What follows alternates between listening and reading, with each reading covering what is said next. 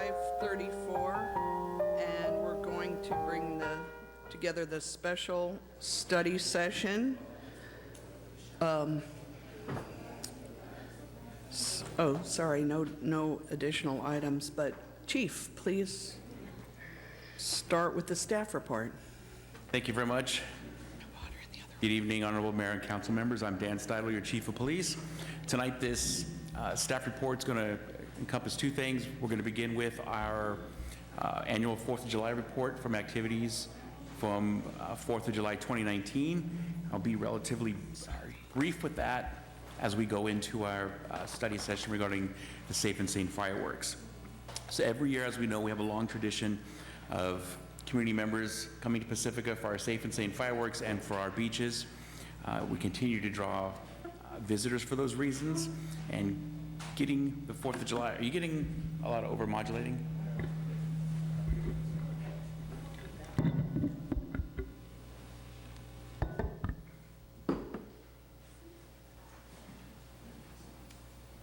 Is that better? Okay, again, continuing, pulling off the 4th of July holiday in a safe fashion for our community requires a collaborative effort between all of our departments in order to ensure a safe and enjoyable 4th of July for our community members and our visitors. This year, as in previous years, all Pacifica Police Department, all sworn personnel worked that day, as well as additional non-sworn support staff. There were 6 officers from allied law enforcement agencies that assisted us in operations that evening to supplement our staff, and Lindenmoyer Beach served as our command post for the evening. Taking a quick look at what our activity was that evening on the chart, so for 2019, I put 2018 up there as well as a comparison. We had 108 fireworks-related calls all day long, with 95 of those calls occurring between 5 p.m. and midnight, with the high majority of those involving complaints regarding illegal fireworks. 4th of July is by far our busiest day of the year. We took a total of 229 calls for service that day. As you're aware, we issue administrative citations with a $1,000 fine for those found in possession of illegal fireworks or discharging illegal fireworks. We issued 20 of those citations this year in comparison to 12 from last year. There were 4 social host administrative citation issues. And those are the citations that we issue to the property owners or person in charge of a property where illegal fireworks are being discharged, regardless of who discharged them. 12 of the 20 administrative citations issued this year were to non-Pacifica residents, people coming into our community to light these fireworks. Of the 20, 10 violators have paid their $1,000 fine, while 10 have been sent to collections for payment. As in previous years, our officers and people on social media have reported back to us, and we found that there were reduced illegal firework usage in certain neighborhoods, while in some neighborhoods, again, they found there was an increase in illegal fireworks. Targeting our problem neighborhoods required this year resources and time. This year we did, as we said we were going to do, we spent time concentrating in some of our problem areas with a higher concentration of officers, which I attribute is the reason why we were able to write more citations this year.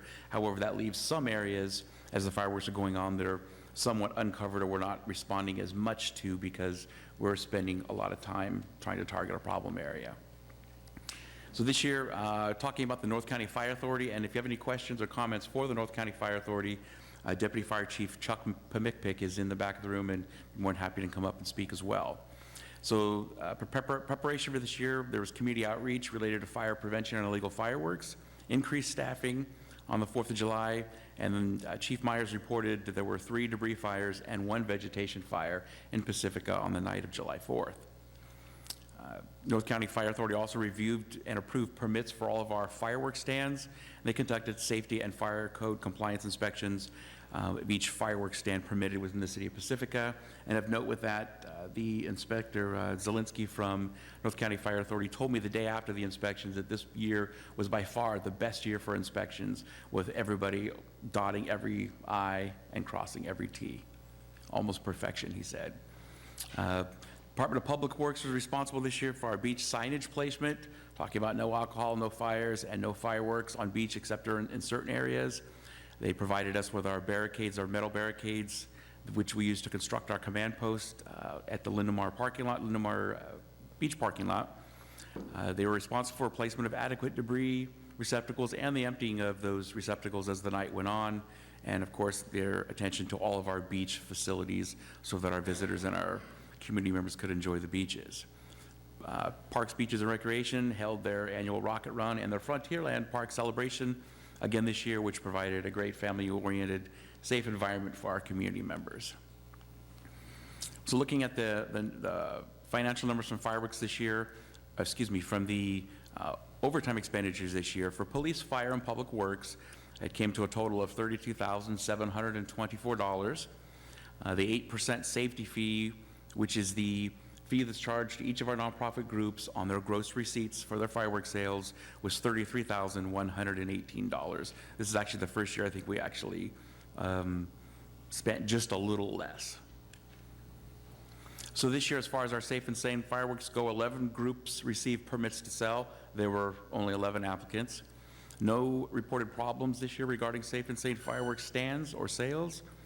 The beach cleanups, as you know, it's a codified program where our nonprofit groups have to put in at least 20 hours in the coming Saturdays after the 4th of July to clean up the beaches under the coordination of the Department of Public Works and the Pacifica Beach Coalition.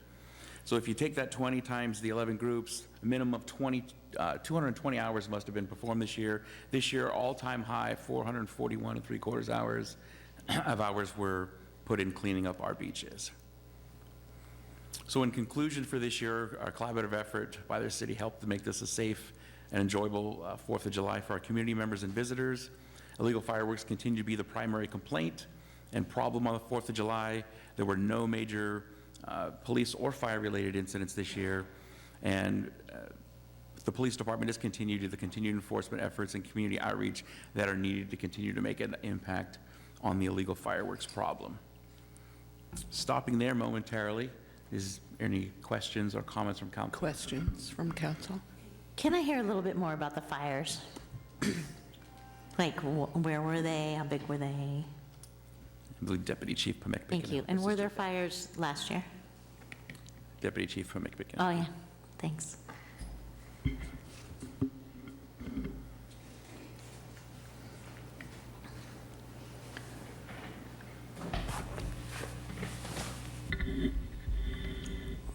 Good evening. Good evening. Could you tell us a little bit about the fires that happened, and also were there any fires last year?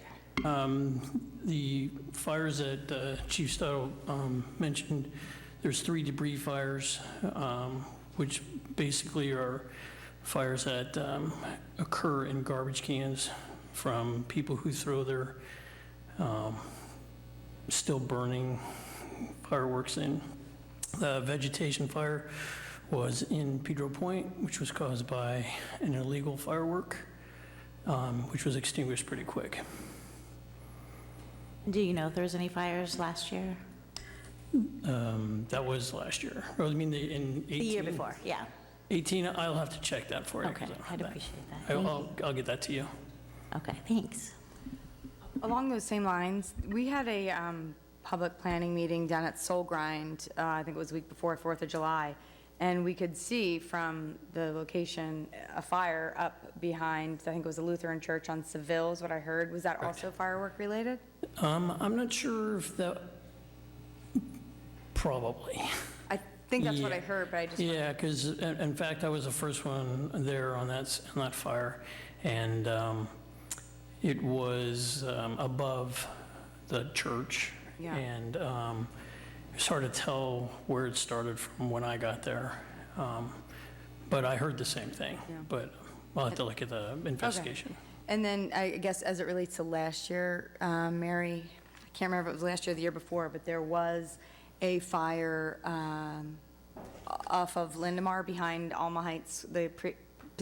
Used to be Alma Heights, now it's School of the Pacific, because of the fireworks too. It may have been 2 years ago, but somebody had caught it on. That's the one you're talking about, right? The one I'm talking about was behind the Lutheran Church on Oh, Lutheran Seville. Church. Yeah. Some churches.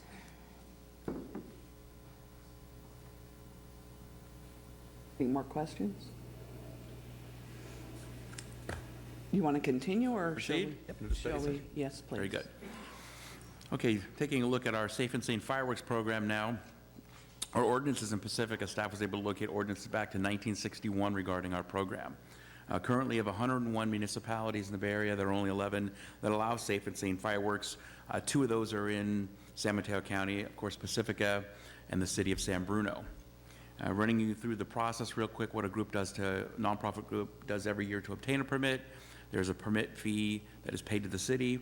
Once they receive their permit, then they have a fireworks meeting with the police department, which I lead as well. I usually have a deputy fire chief with me from the North County Fire Authority. We spend some time with the nonprofit groups, explaining to them what they're required to do under the municipal code regarding fireworks sales. Basically trying to keep them out of trouble, making sure they're following the law. And they usually do a very, very good job and are very receptive to the meeting, and they receive information on how to get their fireworks booth inspected by the fire marshal or the fire inspector prior to sales. Once they have those fire inspections of their booths done, sales begin on June 28th at noon and end on July 4th at 10 p.m. Once the fireworks 4th of July is over with, they begin their beach cleanups on July 5th, where everybody must participate. They're to complete no fewer than 20 hours of beach cleanup over a period of 2 Saturdays. And the program ends on September 1st with a safety fee of 8% on their gross receipts it's due to the city of Pacifica. I'm taking a look at this chart. It's a brief fiscal overview dating back to 2014.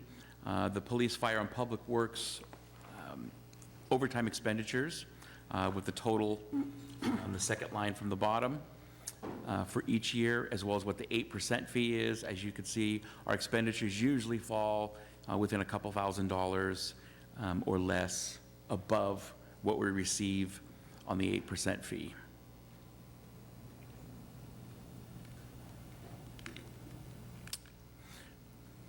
And this is not the first time we've had a discussion about safe and sane fireworks. History shows a couple times in the past it's actually been brought to a advisory measure that was placed on the ballot, asking voters in the city of Pacifica if the city should prohibit the sale and use of safe and sane fireworks. Measure I, which came to the ballot for the electorate to decide on in November of 1983, was 62 to 38% in favor of continuing the program. And again in 1996 with Measure W in favor of continuing the program by a number of 70 to 30%.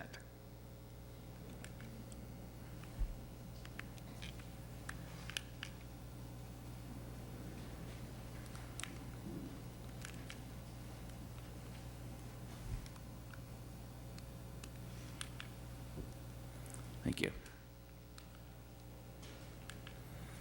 We've also had discussions regarding both safe and sane and illegal fireworks in the past with 3 different task forces in recent years. In 2008, then Chief of Police Jim Saunders led a illegal fireworks task force, which resulted in the amendment of the safe and sane fireworks discharge hours, allowing people only discharge their safe and sane fireworks between 9 a.m. and 11 p.m. The big thing that came out of that task force was the administrative fines that we now charge for the possession or discharge of illegal fireworks. That was dubbed the ouch violation, because $1,000 is supposed to hurt the pocketbook. So it was that year in 2008 when this took effect that the police department began shifting their focus from issuing criminal citations to administrative fines. The reason for this was we would issue quite a few criminal citations for misdemeanor violations of possession of illegal fireworks. And these type of things going into our criminal court system, sometimes the officers would be making 2 or 3 appearances in court before the case ever reached disposition. And more often than not, the disposition would be that the charge would be reduced to an infraction and they would pay a fine. In the meantime, we've paid quite a bit of overtime for an officer to attend court. So not only do we go after the violators with $1,000 that doesn't go to the court system, it actually stays, all of it stays within the city of Pacifica. We also reduce the staff time that it takes to process somebody that's committed this violation. In 2013, then Chief of Police Jim Tassa led a task force that was focused on safe and sane fireworks. It focused on litter and the discharge of safe and sane fireworks. The task force resulted in an amended ordinance prohibiting fireworks on all beaches except a defined area of Lindomar Beach. It identified the Lindomar Beach Pump Station Lot and Rockaway Beach Surfers Lot, or the South Lot at Rockaway Beach, as discharge locations. It also brought forth a anti-litter campaign within the city, and, as we spoke up several times tonight already, the beach cleanup program. In 2017, I was a city representative on an illegal fireworks task force. That task force identified strategies for community outreach related to illegal fireworks, as well as strategies for enforcement related to illegal fireworks. And the big thing that came out of that task force is that the City Council adopted the social host ordinance related to fireworks. Excuse me, illegal fireworks. So taking a brief look in our past, what kind of activity, calls for service we get regarding during our fireworks enforcement. Again, majority of our fireworks complaints are for illegal fireworks, not for safe and sane. This takes you back to 2014, giving you the same data that I gave you on the 2018-2019 year earlier. If you look at 2017, I've asterisked that one, as I did in the staff report. Those numbers are artificially inflated. That was the year that we introduced the Nail 'em app. We found that people could report illegal fireworks violations via their smartphone to us. And all the app worked just fine for us, and we got a lot of good information. What happened is we were duplicating calls for service based on the app and based on people calling in for the same thing, or we found that people were using the app and calling us on the phone, so those numbers are artificially high. So how the fireworks program affects us, the police department. Safe and Sane Fireworks creates little enforcement activity for the police department. A large majority of our enforcement activity is dedicated to the illegal fireworks. Enforcement of illegal fireworks is more difficult for us with the Safe and Sane Fireworks present. We find that, especially on the 4th of July, when it's dark, it's smoky, the officers are driving up and down, the violators are looking for the officers. You have to get relatively close unless you see something fly through the air to see what it is they have. By the time the officers get up there, it's often difficult to tell, or they've hidden it, or they're being fired right in the middle of the Safe and Sane, so the time we get up there, we don't know what came from where. And one thing that I've been asked about many times since I've been chief, and I hold true to the statement tonight, illegal fireworks would still be a problem without the Safe and Sane fireworks use. Again, we are, the Bay Area wide, illegal fireworks are a problem.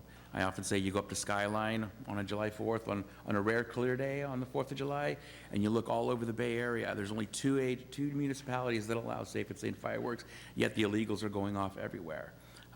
So while it may make it somewhat easier for us to catch violators without Safe and Sane, the illegal fireworks problem is still going to be present. The fire department, the North County Fire Authority, Chief Myers advised me of a study that showed the causation of fires and injuries is not from Safe and Sane fireworks, it's from illegal fireworks. The fire department also has increased July 4th staffing, which is paid for by the 8% safety fee that comes from the Safe and Sane fireworks sales. North County Fire Authority would prefer no fireworks to be ignited due to potential or perceived risks of fires and injuries, especially from the illegal fireworks. However, Chief Myers said that he does realize that the revenue supports local nonprofit groups. Our Public Works Department, they're responsible for our cleanup at our Safe and Sane fireworks location, which causes staff time, waste receptacle placement and emptying at these Safe and Sane fireworks locations on the 4th of July, and the signage they take care of for our fireworks booths. Clean up fireworks debris on July 5th on the streets, which with the assistance of Recology. However, we do believe if the Safe and Sane firework program were to go away, we would still have a good deal of litter from illegal fireworks on our streets. Public Works also assists with the coordination of the beach cleanup days in the Saturdays that follow, and barricade delivery for the police command post. So as you can see, there's quite a few of those things with or without the program that would still require the assistance of Public Works. So staff took a look at the pros and cons of having the Safe and Sane fireworks program. The program does provide a good deal of revenue to our nonprofit groups. The 8% safety fee provides anywhere between $30,000 to $35,000 to fund July 4th expenditures that would otherwise come from the general fund. Discontinuing would likely reduce environmental concerns on the beaches, and that would be no fireworks at all allowed on the beaches. There wouldn't be any residue whatsoever.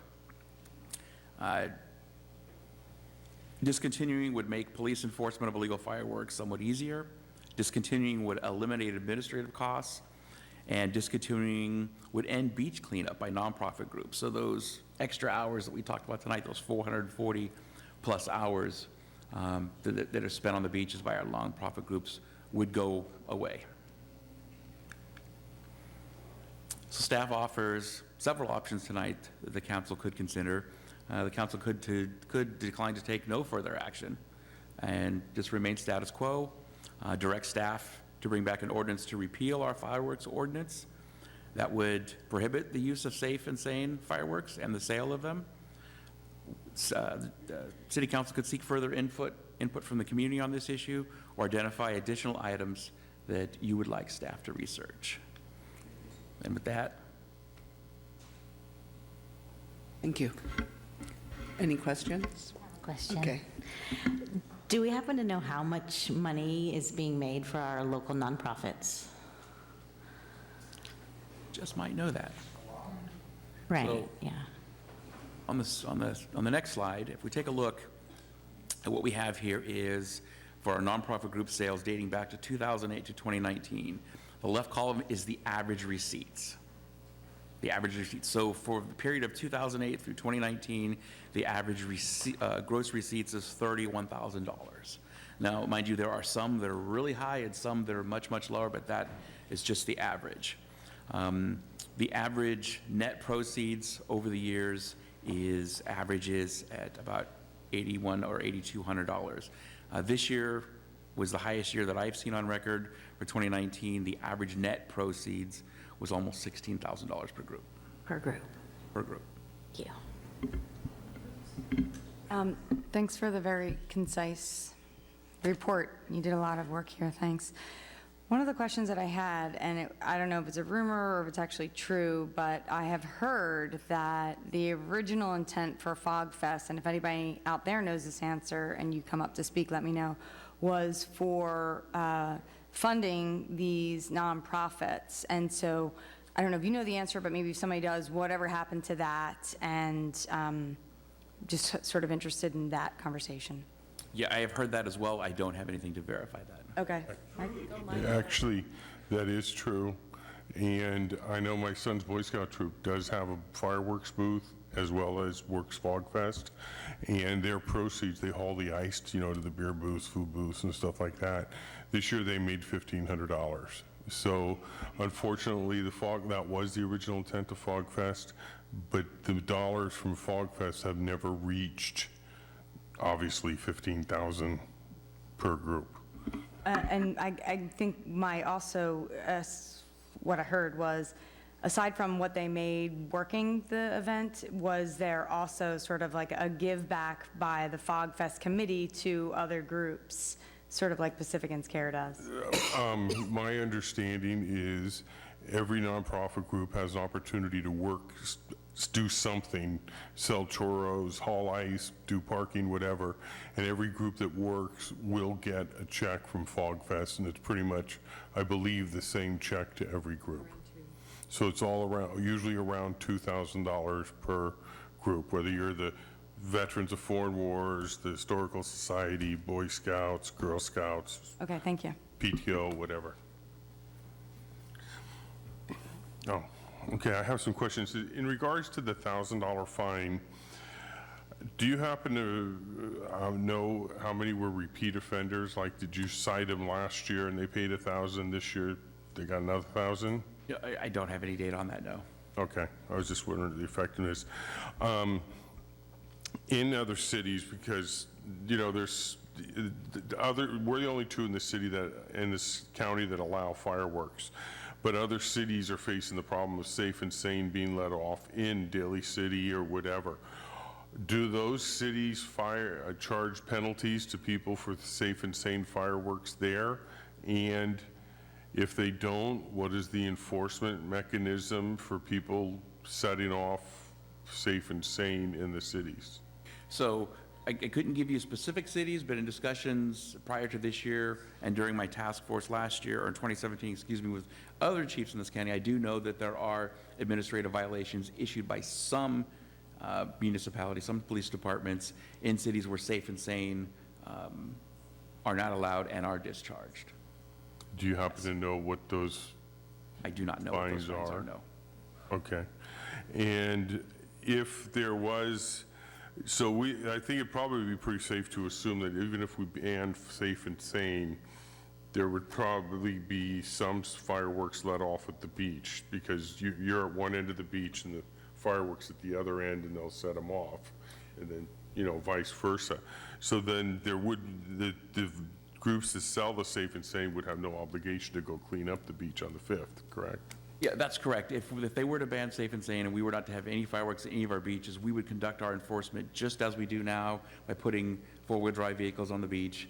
And because right now, as you know, like for example, on Linamar Beach, there's a confined area, a small area where they're allowed to fire off their safe and sane, and we put the officers on the outskirts to herd them in. The only difference is we would be putting them in, yes. There would likely also be debris from days before and after the 4th of July. But they'd also, instead of the confined area at Linamar Beach, it could potentially just be the entire beach then.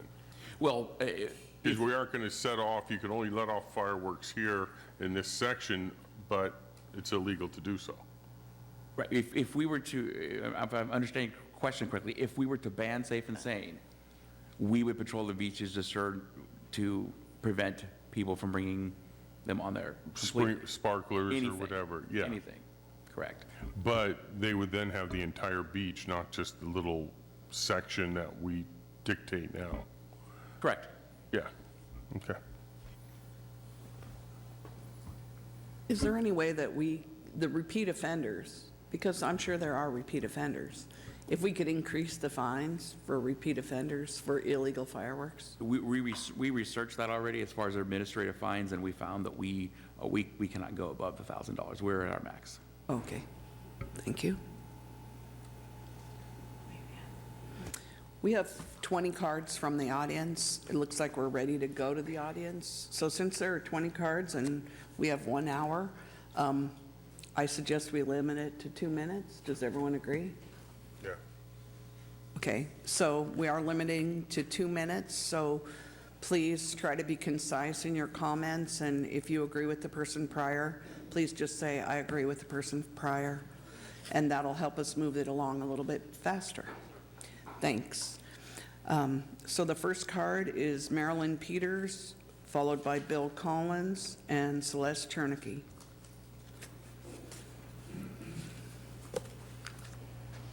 Thank you, Council. My name is Marilyn Peters, and I've been a resident in Valamar for 52 years. And I have addressed my concern about fire on the 4th of July via email, oral communications, written communications that I've never gotten a response to. If a fire were to occur in the back of Valamar, we have one of the longest response times. There are approximately 6,000 people that reside between the two stations where response times are longer. And I had a medical emergency in 2007, and I can definitely attest to that. Valamar residents have only one way in and one way out. If a major fire occurred back there on those hills, I'm not sure we'd be able to get out. Most of the streets in Valamar are substandard with cars parked on both sides of the street, making it very difficult for engine companies to get through.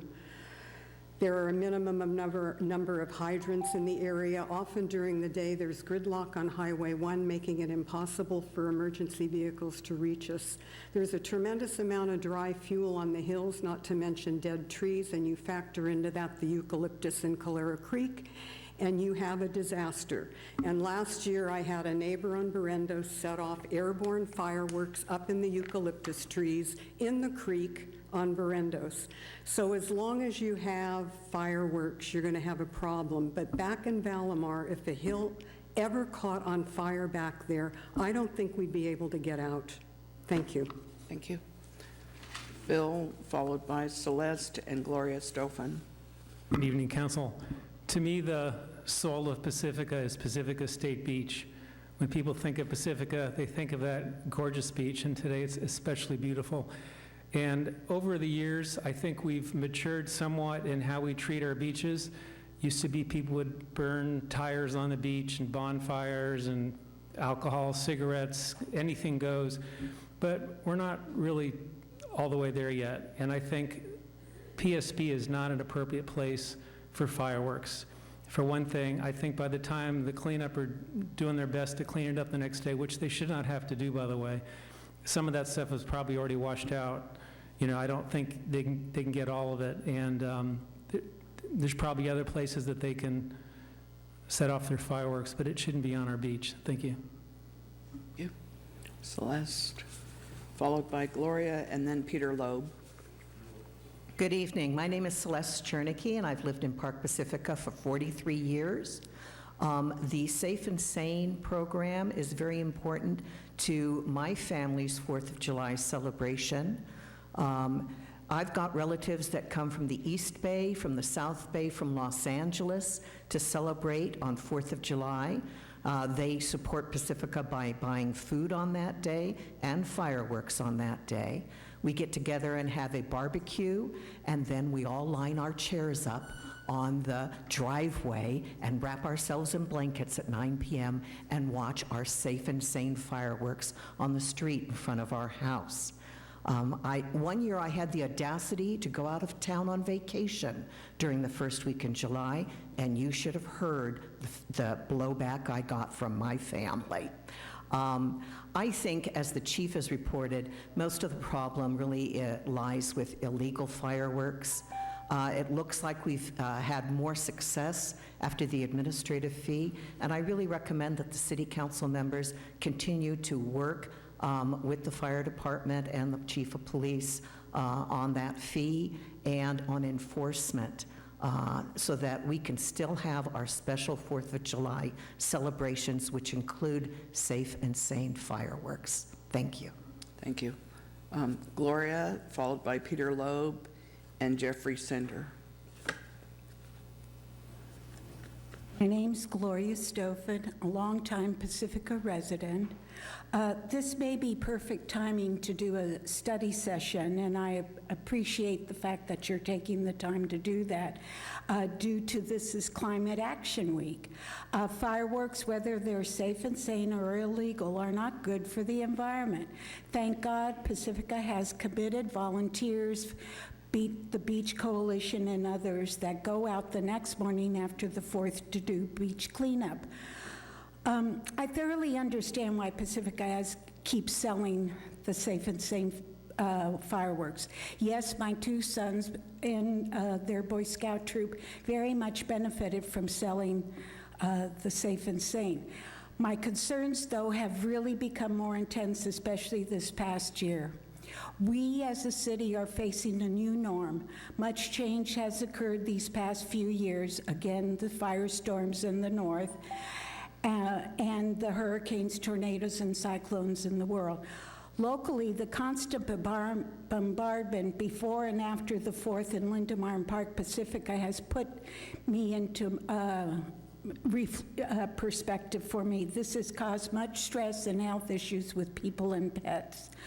I may be shooting for the moon, but this may be the time for people to change their minds about fireworks, even the safe and sane ones. Thank you. Thank you. Peter Loeb, Jeffrey Cinder, and then Tom Edminster. As one of the founders of the Fog Fest and president of that board for several years, yes, the Fog Fest was one of its purposes was to provide a way for local community groups to raise funds. This year, I'm told there are 50 groups that will benefit from that. A couple $1,000s for staffing a booth for 2 days is a lot easier than running a fireworks booth for weeks and weeks. Anyway, that doesn't take too much of my time. I'm here to say that I understand state law limits that fine to $1,000. But the state law also says you can impose jail time of up to 1 year. And I support, I would ask you to look into that. I understand the chief's point about prosecuting and officers having to appear in court and blah, blah, blah. You can't guarantee what the outcome would be, but I think that a $1,000 fine does not have any deterrent effect for folks who have spent 10 times that amount on illegal fireworks. And that's my concern, is the illegal fireworks not safe and sane. I think that if some of those people got a few months in county jail, they might be much less likely to be bringing illegal fireworks into Pacifica. Thank you. Thank you. Jeffrey Sender, followed by Tom Edminster and Suzanne Moore. Thank you. I am against safe and sane fireworks. I'm in full agreement with the first speaker here. I too live in Valamar. I won't repeat the fact that we're surrounded by trees and brush and just one way out. If there's a fire there, I'm toast. So I'll make this point here, that insurance companies are canceling policies on Pacifica homeowners, their fire policies. If they're not canceling them outright, they're increasing the premium greatly. They have sophisticated computer models.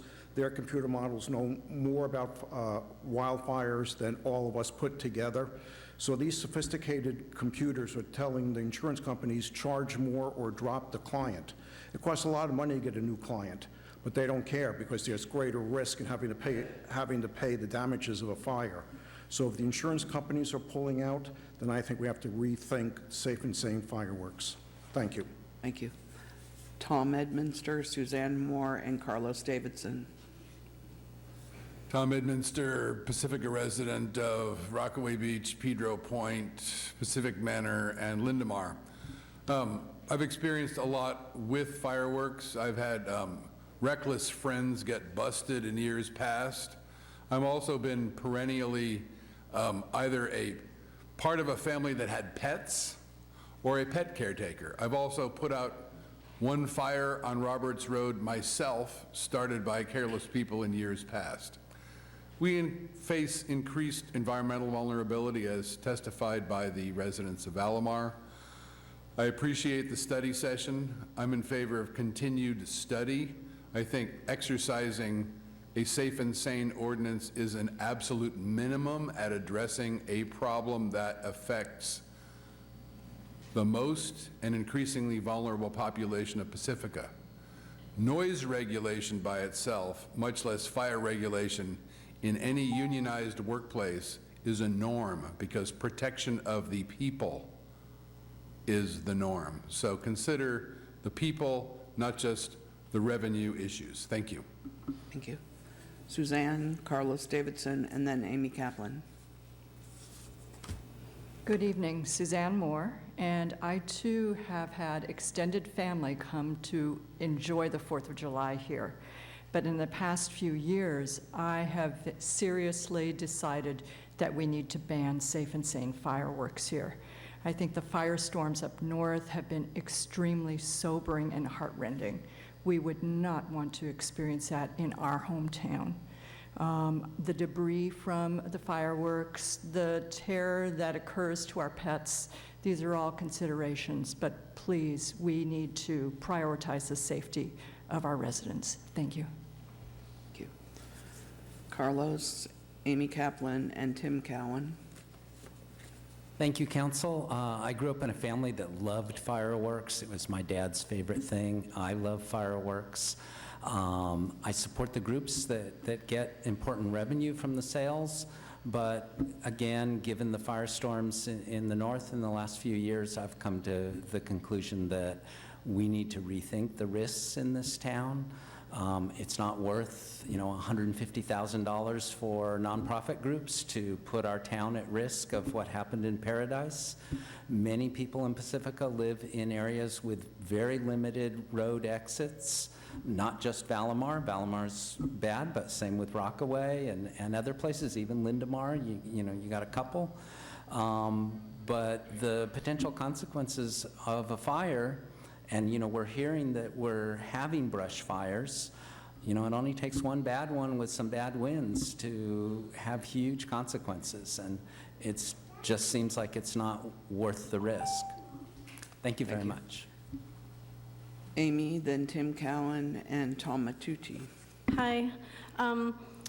I love fireworks. I drove out to Concord last year with a friend of mine to watch them. I really love them, but they're dangerous. And so I feel like we should look at fireworks the same way we would look at a balloon release. You know, if people wanted to release balloons right here on the beach, would we want that for our town and for the fish and the whales and the dolphins and the birds and all the wildlife that end up eating balloons, because these fireworks do end up in the bellies of wildlife and sea life.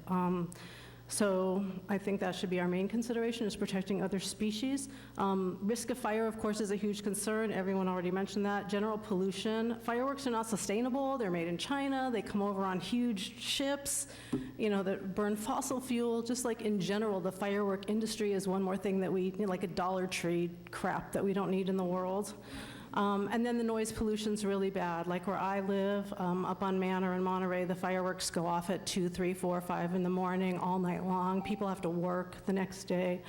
And I really would like the city to eliminate fireworks and to convince local nonprofits to do positive environmental fundraising, such as selling native plants and seeds that attract pollinators. Instead, vegan cupcakes, you know, will make money, or whatever, salad bars, Fridays, you know, let's do something that's more positive for the environment rather than fireworks. Thanks a lot. Thank you. Tim Cowan, Tom Matucci, Cynthia Kaufman. Hi, my wife and I have lived in Lindemar since 1990, and our street on the 4th of July, and to a lesser degree at New Year's, becomes literally a battle zone. The Safe and Sane fireworks just act as a cover for people who come in from all over the place outside of Pacifica, or maybe from other neighborhoods. But for instance, a house guest of ours went out to look at the fireworks, and a young man about 11, who I witnessed running around with a backpack full of fireworks, threw a cherry bomb and burned her leg. So this is not a neutral, just a fundraising issue. My neighbors on either side of me, one had emphysema and died, the other finally moved to a care facility. These people are prisoners in their home because there's a fog of dense smoke all over Lindemar from probably before it even starts to get dark. So I think it's egregiously irresponsible for us to continue to countenance letting this pretend cover, justifying it as the two cities in our area who allow Safe and Sane. Under that argument, the good that's given to those groups outweighs the health concerns, the fire danger, the noise that other people have mentioned. There are the equivalents of mortars that go off in my neighborhood that can set off car alarms a block away. I'm not exaggerating. The concussion is enormous. It goes on for hours into the early morning. And I just don't think you should allow it if you want to not be responsible for all of those negative impacts, the health care and the real danger of fire. I watch rockets go into eucalyptus trees in my neighborhood. Thank you. Tom Matucci, Cynthia Kaufman, Anna Garcia. Good evening. I'm Tom Matucci. I am the president of the Pacifica Girls Softball League. Those of you who don't know us, our mission is to provide an opportunity for girls ages 4 to 14 to play softball in a positive, fair, and instructional and safety-oriented environment with an emphasis on development of qualities such as leadership, teamwork, sportsmanship, and citizenship. We're a full 501c3 that has served hundreds of girls and their families in close to 40 years of existence. We are truly a community-based organization in that while we are a youth sports organization, we believe that we are teaching and instilling skills far more important than just throwing or hitting a ball to young women.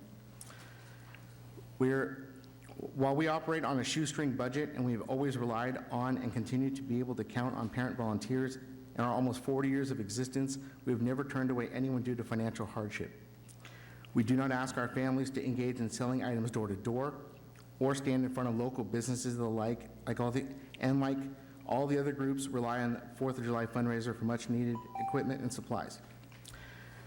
Like every group, we put in long hours, and in order to participate, we're also required to participate in beach cleanup on July 5th and a second date.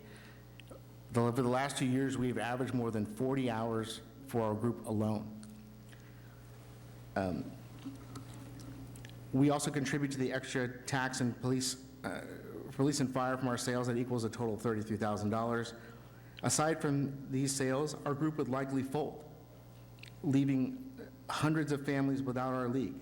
The revenue for the police and fire will be lost, less revenue for businesses due to less people coming to visit our town, and you'd have less action to clean up some of the beaches with the same amount of people. While I completely understand those who are against the illegal fireworks, as Chief Steidel has pointed out, safe and sane fireworks are not the problem. It's the illegal ones. Thank you. Thank you. Cynthia Anna Garcia, followed by Claire Irvin Lee. I wanted to start just by thanking all of you for how much work you've done in this issue, and that so many good things really have happened in this town over the last years, and I just think that that's taken some just real brain work and commitment, and I think that that's been really great.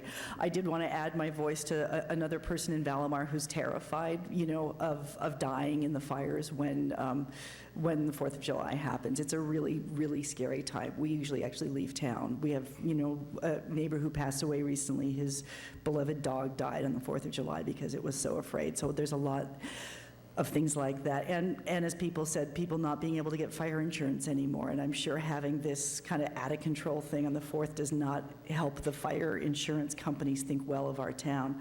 I wanted to focus a little bit more, though, on the revenue issue.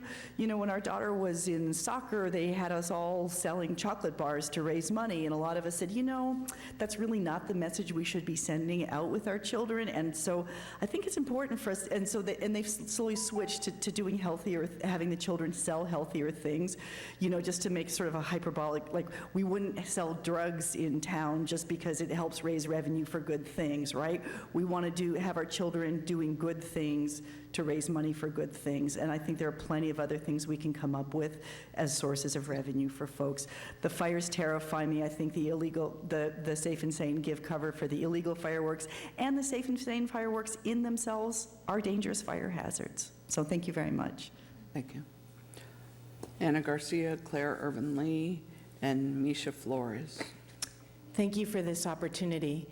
I think there's a collective intelligence in the Bay Area that is worth noting. If almost 90%, per the chief's facts, of municipalities in the Bay Area have banned Safe and Sane, that is worth noting. Almost all of San Mateo County has banned Safe and Sane. There's a reason for that. And I think we should build on those experiences. We honor our nonprofit groups. We appreciate the work they do. That is really the texture of Pacifica. I understand funding challenges for nonprofits. My whole career is in nonprofit.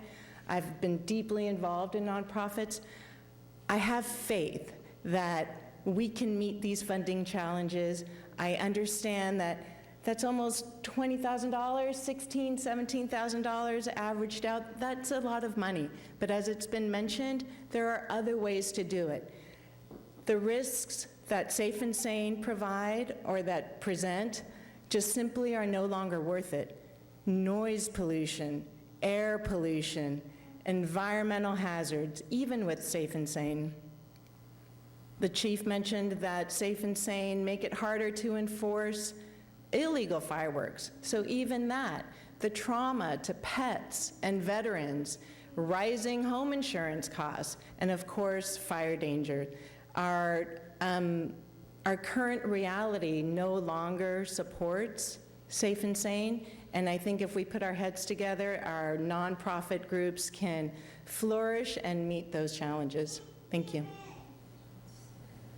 Claire, followed by Misha, and then Sean Marchetti. Good evening.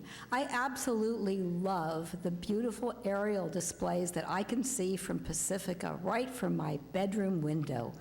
I love 4th of July, watching those beautiful bursts of color and sparkle go off well past midnight, and I really appreciate having that.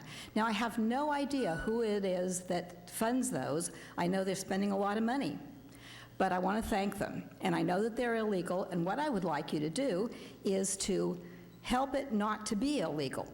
What I'd like to see you do is get rid of all of the safe and sane stuff that just produces smoke and fire and that's in everybody's backyard. But I would like to see a public display of the beautiful aerial fireworks, and I'd like to see it offshore so that it's not in here, in anybody's neighborhood, in endangering trees. What I'd like to see it is being on a raft, floatable platform like I've seen in other areas, mostly as a child, but I know that it can be done. It can be done professionally, and whoever's doing it right now is putting out a lot of money, and I would be absolutely delighted to contribute to that cause. And I'm thinking maybe other people might as well.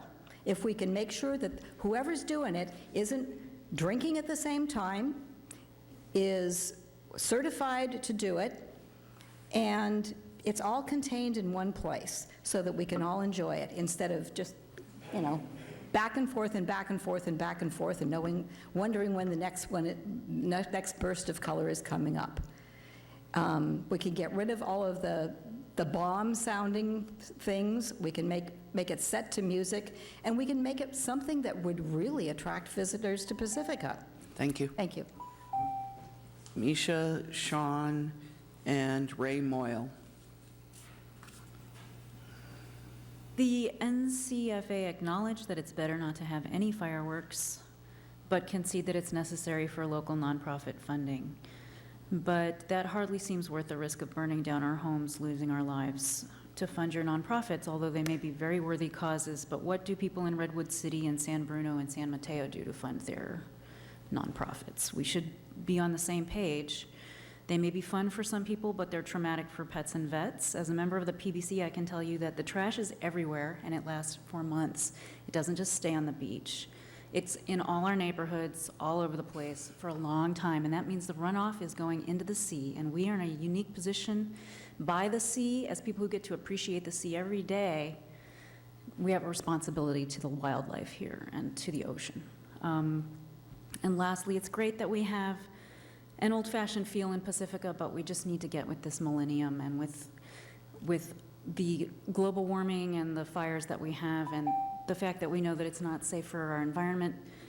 We should just eliminate this. It's old-fashioned thinking. And we can make new traditions. We can make new fun things to do on the 4th of July. Thank you. Thank you. Sean? Thank you. My name is Sean It might be Marchetti, Ray Moyle and then Jim part of the Fithian. Pacifica Tiger Sharks, Pop Warner Football and Cheer. I wanted to see if I can donate my time. We have a representative that's going to be speaking on behalf from TNT, and I want to give him more time so he can... He still gets the 2 minutes. All right. So anyway, I've been part of this organization for 24 years now, and we absolutely are in existence because of this fundraiser that we are able to do. Our program costs a lot of money to run, but we also given a chance to all these kids that want to play football and also cheer. We've also been very successful in a lot of years. We brought some championships from our cheerleaders and our football program, which is great. And one of the best things about it is that we got a lot of these boys and girls, after they grow up, they come back and they give back to this program. And they are now coaching and giving back to the program. They have kids now that they're involving their kids into these programs, into our program specifically. But it's absolutely necessary for us to have this because, like I said, we have to do recertification on all our equipment, and we have to have a certain kind of insurance. We have to, rent the field, pay the refs, and we would not be in existence if we didn't have this program to make this money for the Pacifica Tiger Sharks, Pop Warner Football and Cheer. So I appreciate what we have, and I hope that we continue to have that and for the rest of our time. Thank you. Thank you. Ray Moyle, Jim Fithian, and then Paul Laveroni. My name's Ray Moyle. I'm also representative of Girls Softball Pacifica. I also am a coach up at Terra Nova High School and also part of the boosters. All that money that we get from the sales of Safe and Sane fireworks goes to the programs to help fund for girls who can't afford to play softball during rec ball, and a lot of the funding will go to the high school where it's needed to get certain stuff for certain sports, where we can't get it from our school district. As far as the safe and sane versus the illegal fireworks, just listening to what everybody has to say, I don't think anybody had, I mean, the problem really lies where it's the illegal fireworks that really comes up to where those are the loud sounds that people are talking about. The safe and sane fireworks are just stuff that sparkles up. It's not really causing a problem. As far as beach cleanups, we, as the chief said, we put in probably double that time on the beach cleaning it up. That's for that one day after the fireworks. But what about the other days? If we're complaining about the beach being so dirty, what about the fireworks that are going off when, you know, the Warriors win the championships, or the Niners, you know, win a game, or the Giants win the World Series? Where does that come into play? It all comes back down to the 4th of July. And I feel that Safe and Sane Fireworks should stay in Pacifica because it helps a lot of nonprofit organizations to help fund their programs. Thank you. Jim Fithian, Paul, and Jason Piccolotti. Good evening, I'm Jim Fithian. I'm speaking as a private citizen. I want to say that you hear all the time that fireworks are part of the culture of Pacifica. And I have to agree with the gentleman before me and some of the other ones have said, it's the big fireworks that are the big problem, the really big problem. You know, I can tell that as a dog owner, everything else. It's just, those are the huge ones, and those do go off all the time. So I do want to say, number one, I want to thank the groups who have helped in all those cleanups for all this time. That's a step in the right direction. The group that I belong to, we've seen, it took us almost a generation, but we've seen a culture change at the beach. It took a generation, it really did, to change the culture of people burning things at the beach, throwing all their trash, dumping loads of construction debris, and then pouring gas on it, lighting on fire. All that stuff was happening. It doesn't happen anymore, and people seem to be fine that it's not happening anymore. So I totally appreciate this process that's happening here. A couple things I do want to say is that I'm happy to see that 8% does cover some of the police costs. I'm happy that the police are going after the people who are doing the really big fireworks. I would push for doubling the fine. Why not? Triple it. Why not? Okay? I don't know if you can. And I do appreciate, I know that the smoke is a problem, but I do think going in the right direction is things like this. A work session, having the police year after year. I will make one suggestion that at Lindemar Beach, I know that we've constricted it to one area. I would say constrict it just to the parking lot and not on the sand. I think you can have just as much fun. So I think working on this the way you all are working on this, where we're all working, is the right way to go. It's the right way for the environment. It's the right way for fire safety. And for my dog, who suffered for 16 years from those big boomers. So I appreciate this process. Thank you. Thank you. Paul, Jason, and Dennis Ravel. Hello, thank you for your time. My name is Paul Lavarini. Pacifica Moose Lodge is our organization. We have a child city in Chicago, 1,200 acres. We help orphan children live their lives all the way up to graduating high school with honors and then continue education. We have a Moose Haven in Florida where our seniors can live in contentment. And we also support every breathing thing in Pacifica. So I just want to say this is a great way for us to raise money. Dan, you did a great job, by the way. Great presentation. But what we haven't talked about is Independence Day. Everything's about the fireworks, but it's Independence Day. It's where your families get together. We're all about community. I'm all about community strong. We bring people together. This is Pacifica. We are a little different from everybody else. We take care of business, and we do have fresh air, and we enjoy our times together. The volunteering that we do brings everybody together. The cleaning of the beach brings everybody together. This is a time of the year that we can celebrate and be part of a community, because we're supposed to be community strong. Yes, it's the #1 fundraiser for our organization. 100% goes back to the kids in Pacifica. But what I see through this, through these events and through the 4th of July and Fog Fest is how it brings people together to your home and the right people at your house. And if we could just work together to make all sides work, that's our goal, is to make this a safe place to be, where your families are in a great community and everybody's together. So I think it's working well for us.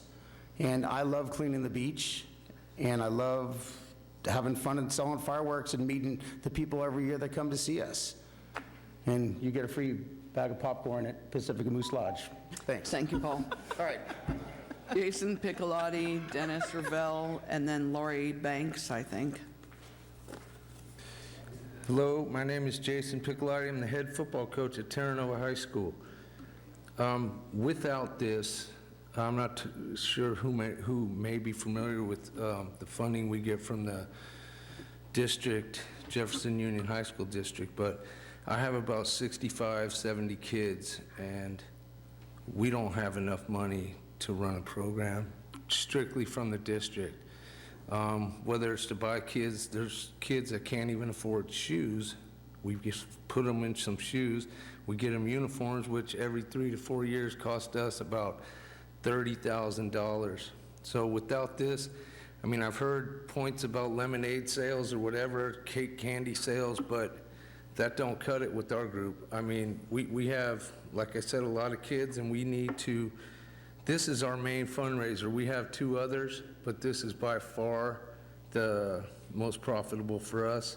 And without this, frankly, we wouldn't be able, I don't think the people in the district give us enough money to run it. This fireworks money comes and pays our coaches. I was able to get 10 new football helmets, updated safety, equipment for these kids this year as a result of this. And personally, I just don't think that the safe and sane is the major cause here. I think we're looking at stuff that's going airborne, and that should be the focus here. But like I had said, we needed to even stay afloat. We don't get no money, no funding really from the district. I mean, what we've made from this is probably, I'd say, 4 to 5 times more than what we get from the district as far as support. So, as somebody mentioned too, it's just great meeting everyone in town and getting that support from them. So, thank you. Thank you. Dennis Ravel, Lori Banks, Arlene Hartsock. Good evening, Mayor and members of the council. My name is Dennis Ravel. I'm here appearing on behalf of our client, T&T Fireworks. I've already provided the council with an email which speaks for itself and for the League of Cities program that it's outlined that the city of Pacifica should be very proud of, because they've implemented all the recommendations that the League of Cities indeed recommended back in 2017. I'd like to compliment the chief and the staff for the comprehensive and objective report that they've submitted in this matter, as well as to comment on a couple things. Number one, in the cities that do not allow any fireworks, the problems are much more perverse than they are here. They have reached catastrophic conditions in cities that have a lot more police and fire manpower than you have here to be able to control. And yet you've been able to supplement it with outside agencies and do it a very effective and innovative job that's incorporated the community, the nonprofit groups, and the industry. In response to a couple of questions you have, there are a couple of other things that you can do despite the breadth of the program you have now. One is a drone program. The city of Seaside and the city of Roanoke Park being immediately adjacent to Santa Rosa's fire area, implemented a drone program this year with a social host program, and they went from issuing 3 citations to 59 citations, number one. Number two, the chief is correct. Since you're a general law city, you can only impose a $1,000 fine for a first violation in a calendar year. You can impose a multiple violation, second violation of $2,000 if it's within the calendar year, and $3,000 if it's a third violation within that calendar year. But notwithstanding those provisions, because of Senate Bill 839, which became effective January 1, 2008, you can impose cost recovery. All right, thank you. A cost recovery Thank you. fee too. Lori Banks, Arlene Hartsock, and Brian Gaffney. Lori Banks, Pacifica Tiger Sharks Football and Cheer. I'm reading this on behalf of Dave Mercurio, who's the president for the past 20 years. As someone who has sold Safe and Sane fireworks for over 20 years as a way to raise much-needed funds for the Pacifica Tiger Sharks, and as someone that has served on the fireworks task force for the last 2 years, I can see both sides of the issue, but I think it's important that people don't have a knee-jerk reaction to Safe and Sane fireworks because a group of individuals choose to set off illegal fireworks at odd hours of the night throughout the year. The facts are that they're going to continue to do this regardless of whether we allow the Safe and Sane sale of fireworks or not. None of us are getting woken up due to people setting off Safe and Sane fireworks. It's the illegal ones that are causing the problem. So why are people quick to simply get rid of everything? Sure, there are those that think they're being slick by using Safe and Sane as a cover for the illegal fireworks that they set off, but they're not fooling anyone. They're certainly not fooling their neighbors, and they're not fooling the police. The police are doing all that they can given the way that the laws work. Can I keep going? Yes. There are 2 cities that allow Safe and Sane fireworks between Pacifica and San Jose, Pacifica and San Bruno. Yet every city in between has issues with illegal fireworks, despite their zero tolerance. Every 4th of July, for example, neighborhoods in San Jose are on the news because it's an even bigger war zone than here. But how can that be? They don't allow Safe and Sane, right? The reality is that people are going to set off illegal fireworks whether we allow Safe or Sane or not. And yet, as Sue pointed out, we are able to cover the costs of police and fire because of the additional tax money generated by the sale of Safe and Sane.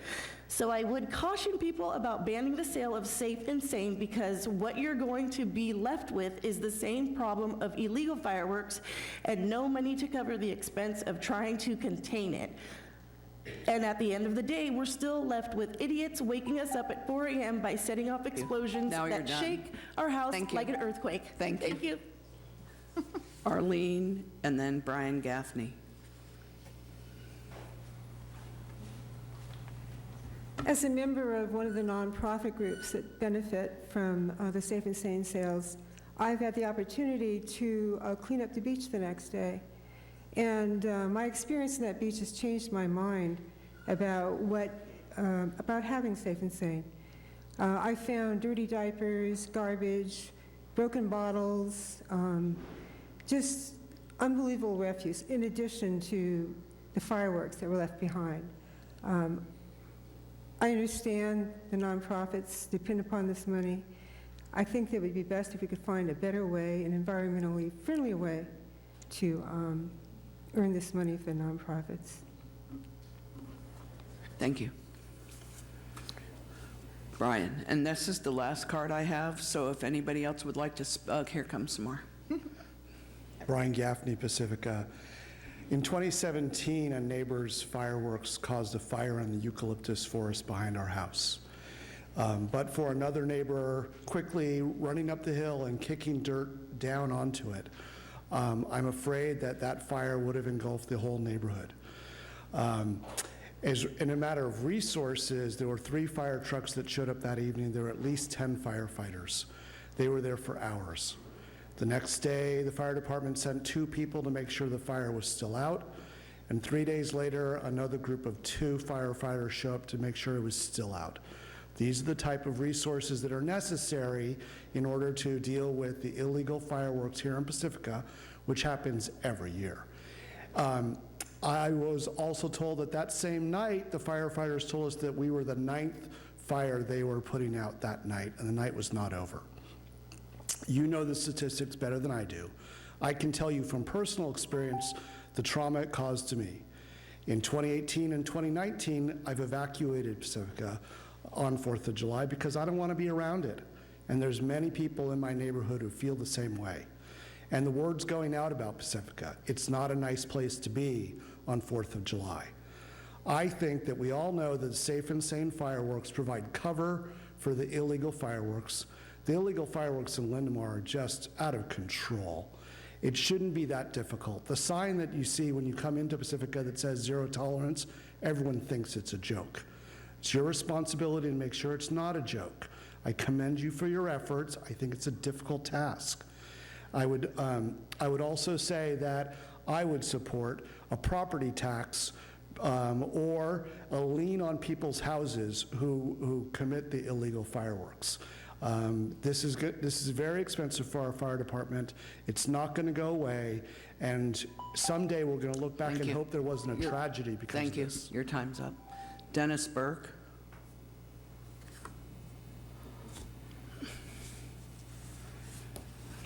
Good evening. I don't have a prepared speech.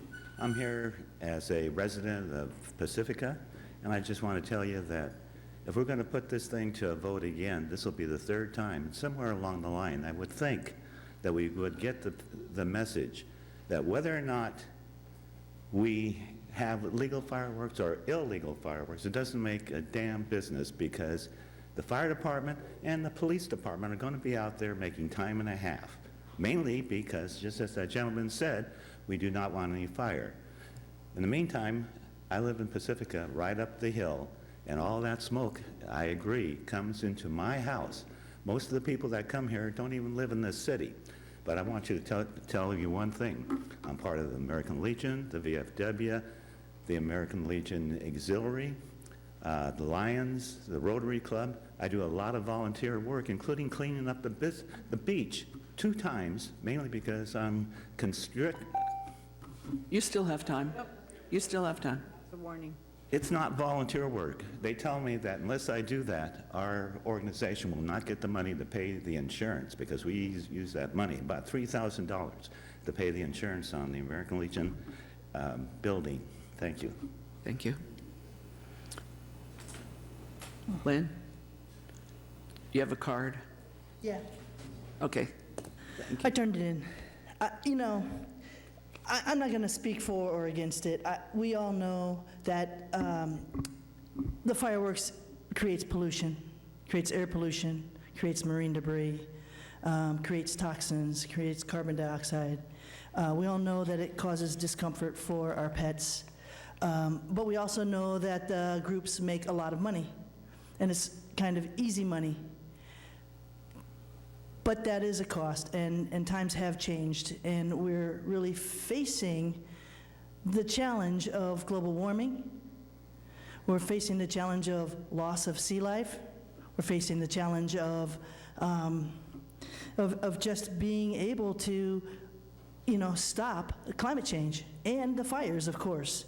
So it's a really tough task, and I think that we need to direct our thoughts to how can we make up $177,000 without putting all these toxins into the environment?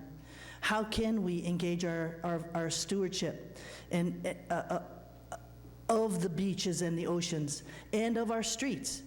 And it has improved greatly, because getting those volunteers and the groups to the beaches has really shown them the marine debris problem. And until they experienced it, they were disconnected from it. But now, that information has gone up into our streets and into our citizens and our residences, and they know about the flow of the ocean and the flow of the debris into the ocean. So it's made a big difference. So I think we need to redirect our thoughts. I think fireworks is not good. We all know that. We can all agree on that, except for the money. That's what we're looking for. So what can we do? Why don't we have music in the park? Why don't we have music on the square? Why don't we find a way to bring in food trucks and tax the food trucks and get that funding for our groups? Thank you. Was there one more? Was there one other card? I don't think so. Anymore? Okay. Seeing no other cards, we'll bring this back to council for deliberations. Who's first?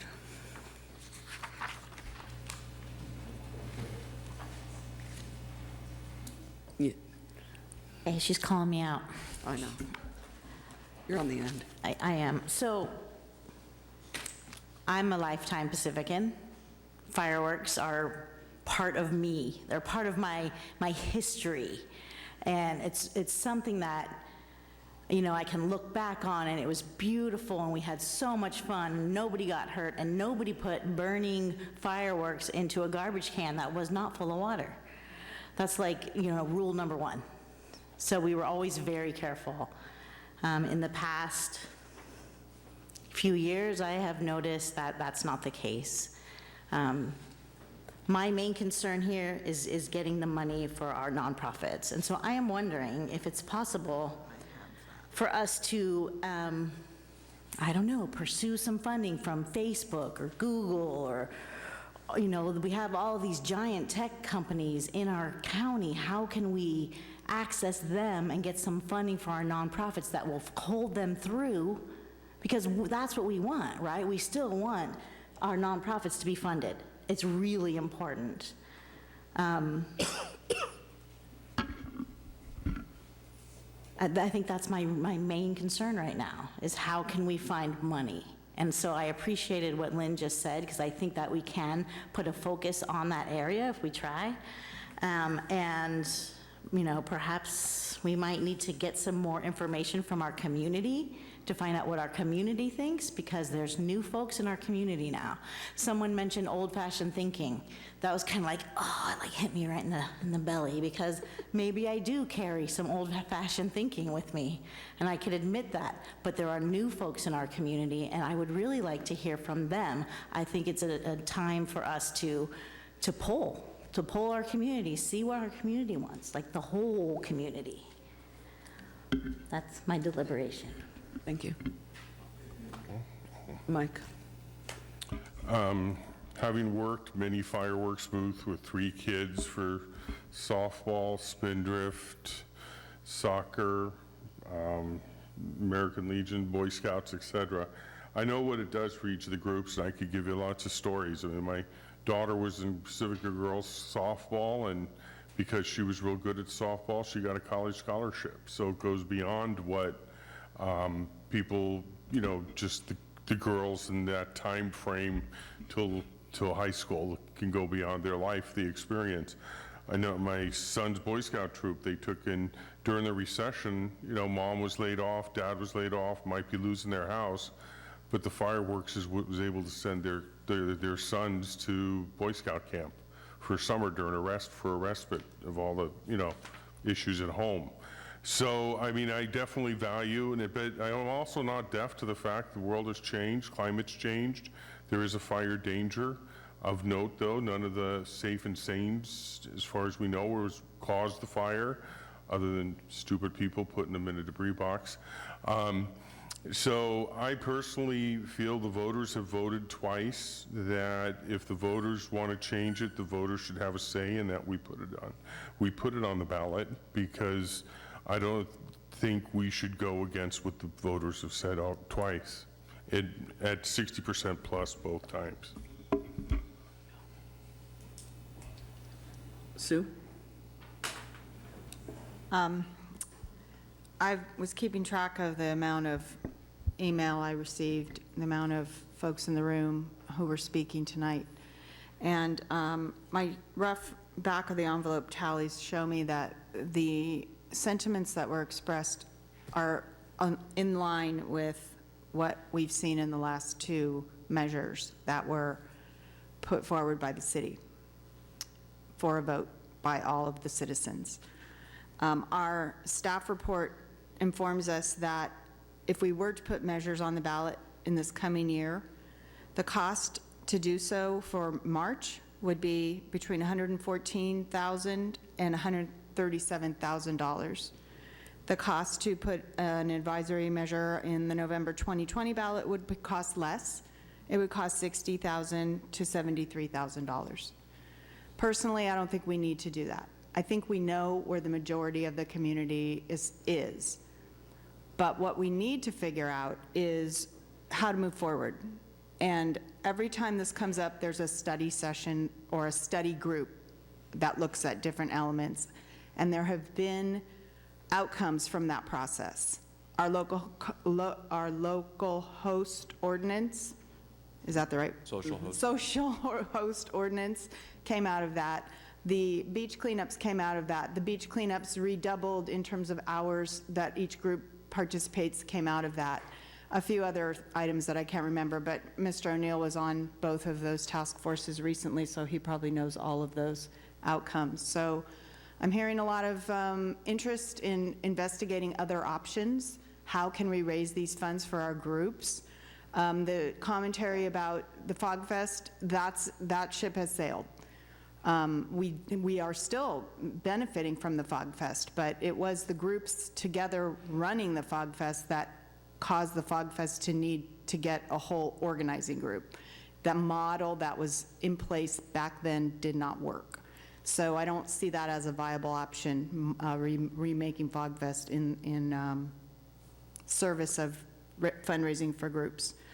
I think the crux of the issue is safe and sane versus illegal. And I think they're two different things. So my inclination is to keep status quo, and with the possible, if my co-council members agree, the possible option of instituting another community discussion group for purposes of beginning to identify alternatives. That would be completely voluntary. That would be outside the scope and purview of the city. But it's something that is an option, and we would need to sort out whether there's enough interest to do that. Thank you. So sprinkled throughout the report, we saw, and the community wanted to come together again to talk about it. And the community wanted to come together again to talk about it. And so here we are, the community wants to come together again to talk about it. The last vote was 23 years ago. I was 21. I was not really thinking about climate change. I was thinking about finishing my paper. Some of the things that really stood out for me in the report, especially with this week's Global Climate Summit, harken back to the airport noise issue that we have, and the FAA putting profit over health. The number one pro that we listed in this report of Safe and Sane was nonprofits' benefit. The number two was cities' benefit, financial. The number three was environmental concerns, which could be directly related to our health. You can see where I'm making the relation. SFO, or the FAA, is putting money over people. We here are putting money over people's health. That's very factual in my humble opinion. Just something for everyone to think about. The number four, one of the number 4 items we listed were that the administration and patrol would be easier for the police and firefighters, and that there was also heavy action around beach cleanups. And I love that. I loved seeing the children out there helping out at the beach cleanups. We're out there doing it every 5th of July anyway, and have been for a number of years, so it's nice to get some help. And it's nice to see you and your folks out a couple weeks in a row. So thank you. And I sympathize with the inability to, buy your uniforms, because I'm one of 7 children and I wasn't able to buy uniforms. I had to scrounge from a box of mismatched uniforms, and that's what you got. I hear a lot of, there's illegal fireworks and there's safe and sane. To me, they're all the same. It's fireworks. When my neighbors were lighting off fireworks this past 4th of July, I actually couldn't even tell if they were illegal or not. What I knew was that it was a war zone, and I was not okay with it. It was on Terra Nova Boulevard. There were cars screeching out of the way. One of the fireworks flew across to the grass out front of our neighbor's house and sparked up the brown grass, the brown hills of Pacifica during that time of year. And that was really scary. And I called the police, and I didn't see the police. No offense. So North County Fire says they prefer no fireworks be ignited. That to me sounds like a no-brainer. A couple things I heard tonight, I got chills. I got actual chills because we here are subjected to many natural disasters.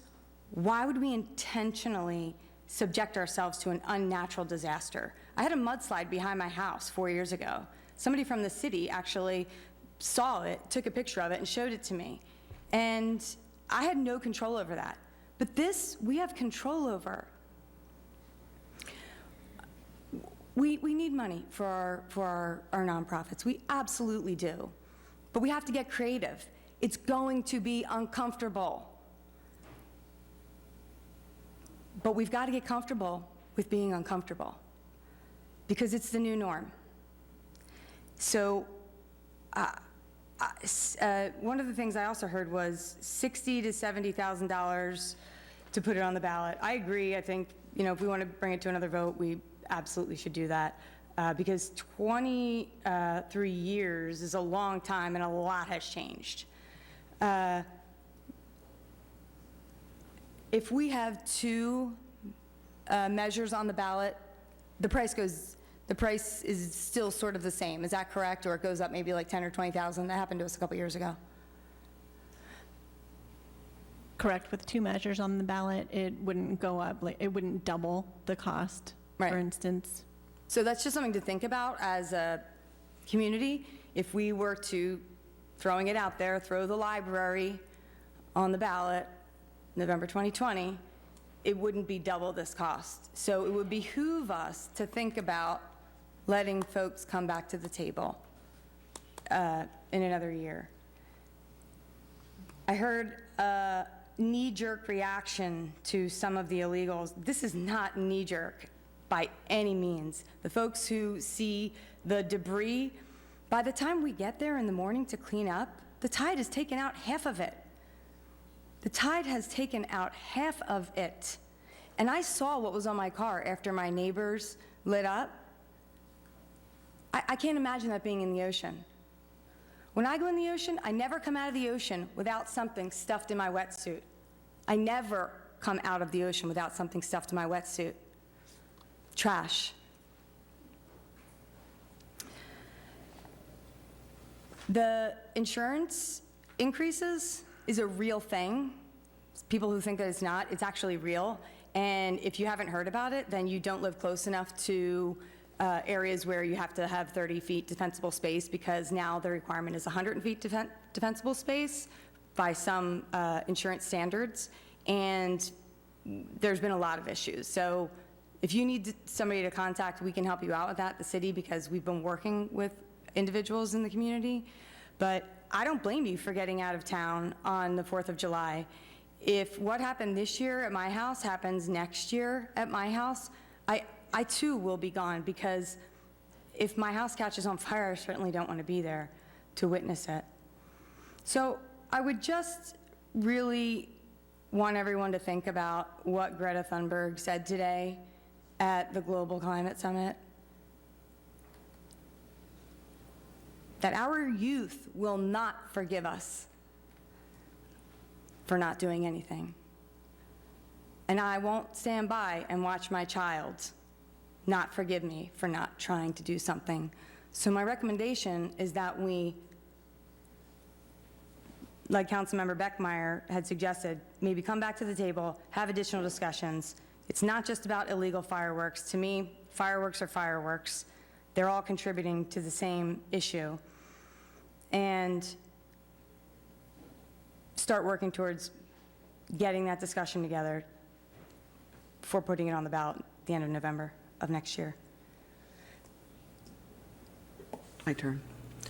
For years and years, I've come before this council to speak on behalf of continuing the fireworks. Every year, we have the same items. Every year, people say the nonprofits can do something else. What can they do?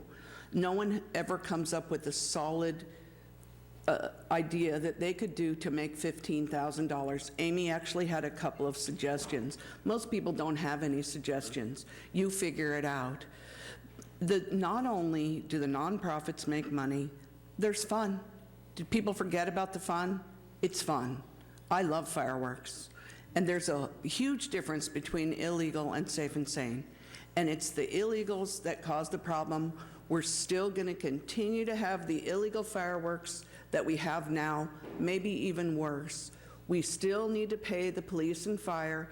Excuse me, I have a right to my opinion.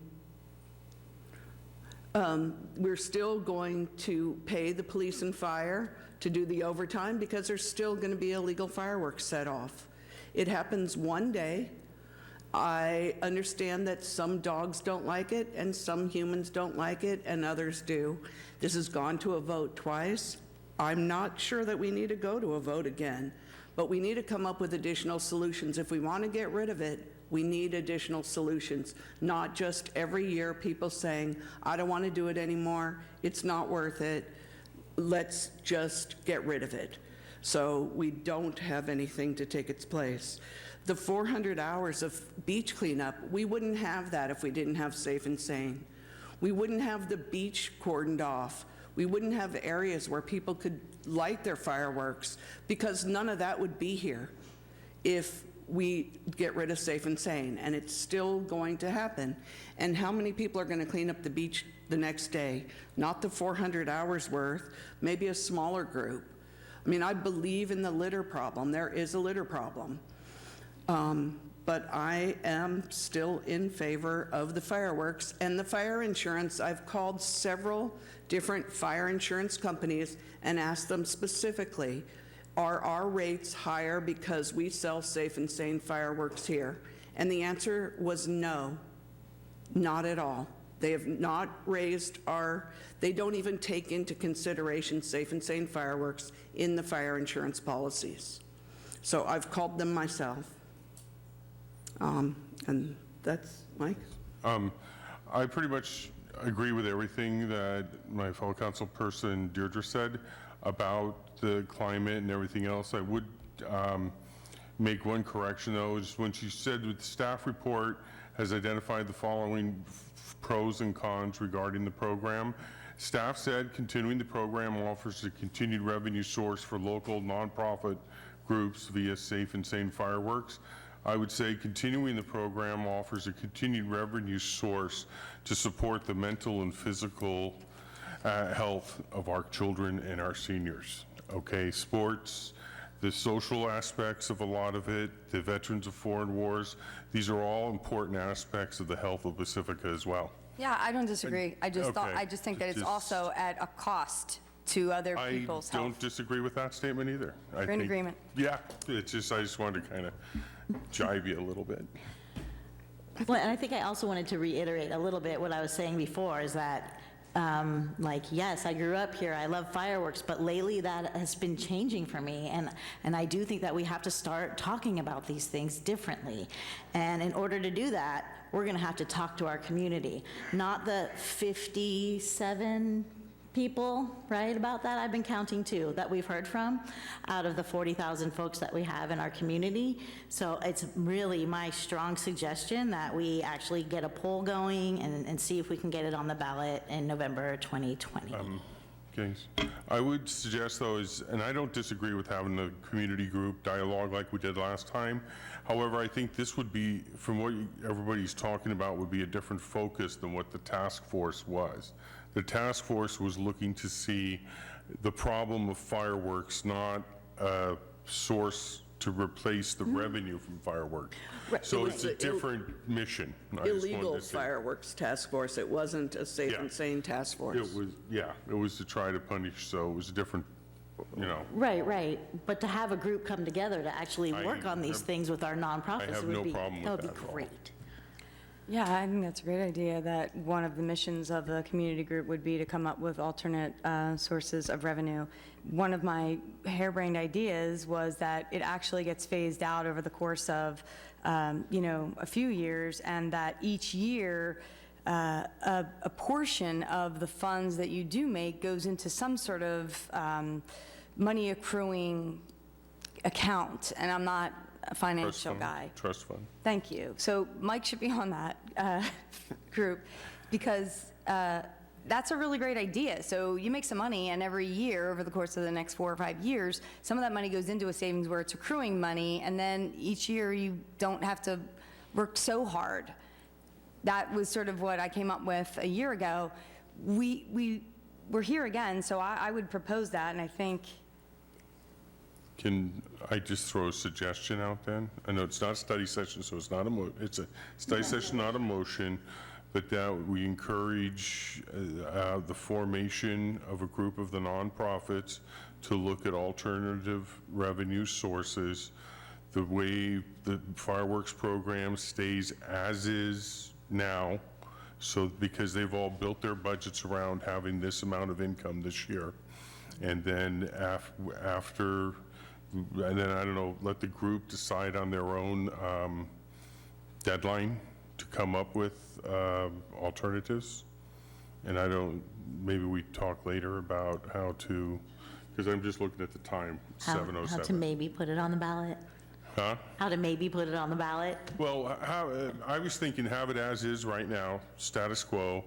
The nonprofits form a coalition of some sort to look at alternative sources of revenue, and then we look to see, do we want to put it on the ballot in November after the nonprofit group meets? Because we are under time constraint here, we're 7:10 now. I'm just throwing that out for discussion. I have one question for staff. We heard tonight that there's a possibility of cost recovery. We didn't hear a lot because the time ran out, but I noted your pen flying across your paper at that time.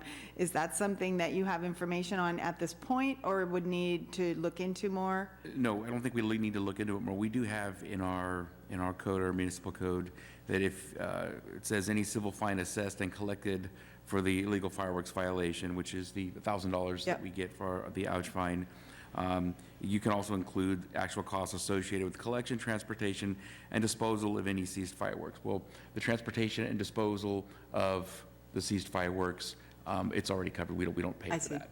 That's what county takes those costs takes care of that for us. And the actual collection of the fireworks, if you're talking just small fireworks like we normally get, and not large quantities that we're having to ship, someplace, or to actually have a vehicle come and pick up and transport, you're looking at negligible costs. Very small, okay. This is The other question I had was with regard to another, I think the same speaker referred to drone patrol. Drone would be a completely different program. We have some we looked at drone several years ago for public safety in Pacifica. The police department was looking at it. We have some very unique airspace in Pacifica where it was going to be absolutely forbidden. The FAA wasn't going to let us at all. However, the airspace, Class B airspace, which is San Francisco airspace, has changed dramatically in the past couple of years. There are some areas in Pacifica where we could probably pull that off without without approval from San Francisco Airport. There's some areas where we'd need to have that permission, which at this point we probably would not get from what we've learned. However, specifics on that would require further study. Right, okay, thank you. Question for the city attorney. Can we raise that 8% fee by council authorizing, or does it have to go for a vote? The 8% surcharge fee?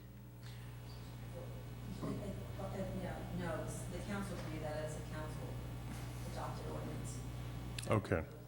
Okay, thank you. Sorry. No problem.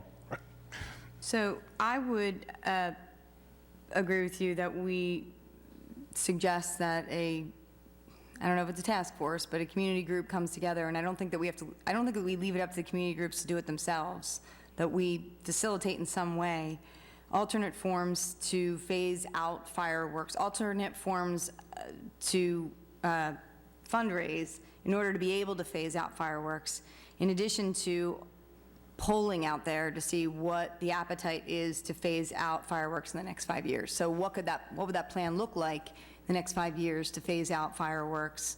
How do you make money and then get it on the ballot? in November to say, do you want to see it phased out in the next 5 years? So as Councilmember O'Neill referenced, this is a study session, so what I heard, if there's a consensus among majority of the council members, then you'd be asking staff to bring back another item for council consideration. Yes. Along those lines. I would also like information to consider raising the 8% surcharge, because you can see most years it didn't cover the costs. And the other thing is, I know when we had our task force, drone was brought up, and it was kind of like a definite no. Now there seems to be a gray area. Well, there's actually some area that absolutely would be allowed. Okay, so I would like to hear about costs and what areas could, because it might, if it's like Lindemar, which is the prime war zone, it might be nice to have that. And does it shoot lasers or anything? You may not be able to see through the You smoke. cannot drive the drone. That's true, you can't see it through the smoke, yeah. So, Okay. Do you have direction? Everybody? Is it, I don't know how it was done in the past. Was it a council subcommittee? What was the No, structure? it's going to be brought back, and the Okay. council can decide that at a future agenda.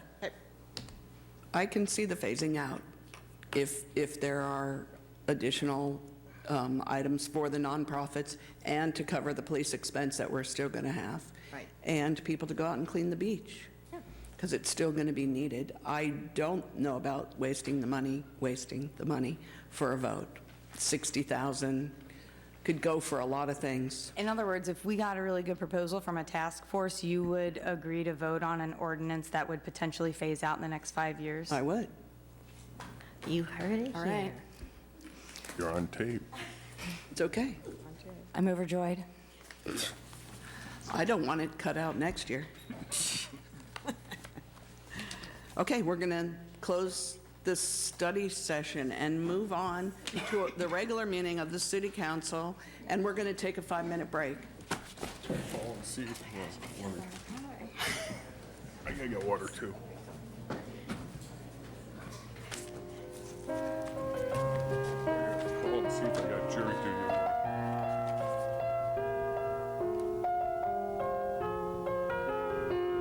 7:24 p.m. May we have roll call, please? Councilmember O'Neill? Here. Councilmember Beer? Here. Councilmember Beckmeyer? Present. Mayor Pro Tem Martin? Mayor Vaterlos? Here. And we will do the salute to the flag, led by Councilmember Mary Beer. To the flag of the United States of America and to the republic for which it stands, one nation, under God, indivisible, with liberty and justice for all.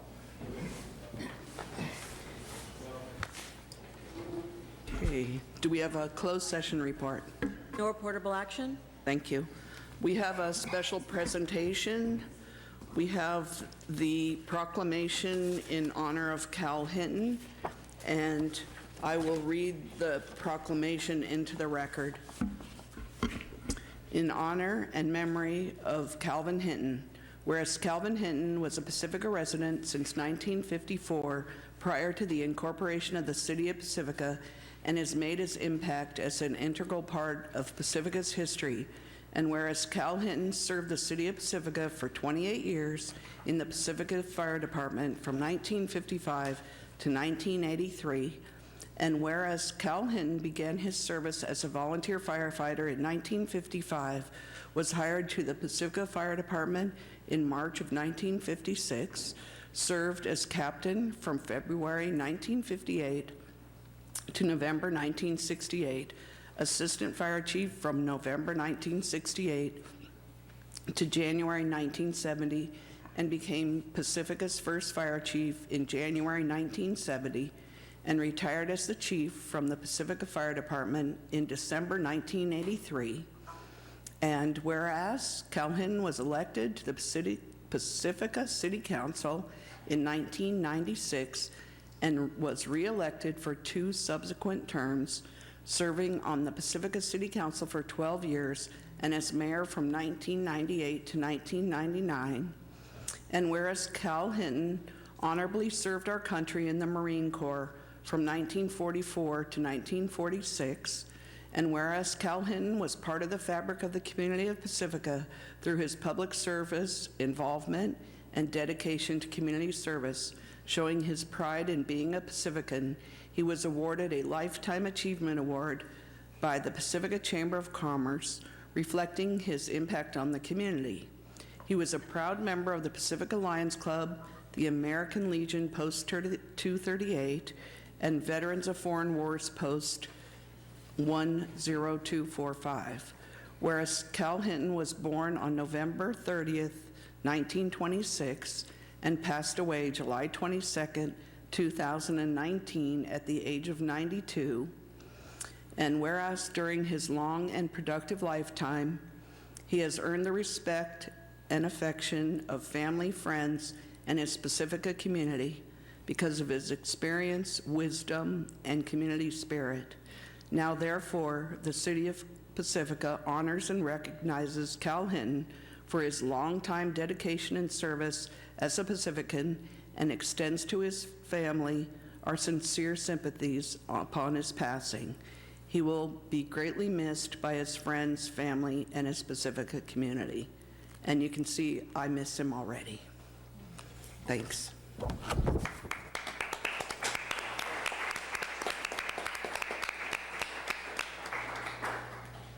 Okay. And we are now moving on to the consent calendar. And before we have any discussion, we do have a card for, 2 cards for consent. So it's item number 5. So we'll definitely be removing item number 5. Does council have any other items they'd like to remove? I have a question about item number 4. Okay. Because it feels like it's not really a consent thing so much as a we need to talk about it thing, if I'm not mistaken. This is with regard to the League of Cities Pacifica giving direction to the voting delegate regarding the League of Cities 2019 annual conference resolutions. So getting direction from you would entail us talking about it, right? Didn't we already recommendation? Yeah, I think we all just, we pretty much, This is about the resolutions now. right, I think pretty much we let the delegate decide. Oh, okay, because Yeah. it says direction. If I could offer. Delegated. Yes, please. That's why you called it delegate. delegate. Sorry. City Manager Kevin Woodhouse, the recommendation from the city manager is to give direction to the voting delegate to support those resolutions. Okay, good thing, because that's what the voting delegate wants to do. So thank you very Perfect. much. Okay, so would someone like to make a motion on the other items on consent? So I would make a motion, we approve item 1, 2, 3, and 1, 2, and 3. 4? So, and didn't she just pull 4 off? Done with 4. Oh, we got 1, an 2, answer. 3, and 4? I'll second. Please vote. And the consent passes 5-0 with the number 5 being pulled. And we have 2 cards. We have Tanya Tandon. What? Vehicles blocking cars. Oh, sorry, before we do this, there is a green Prius blocking various cars, and they need to move immediately. The license plate, that's you? Well, you cannot park your car illegally regardless. So if you go move it, we'll wait for you. You need to have your meetings where there's ample parking for the public to come. We will wait for you to come back for oral communications, but you can't block people's cars. Well, they got me blocked, how about that? Okay, we're going to move on. Tanya Tandon and Cindy Abbott. Speaking on item 5, which is the approval of the general plan amendment to change density. Good evening, and thank you for your service. I know you guys work very hard, and I really appreciate it. My one concern about changing the zoning from R2 to R3 is the line that says finding the project exempt from the California Environmental Quality Act. And this is kind of scary to me because of sinkholes. So we had 2 sinkholes in year 2016, about, one of them was 500 feet from this lot, the other one was a little further away. In 2017, we had a huge one, if you remember, across from the freeway, and I always thought, no big deal, everyone's gonna check the soil really good, building's safe. But when I read this, I'm scared, quite honestly. I would really like you guys to revisit this and to make sure that it is safe to build. And I think it's important to have an expert from the environment to look at this, rather than just automatically rezone it. So please, maybe take a step back and think real hard. I did a research, I'm not sure which map I was looking at. I think it's the one on the planning department, so I might be wrong, so forgive me if I am. But currently, I see 20 R1 lots, 36 R2 lots, and 69 R3 lots just west of Palmetto. And so it kind of seems like the R3 are taking over by the pier area. And so I just kind of think we need to think about that, and does this lot really need to be R3 when I really feel like next door an R2 was built, a single-family home. And so I think an alternative could be made without actually rezoning it. And I really want your time and consideration to think about the environmental effects, and does it really need to be zoned to an R3? And just, we do have a lot of 69 R3 west of Palmetto. It seems like a lot. Thank you very much for your time. I appreciate it. Thank you. Cindy Abbott, and we'll have someone answer your question, just this time. Hi, thank you for pulling this off the consent calendar and for taking part in listening in our appeal at the last city council meeting. I too, as are other neighbors of ours who are out of the city tonight, are about increasing and changing a 2,250 square foot non-conforming lot to R3 multifamily residential. I just need to keep bringing that up. It doesn't make sense. We were told that this was the only thing that could be done in order to be built there. And yet there's other properties in the area on the exact same size lots that were not increased to R3 multifamily residential. So I continue to ask to please look outside of the box for these lots. You know, how does turning it into multifamily residential, 2,250 square foot, make sense? It doesn't. We're trying to manipulate these lots in a way that doesn't have to be done. My neighbor asked me to share, who's not here, that he's wondering if you want to move forward this, an exception to be made. But why make a zoning change for these little lots? Why aren't we waiting and looking at the suggestion that was made by staff and creating a designation of small lot residential to protect the neighborhood of West Sharp Park during our general plan and Sharp Park specific plan process? The general plan principle is to maintain the character of our community. I'm really concerned, as we just heard, about how so many properties in this area of small beach cottages is being talked about to turn into multi-story buildings and to build multifamily residential where it really doesn't belong.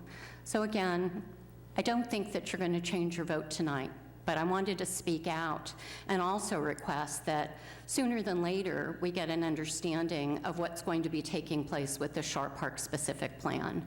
The timing for that project to have begun is past, and there's not been any communication about it. That's the process where this lot should have been in if it had started on time and according to the project plan. So thank you for your time again tonight. Christian, could you come forward and explain the 2 items brought up? Is that okay? Good evening, Mayor and Council. Senior Planner Christian Murdoch. The first commenter brought up a point about the California Environmental Quality Act compliance for the ordinance which the council introduced. This is not a project level approval. It's a legislative change in the general plan amendment and the zoning designation.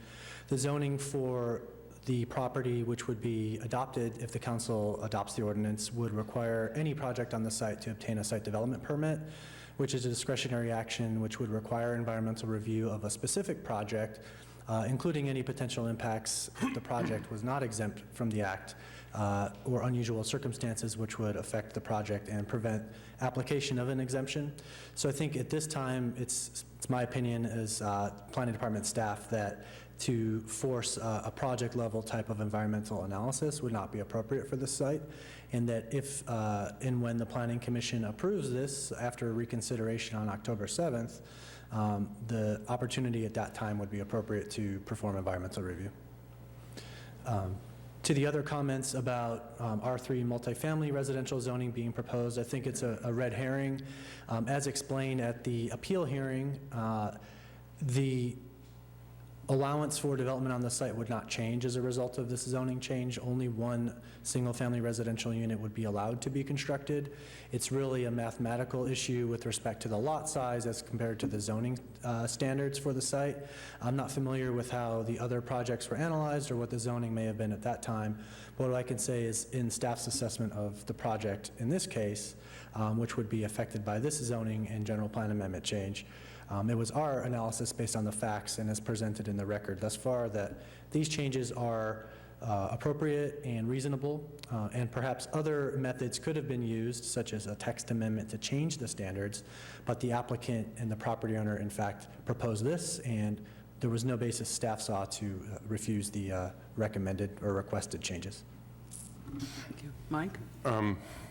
Question in terms of, I can understand the concern of the neighbors about R3 because that means to them, to the public, that means 3 residential units on a tiny lot.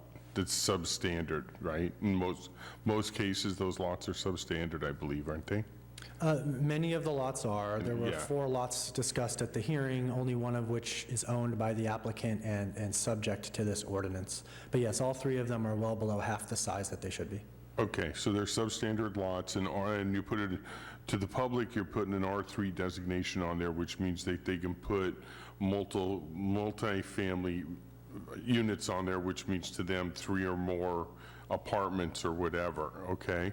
Is it possible, as was suggested by the, excuse me, speaker, excuse me, that we come up with a zoning change so that it would be single family because it was the floor area ratio, if I remember correctly, right? The coverage of the lot?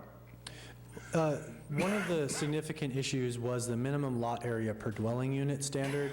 It's not strictly speaking a floor area ratio standard, but the issue is the zoning says to have one dwelling unit, you need a certain amount of land area, and this site, by virtue of its small size, could not comply with that requirement under the R2 zoning as it exists today, but it can comply under the R3 zoning. And that's really the driving basis, in my opinion, for the change, notwithstanding the difficult title of multifamily residential, leading someone perhaps reasonably to conclude that more than one unit could be built on the site, but that's certainly not the case within the framework of the city's zoning as it is today.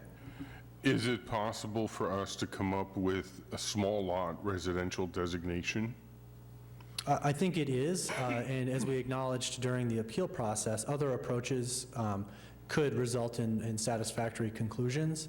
And in fact, we have a policy that we've recommended in the general plan update to develop appropriate policies for situations like this, where hopefully a zoning update would follow to allow their development without sort of this awkward rezoning to a higher intensity to allow one unit to be built. It doesn't feel right, I acknowledge that, but it's technically and legally adequate. And so that's our position on this project, that based on the property owner's request, there's good reason to grant it. Perhaps the council would desire a different approach in the future. Okay, so if I'm understanding you correctly, then when we adopt the general plan, there will be some verbiage in there to allow this type of scenario to be R1 small residential lot. Am I? There are a number of different approaches. The general plan has a high-level policy, if it's adopted with the recommendation of staff, to develop appropriate standards for development of what we've called historic subdivisions, those that precede the city's incorporation and really the broader model of zoning that the city has had for a number of years that makes it difficult for those lots to have a straight path forward for development without awkward exceptions or zoning approaches, as was the case here.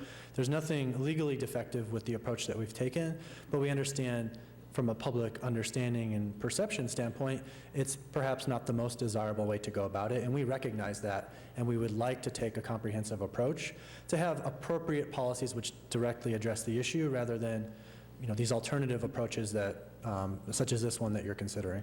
Okay, so if it was, if it is approved by or consensus of council, I'd like to see something come back regarding small, single-family residential and small lots, because I do think it's confusing to a large number of the public that don't understand all the terminology. So I would like to see that come back, and if it's a consensus of council. And wouldn't that go to planning? Yeah, it'd have to go to planning and planning commission, all that. Text amendment change? Yeah. Right, and so to further clarify, the general plan with the recommended policy from staff would provide the policy support for a future zoning amendment, which hopefully would come as part of the comprehensive suite of zoning amendments we would need to do to implement the new general plan when it's adopted. And so that's certainly something that's on staff's mind to get a better handle on. And again, have policies which directly address the issue rather than, go around it with alternative approaches. Okay, that sounds good to me. So then, when we have the general plan, can we be sure we specifically call that out to the public? And then the next question was the start date for the Sharp Park specific plan. So the work has already been ongoing. I think there may be a misperception that we haven't started the process. Certainly the public engagement phase of that process has not begun in earnest. We are talking with our consultant right now to hammer out the upcoming opportunities and approximate dates for such public engagement. We're not ready to release those specific meeting dates at this point, but it is something that we're working on, and much work has been done already on the Sharp Park specific plan in terms of background study and analysis of the planning area. With regard to that last statement, it would be, of course, the case that any work that's presently being done by staff in conjunction with the consultant would be made available to the public prior to those public engagement opportunities. Certainly, that's our intention. Once each of those interim products is finalized and it's supporting staff recommendations or conclusions, that we make it available for the public to comment as well. I think the public has a great interest in this, and we've certainly invited the public, specifically the neighborhood. We've talked about it for a year. They're interested, they're anxious to participate, and I know you know all of that, but I'm stating it for the record. We want to make sure that we engage our neighborhood in this process, that we don't keep them out of the process, and the sense can be, not that it necessarily is, but the sense can be, decisions are being made over here that are gonna affect me, and I don't have a chance to weigh in. And that is absolutely the opposite of what I want to see happen with this Sharp Park specific plan. Agreed, and that's certainly the approach that the staff is taking to make sure that the public is involved at every opportunity and that there is this open and transparent process.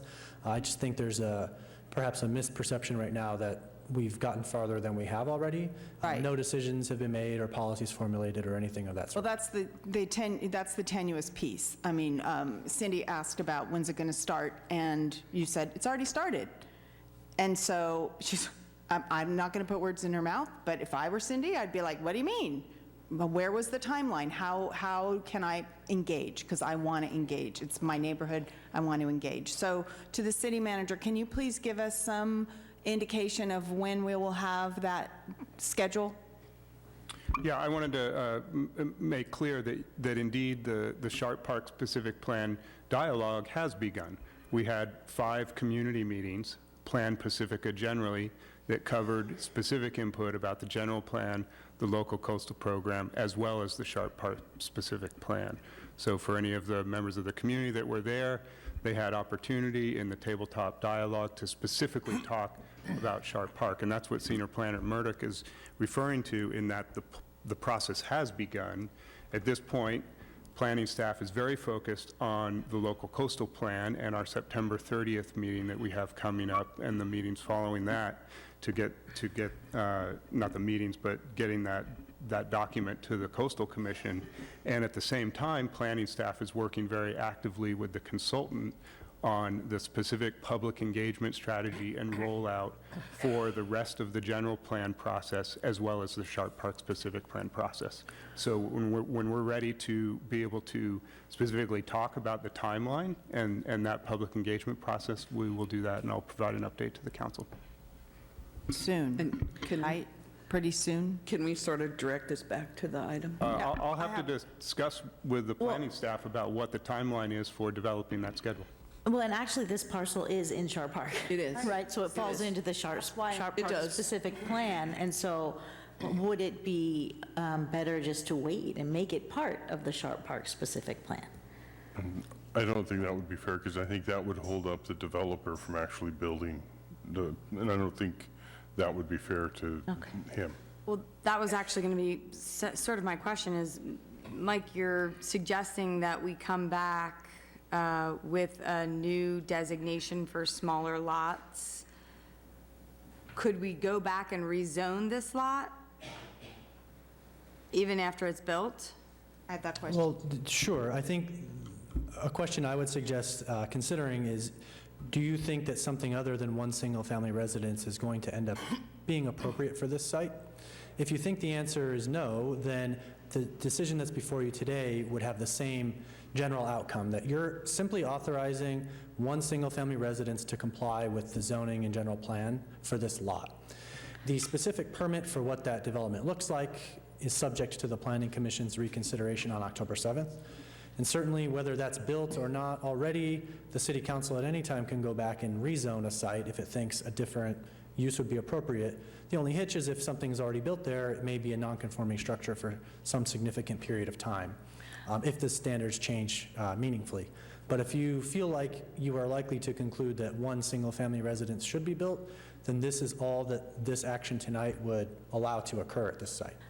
And I get you, and I think that's why we all unanimously agreed that we believe that only one single-family residence is going to be built on this site. But the concern is that it's precedent-setting, and there are smaller lots on either side, so they're going to want that same zoning, and then what's to say somebody else isn't going to come along? So if we do take up Mike's recommendation to come up with a new designation, can we put it on the list to go back and rezone that after it's built, you know, in some way? So at least a few of the neighbors, and there isn't a new precedent set there, at least in time for the other folks on either side to build. Just as a follow-up to your question, Deirdre, because there is a bill before either the Senate or the Assembly in Sacramento that if we zone something R3, and this would be specifically to the lady that mentioned about CEQA, if somebody proposes a project that meets the zoning and the city says no, we could be liable for a fine. So if we were to take and label all these units all these lots as R3, and somebody comes in with an R3 project, they've met the zoning requirements, but because of the regulations for like ADUs and housing and all that, would we be liable, you know, if the state passes this law, for whatever ramifications that might be in terms of losing money for funding roads and paving or whatever? Sure. So I'm not familiar with the particulars of the bill you're referencing, but most bills that have come out of that sort have allowed cities to continue to apply what are called objective standards, standards that require no discretion in their application. Minimum lot size per dwelling unit is just such an objective standard, and that's something that would remain unchanged with this action. So even if this developer in question did not proceed with the project, sold the lot and they consolidated, under that objective lot size standard, these 4 lots would not be able to construct more than 4 dwelling units. Now, if the lot was consolidated, perhaps the project would come in differently with a 4-plex apartment building rather than 4 single-family residences. But in any case, the intensity of development at the site would not change based on the objective standard that the city has currently in its R3 zoning. Okay, thank you. That was a concern based on what Deirdre was saying. Thank you. So I'm ready to make a motion to approve it as is if the council's ready.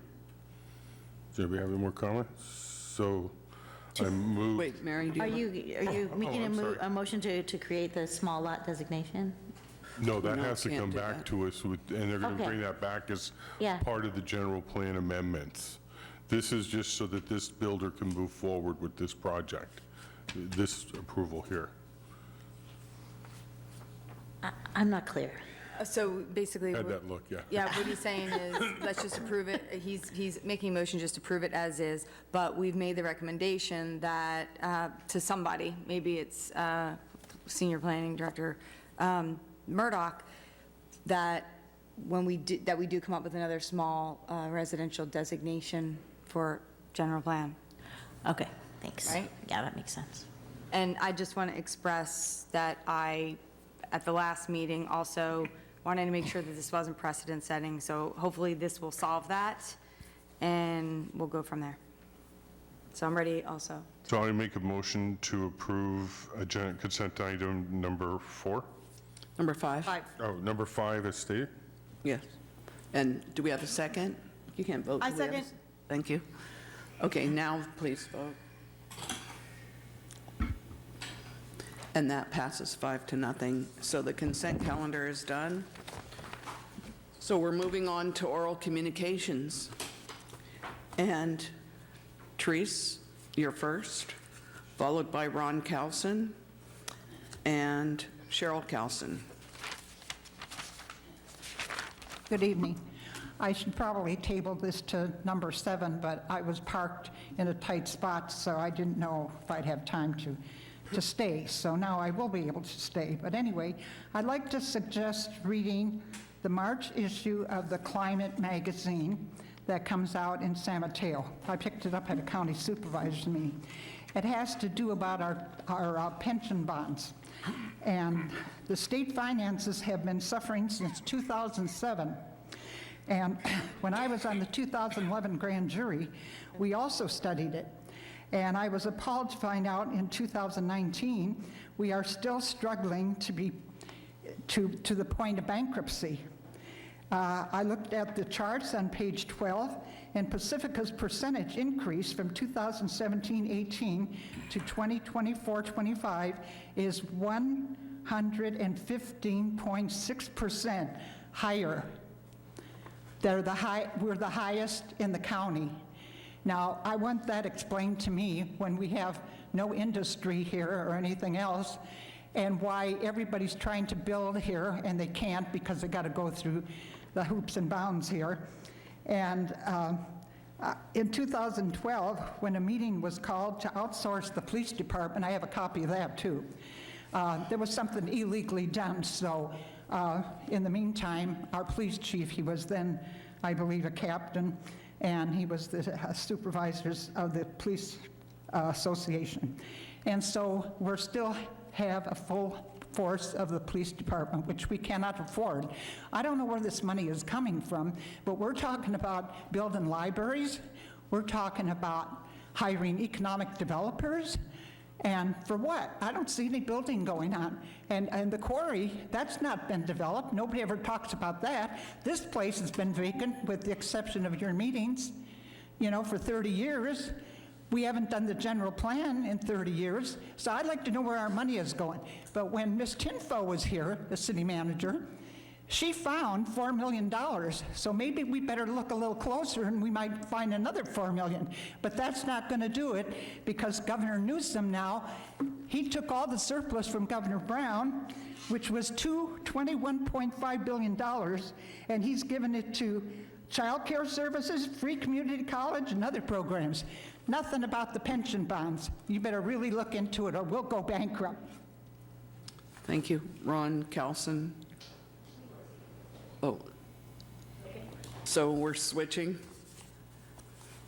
Okay, Cheryl. I'm coming tonight to speak to council regarding the Calson property designation and density. Soon, the city council will need to make a decision regarding the land use designation and density for our property so we can move forward. We ask for a designation and density that supports the city's housing goals, such as affordable housing, and benefits the community with open space, coastal access, and also benefits the city and us economically. The current zoning, as we knew it, was C2, Community Commercial District, which includes all of C1. And I'm going to give you each a copy of this and with the list attached. Includes all of C1 up to 22 units per gross acre. The Calson property designation remained blank from fall of 2011 until 2014, when it was designated commercial residential mixed use, and downzoned from 22 to 10 to 15. The coastal residential mixed-use designation is intended for sites in the coastal zone with residential mixed-use development potential, including housing at a range of densities, mixed use with housing over retail or small-scale visitor-oriented commercial uses. Hotels are not permitted. Coastal access and public space must be provided. And environmental resources must be evaluated and protected. Sites may be developed up to overall density of 15 units per gross acre with clustering and sensitive site planning. Non-residential development may have a FAR, I don't know what a FAR is, up to 0.5, and the total FAR, residential and non-residential, cannot exceed 1. Build-out is calculated at 15 units per gross acre and 0.1 FAR of non-residential use. So I've taken that from the general plan update. In 2012, we offered the PPCA approximately 1/3 of the property for open space for their support of a residential designation. We were turned down. The only verbal offer made from PPCA was to reimburse us for the original purchase price. We asked for a designation and density that supports the city housing goals at 10 to 15 units per gross acre. Some ideas include affordable housing, senior veterans housing, market rate housing, duplexes, mixed use. I'm sure there's others. If the community desired a more upscale development, we're open to that too. The procedure to obtain the building permit is long, and I said this before, it's had many steps to safeguard the process. Why not allow the complex process to determine the final product instead of prohibiting potential and needed development during a housing crisis? We strongly oppose the city downzoning further the density on our property to 3 to 5 units per gross acre, as is outlined in the red line document. Thank you. So Ron is choosing not to speak tonight. Oh, are you going to speak? Oh, you're switched. Okay. Thank you very much. Ron Calson, followed by Anita Reese and Horace Hinshaw. I want to start by saying I never thought I'd be here and know more people on the wall than I did on the council. I knew Pete DeJarnette, Jim Breland, Julie Lancel was here the other night, Sue Degree, Len Stone, Dorothy Administer, Maxine Gonzalez, Barbara Carr, Fred Howard, Nick Cuss, and Mrs. McCarthy. I don't know what her first name was. Anyway, there's a lot of names, a lot of years. But we've had a lot of people approach us while we've had the property. And in terms of like different uses, somebody was talking about doing an RV park at one point, a glamour park. It's like a glamour campground or something. A bus company wanted to park their cars and repair them, their buses there and repair them. We've had a bunch of assisted living. Stanford did, in the Stanford 2002 Golden Shovel competition between Stanford and Cal. They had, Stanford had a assisted living with some single families alongside of it. And on a park muse, they called it. Cal did single family homes with the park, about an acre park. We've had a lot of people over the years have looked at assisted living. There was one approved up in the valley, but it never got built.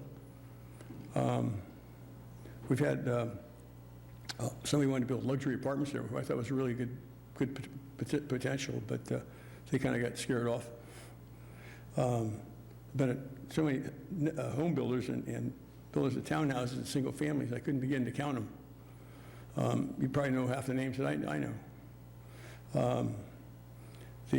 No one wanted to buy if it for a park.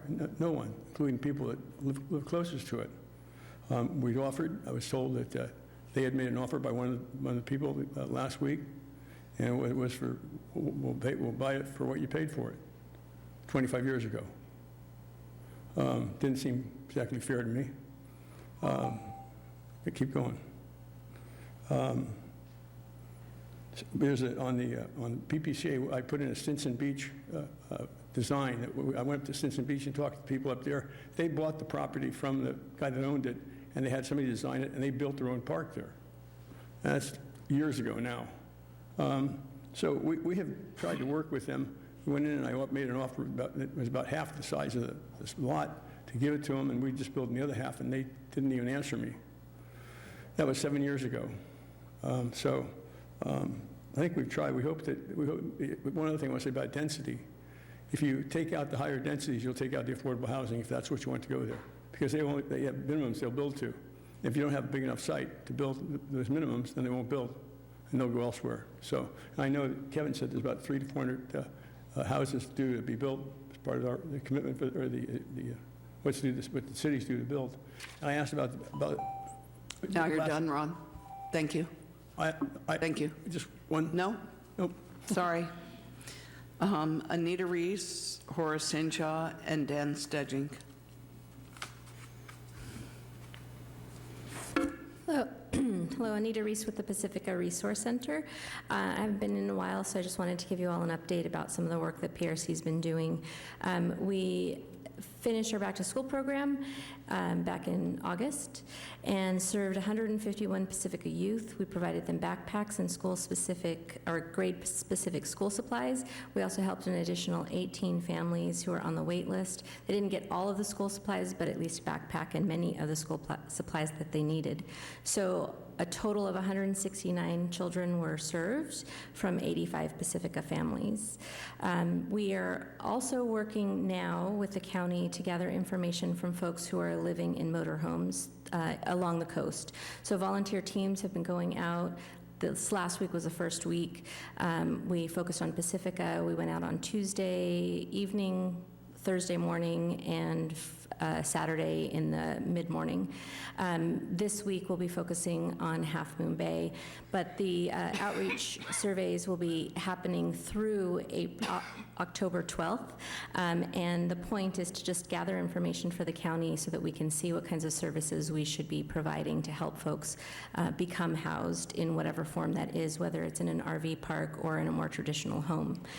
So our goal for our region is 45 surveys, and our counterparts are going out and surveying in other areas of the county. We also will be enrolling families for our Thanksgiving program and our Holiday Joy Gift program starting next month. So our goal is to provide 200 families with help over the Thanksgiving holiday, as well as 200 children for our Holiday Joy program. So if you're interested in sponsoring a family, or if you know somebody who needs the help, please send them our way by calling PRC at 650-738-7470. And we are currently recruiting for case managers, so if you know anybody who's interested in working for Pacifica Resource Center, please point them to our website. The details are there. And lastly, I just want to thank the community for supporting our fundraising event on September 14th, which was just Saturday ago, not this Saturday, but the Saturday before.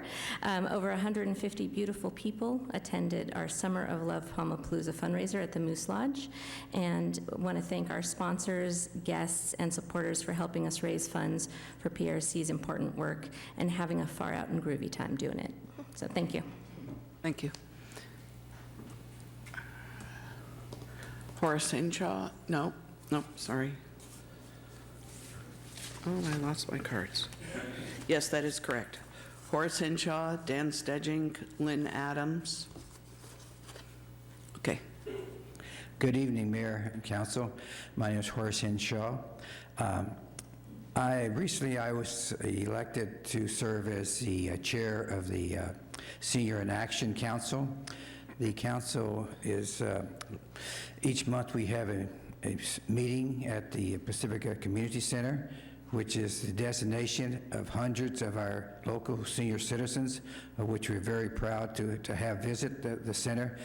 Under the leadership of our recreation manager, Jim Lang, he has turned that place into a tremendous place for people to visit, take classes, even socialize.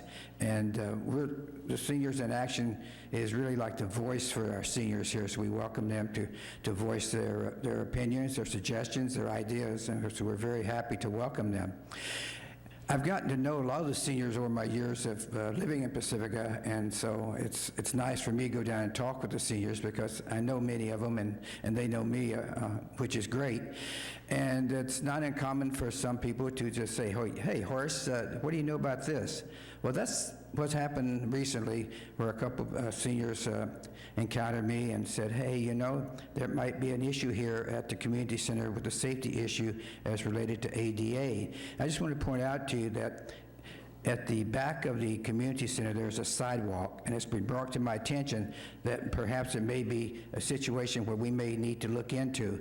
There's a sidewalk that goes from the building down to the parking lot, and it's really unsafe because it does not allow a wheelchair or a walker or even a cane to get up onto the sidewalk to walk to the community center. And it might be time to look at that. Allegedly, the city looked at this a year ago, 2 years ago, and we're going to review it. So maybe there's a time to bring it back for review, but I think it's an issue that our seniors really need to be taken care of, and the earlier we can get into this, I think the better we can. So thank you very much for listening to me. Thank you. Dan, followed by Lynn Adams and Cindy Abbott.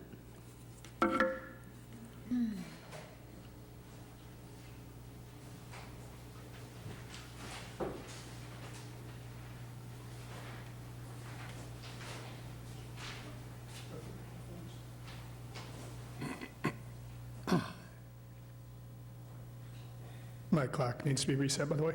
Thanks. My name is Dan Stedgick. I'm here tonight to present a couple public records requests on here.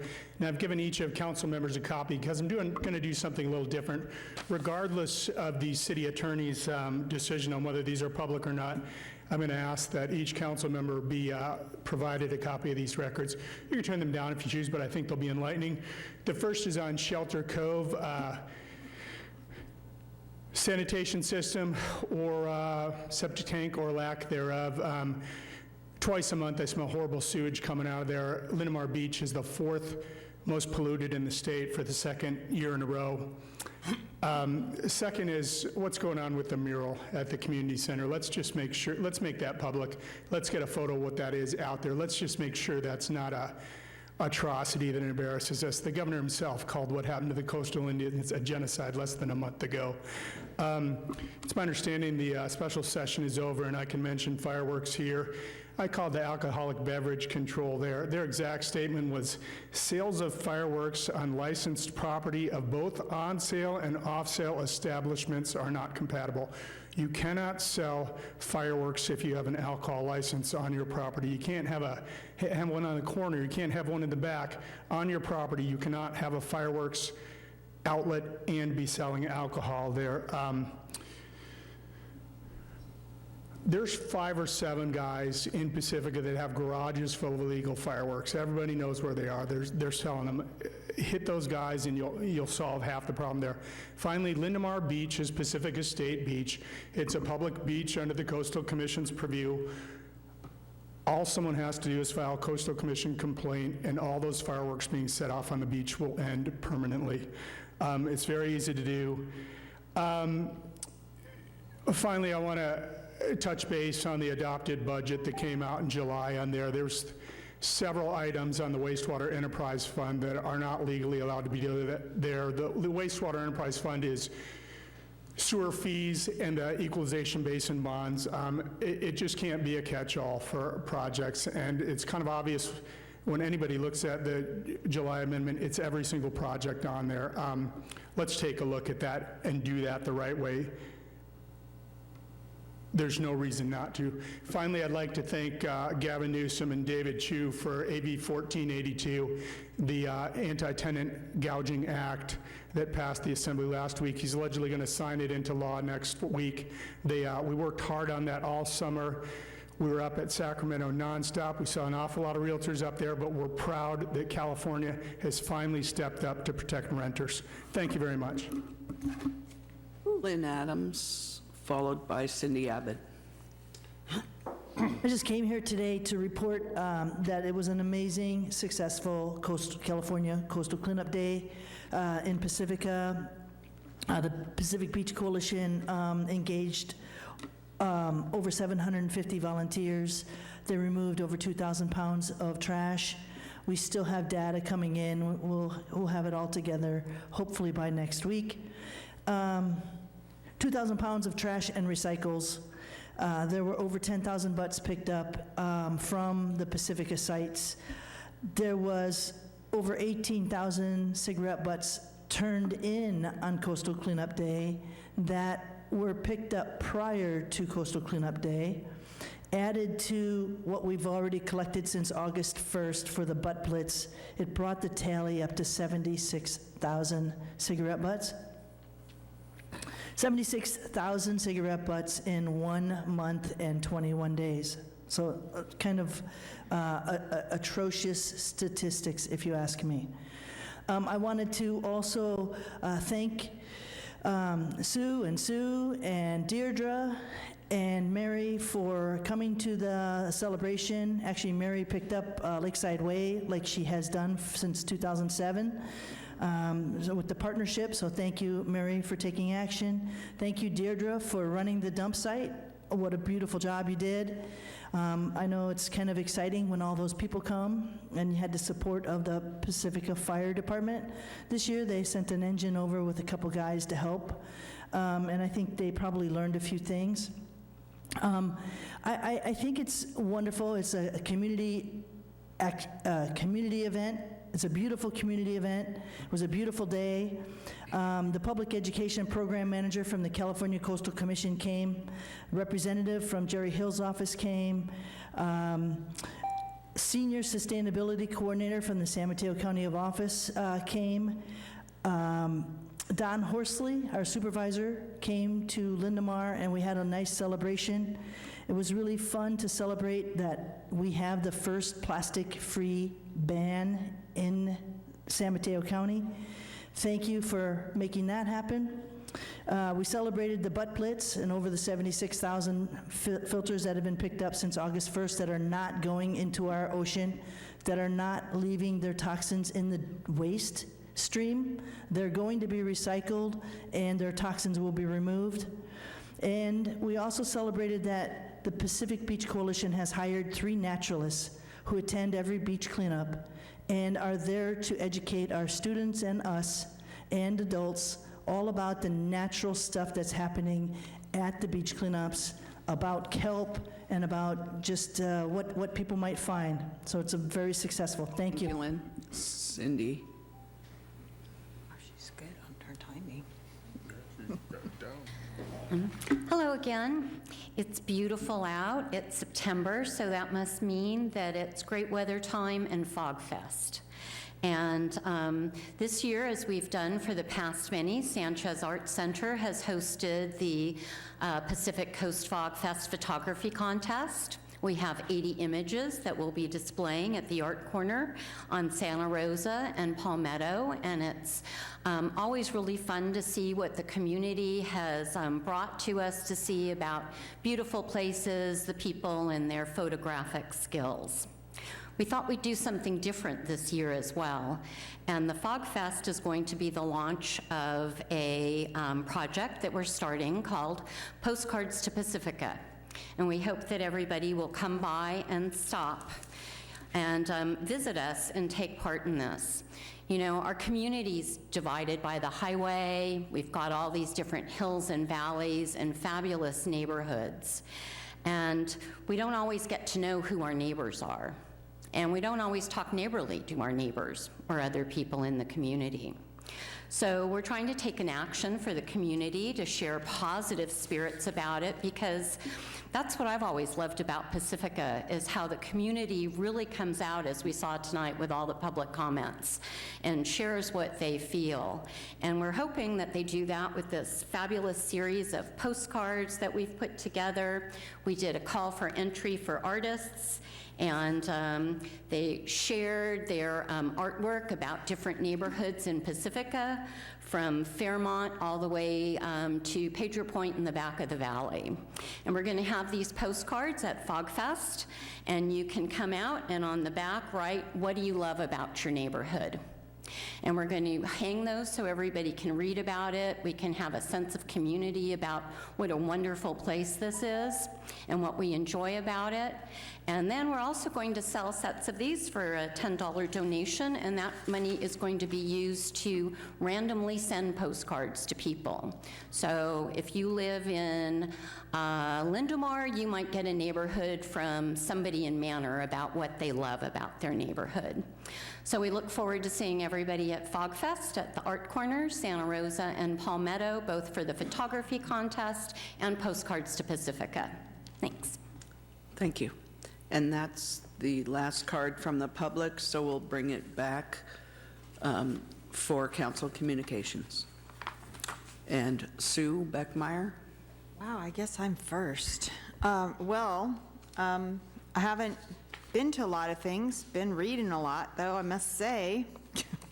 I attended the Economic Development Committee meeting, and we had a presentation from, I didn't bring my notes, so I can't say the name of the company, but a gentleman who informed us about financing for environmental, like HVAC components of buildings, and it was an interesting alternate financing stream and very environmentally focused. It was really, really interesting presentation, so I'll get the flyer and make copies for you.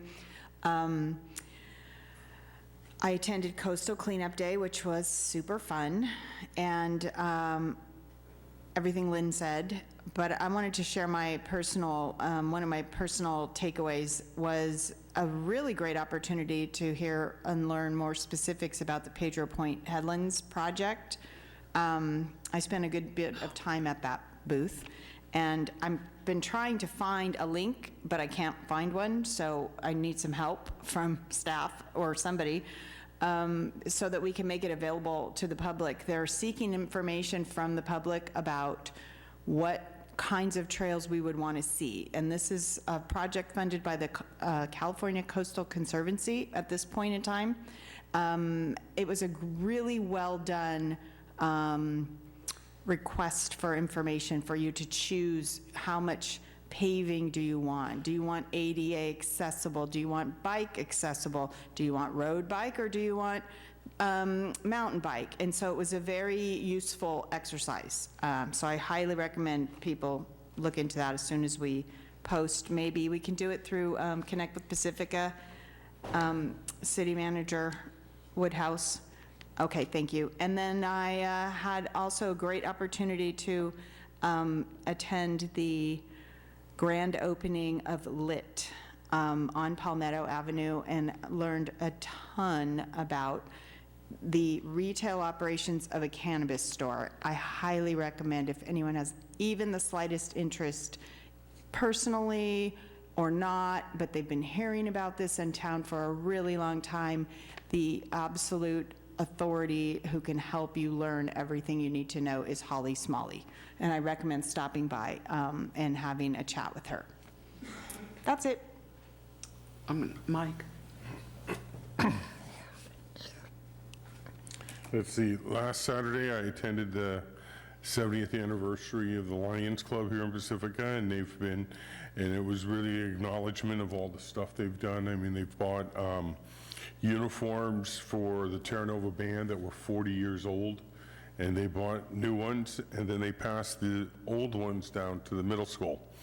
I also attended the joint articulation meeting between the two school districts and the water district. We just kind of do that on a quarterly basis to touch base with each other and see what's going on with them. Excuse me. I also attended the commute.org meeting, and there really wasn't any big news out of that meeting, except our city over in Brisbane, they have their big Baylands project over there, and the state's trying to take 20% of the land for high-speed rail yard. I also attended the library JPA this morning, and what was interesting there was they did a customer satisfaction survey, and it was like 93% people happy with the libraries, except facilities. 70% of the facility complaints were from Pacifica and our two libraries. So I thought was just kind of an interesting tidbit. And I apologize, I did miss several items over the weekend, but I was home sick from Thursday till tonight, so. Okay. Deirdre. I too attended Coastal Cleanup.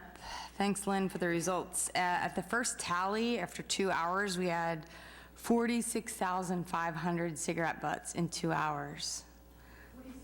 46,000, yeah. That was pretty insane. That was also included Muscle Rock and Montera. So we didn't get paid pillar point at that. We do cleanups all the way up and down the coast. So in case you're wondering why it's not just Pacifica. Anyway, that was pretty exciting. We had somebody from the Coastal Commission, we had Jerry Hill's office, we had Don Horsley, we had most of the folks up here. We had the Office of Sustainability who gave us a grant to kick off our Plastic Free Pacifica campaign. So hashtag Plastic Free Pacifica, or follow it on Facebook, and you'll find more out about that program, which is a phased approach to our Plastic Free Pacifica. And also Coastal Conservancy was there. I was actually trying to look up that date where you can provide public feedback, but Sue was saying that they're going to be doing a walk out there. Sometime in October. October sometime. So I should know that because they just gave us a presentation at OSPAC, but I didn't take down that note.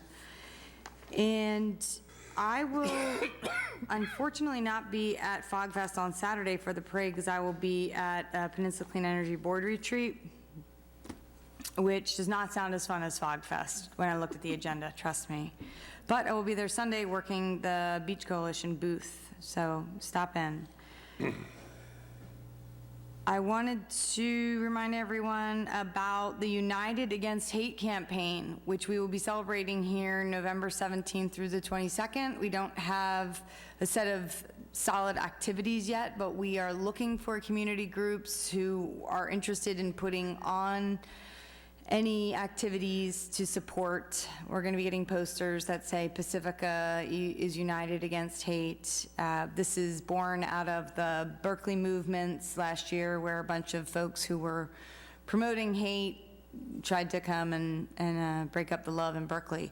So we will, with at least in North County cities, be celebrating that November 17th through the 22nd.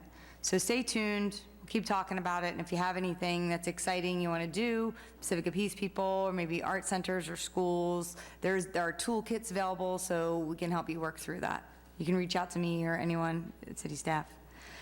We had the open space meeting this past Wednesday, and GGNRA showed up and gave us an update to their compendium. And I had to look up that word, truth be told. But a compendium is just a bunch of information that's put together. It's kind of what it sounds like. But they're local regulations and updates that are discretionary by the superintendent at GGNRA.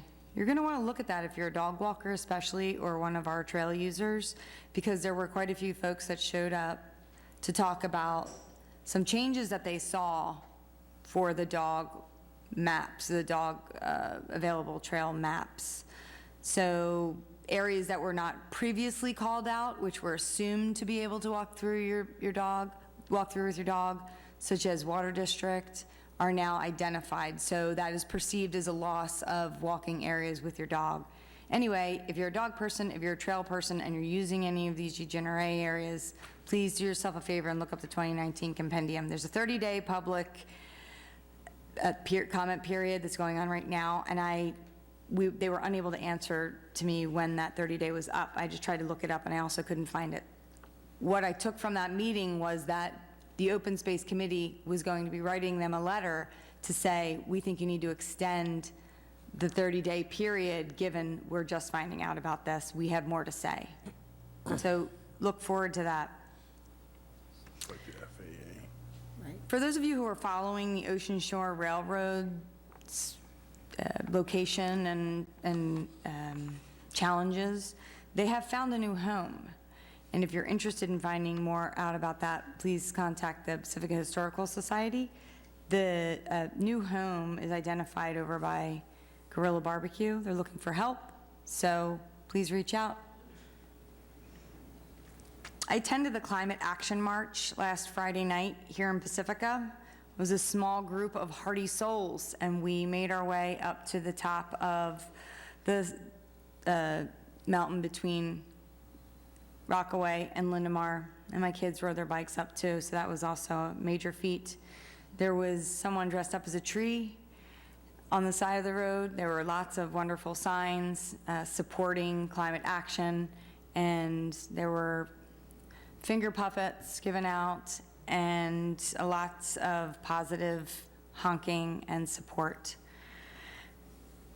Also wanted to commend Greg Cochran and Karen Cochran for a wonderful big chill out surf contest this weekend. I stopped by after the Coastal Cleanup Day and got to hang out with one of my friends from Black Girls Surf, Rhonda, who I spent a weekend with at the Institute for Women Surfers back in 2016. Yeah, 17. And she's actually had an Olympic trainee with her from Senegal, a woman, and she's training here at Lindemar. So stay tuned for more on her. Kaju is her name. And last but not least, I wanted to talk about a foundation that I ran into. Everybody sort of thinks that, you know, at least I used to think when you go to these surf competitions, it's all, yo, bra, dude, you know, surf's up, hang 10, pass a joint. It's not like that anymore. I ran into a guy named Mark Hanley, and he runs an organization called Fallen Waterman Foundation. If you're looking to give to a nonprofit, this is the organization to give to. This guy is a local surfer from Marin and surfs up and down the coast, and he started a foundation that helps fund children of fallen watermen and women. So he's out there surfing one day, and one of the folks that he was surfing around, he didn't know him, just dropped.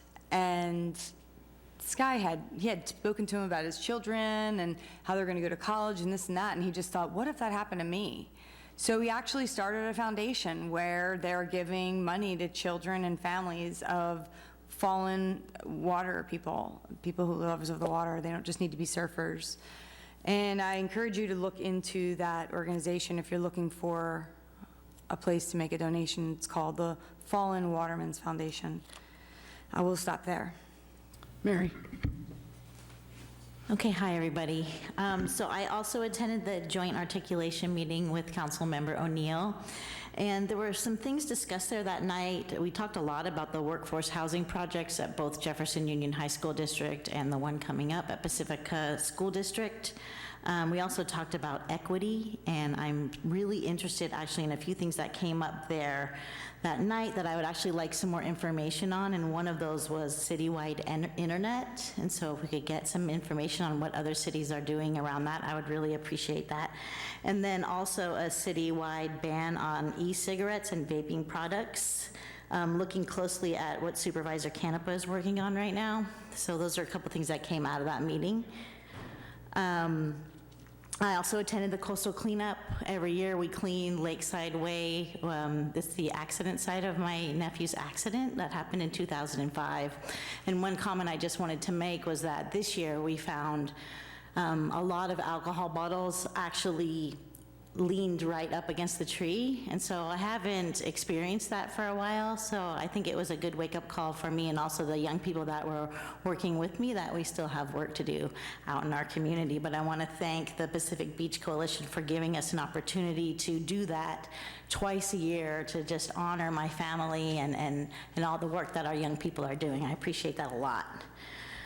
I sat in on a webinar for the California League of Cities to review their recommendations for specific Senate and Assembly bills.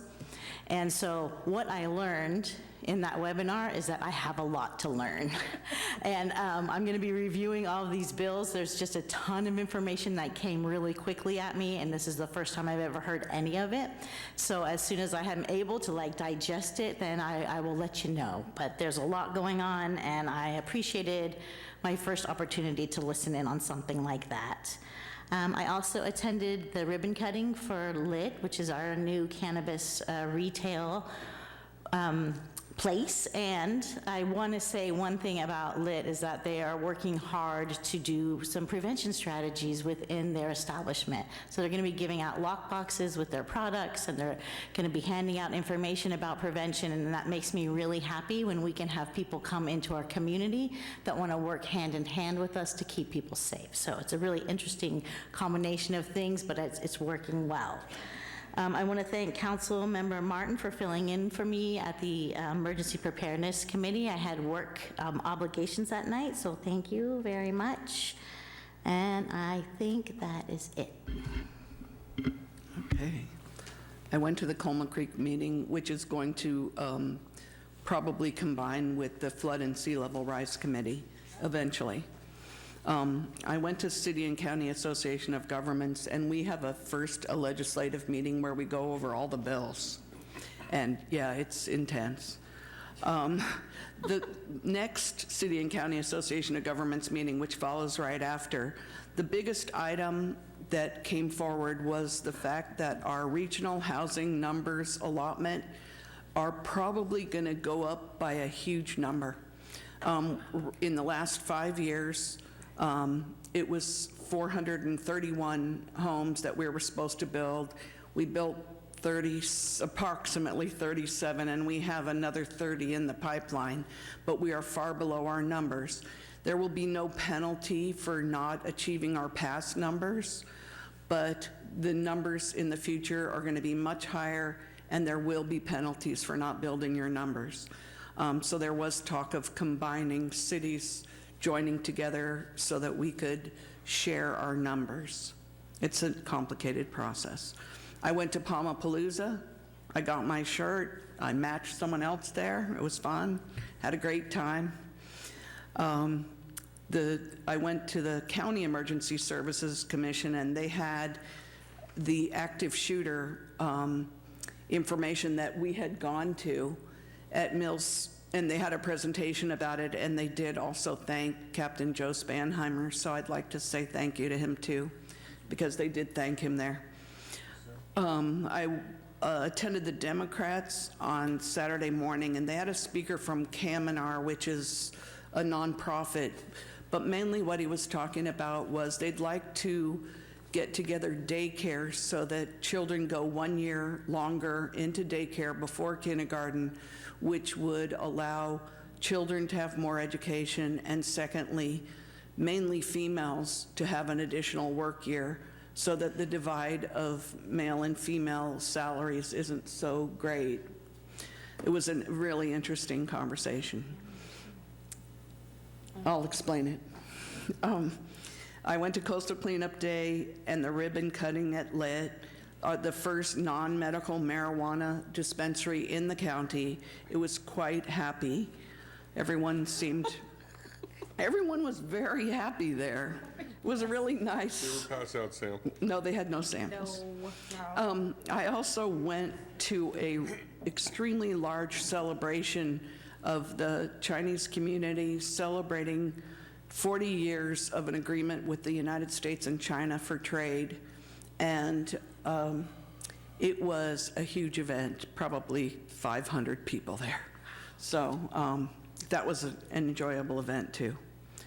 And Fog Fest, I'll be waving. Okay, go ahead. I completely forgot to thank the Pacifica firefighters. I don't think I did. They showed up at the waste collection site, ready to work, ready to rock and roll, and we have pictures to prove it. So thank you to those folks who helped out. I said I'll see you on Earth Day. And I know you said it, but I want to say it one more time. Thank you to Recology for all that they did for that day and do every single time there's a request. Okay, staff communications. Thank you, Mayor and City Council. Kevin Woodhouse, City Manager. I just have a few brief communications I'd like to provide. Mayor Pro Tem Martin mentioned the Pacifica Stands United Against Hate campaign, and what I'll add is that this is the poster and the artwork that the campaign from the Berkeley Mayor's Office provided to us for free. And what we will do is we can print up a number of these very cheaply on cardstock, 20 cents each, and make them available at City Hall and other locations for any groups that want to, or individuals that want to have one of these. So that's at least one step the city will take, and then as Mayor Pro Tem Martin mentioned, anything other community groups want to do would be great. This Wednesday morning, city staff will be participating in a Emergency Operations Center simulation training. We do that periodically. This type of training and simulation is critical to us as staff being able and learning about and being presented with simulations to react appropriately. So we're looking forward to that training that morning. And finally, you'll hear a little bit more about this in one of the later items, but last week I had the opportunity and honor to go with Assistant City Manager Hines and our bond financing team down to Standard & Poor's and do our ratings presentation for the item you'll hear later tonight regarding the refunding of our pension obligation bonds. It was a successful presentation. We don't know the result yet, but we felt good about it, at least at this point. And I have one more thing. There are so many events that overlap with each other in Pacifica. I would like to somehow see a Google Calendar that no one has to maintain, but it's open to everybody. So I can put the big chill out next year, and I can put coastal cleanup, and I can put the Democrats and the opening of Lit, because sometimes there's 5 or 6 things, and some of them could have been planned on different days. Some of them are known a year out, some of them aren't, and I think that it would be a lot better for everybody if we had just a calendar that anyone could put things on, not monitored, no extra work for the city clerk, but just an open Google Calendar, something to think about. Okay, sorry. Okay, the first item is public hearing. And this is consideration of an appeal of the Planning Commission's finding that operation of a 7-Eleven convenience store at 700 Hickey is substantially in conformance with use permit UP 41-15.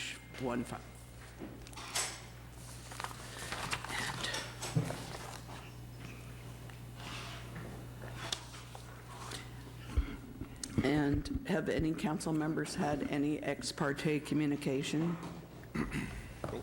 No. No? Okay, so the first thing will be the staff report.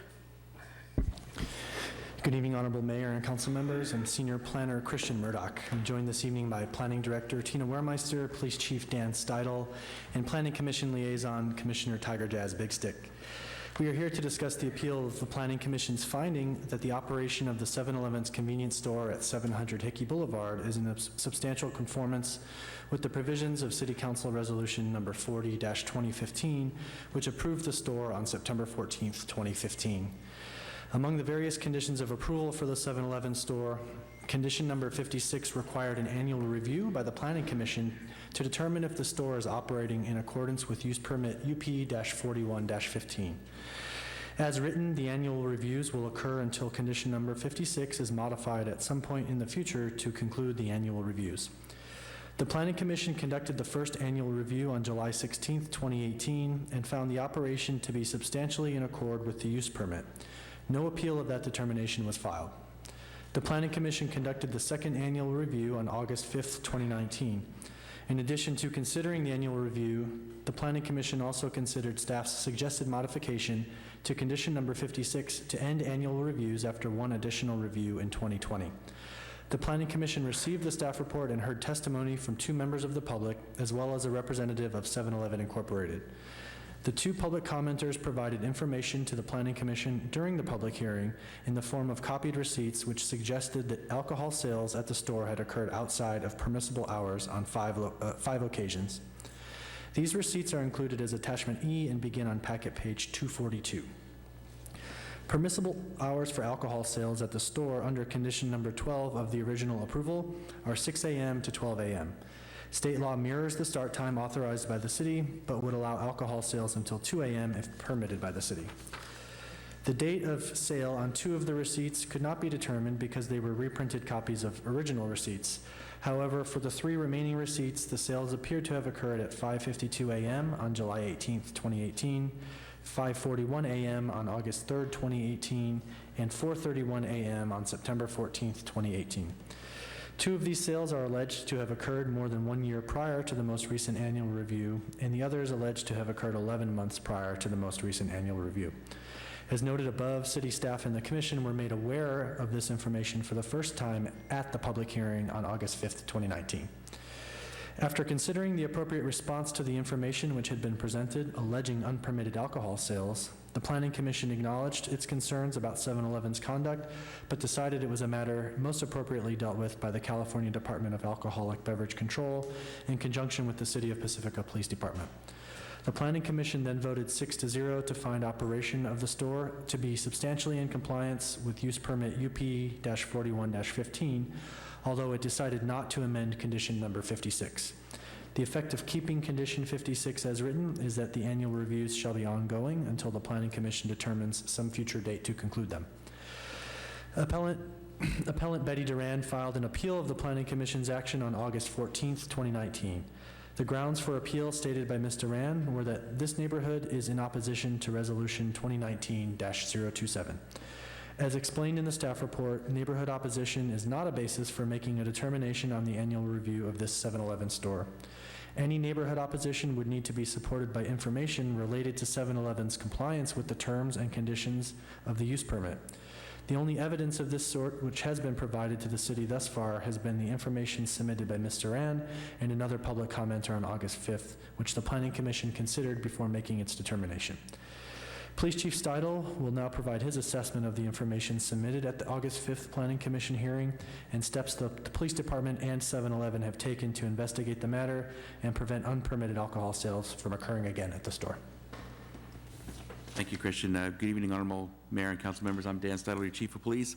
As stated earlier by Senior Planner Christian Murdoch, staff first became aware of the alleged sales of alcoholic beverage prior to 6 a.m. by the 7-Eleven store at the August 5th, 2019 Planning Commission meeting. In following weeks, Police Department staff visited the 7-Eleven on at least 3 occasions prior to 6 a.m. to determine if the alcoholic beverage coolers were locked, as 7-Eleven stated they would do to resolve the problem. On all occasions, the coolers were locked, preventing customer access.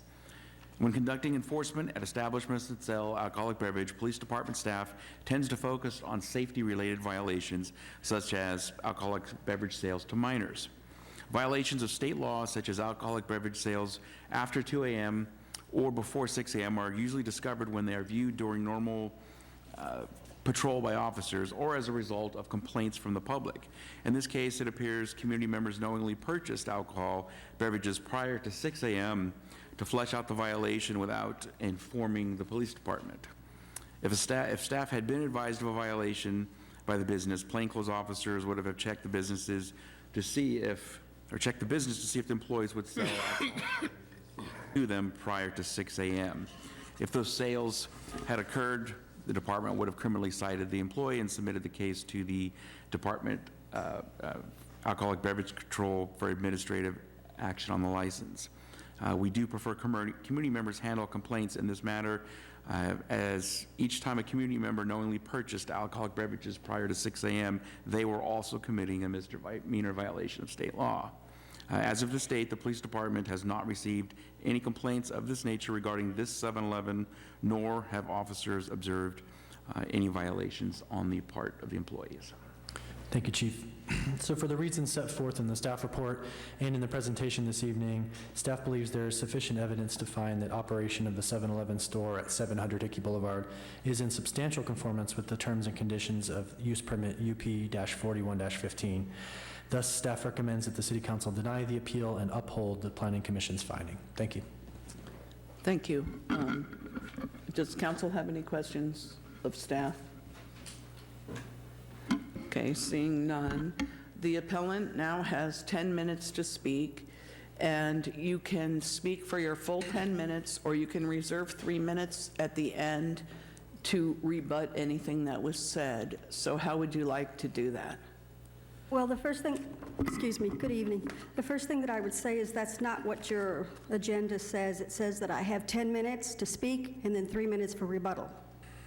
Well, this is how the rule is given to me. You have 10 minutes total. I understand that. That's how all the other No, people I who- checked. I checked the last meeting. I checked the minutes. I checked the agendas. It said 10 minutes, 10 minutes and 3 minutes for rebuttal.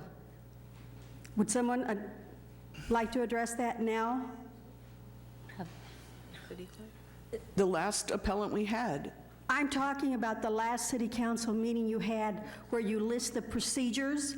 It says that at this time. Is the timer on now? City attorney. Okay, city attorney, please. It says, let me read it to you. It says, excuse me, I have to put on my glasses. Your time is beginning, by the way. I'm sorry, this isn't fair.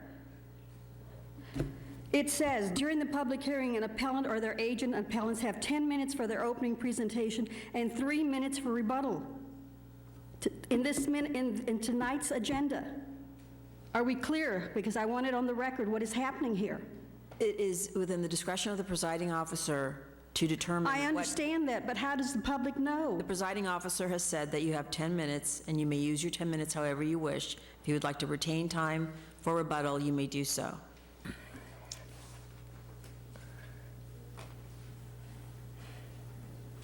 First thing I would like to say, when I read something, I expect that the public will be notified in a fashion.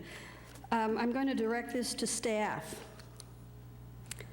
You say that there are 2 receipts that weren't legible, I think, or something to that effect. Nowhere in these minutes do you say that, or I would have brought you the 2 original receipts. At the August 5th public hearing, it was suggested that the staff of the 7-Eleven may have allowed the sales of alcohol outside the permissible hours. Well, all I have to say is, if you find a body, do you think there was a murder? I don't know. Think about that one. Chief Steidel indicated that it's his experience a report of this sort made directly to ABC will result in the agency referring the complaint to the City of Pacifica for investigation. I'm glad to know that, because when I tried to contact, well, not just tried, but when I tried in 2015 to speak with this gentleman, he said it was not a part of his function to meet with the community. Quote, open and close quote. Staff acknowledged in the August 5th report that 7-Eleven was not in compliance. I want to talk about 2 things specifically, alcohol and landscaping.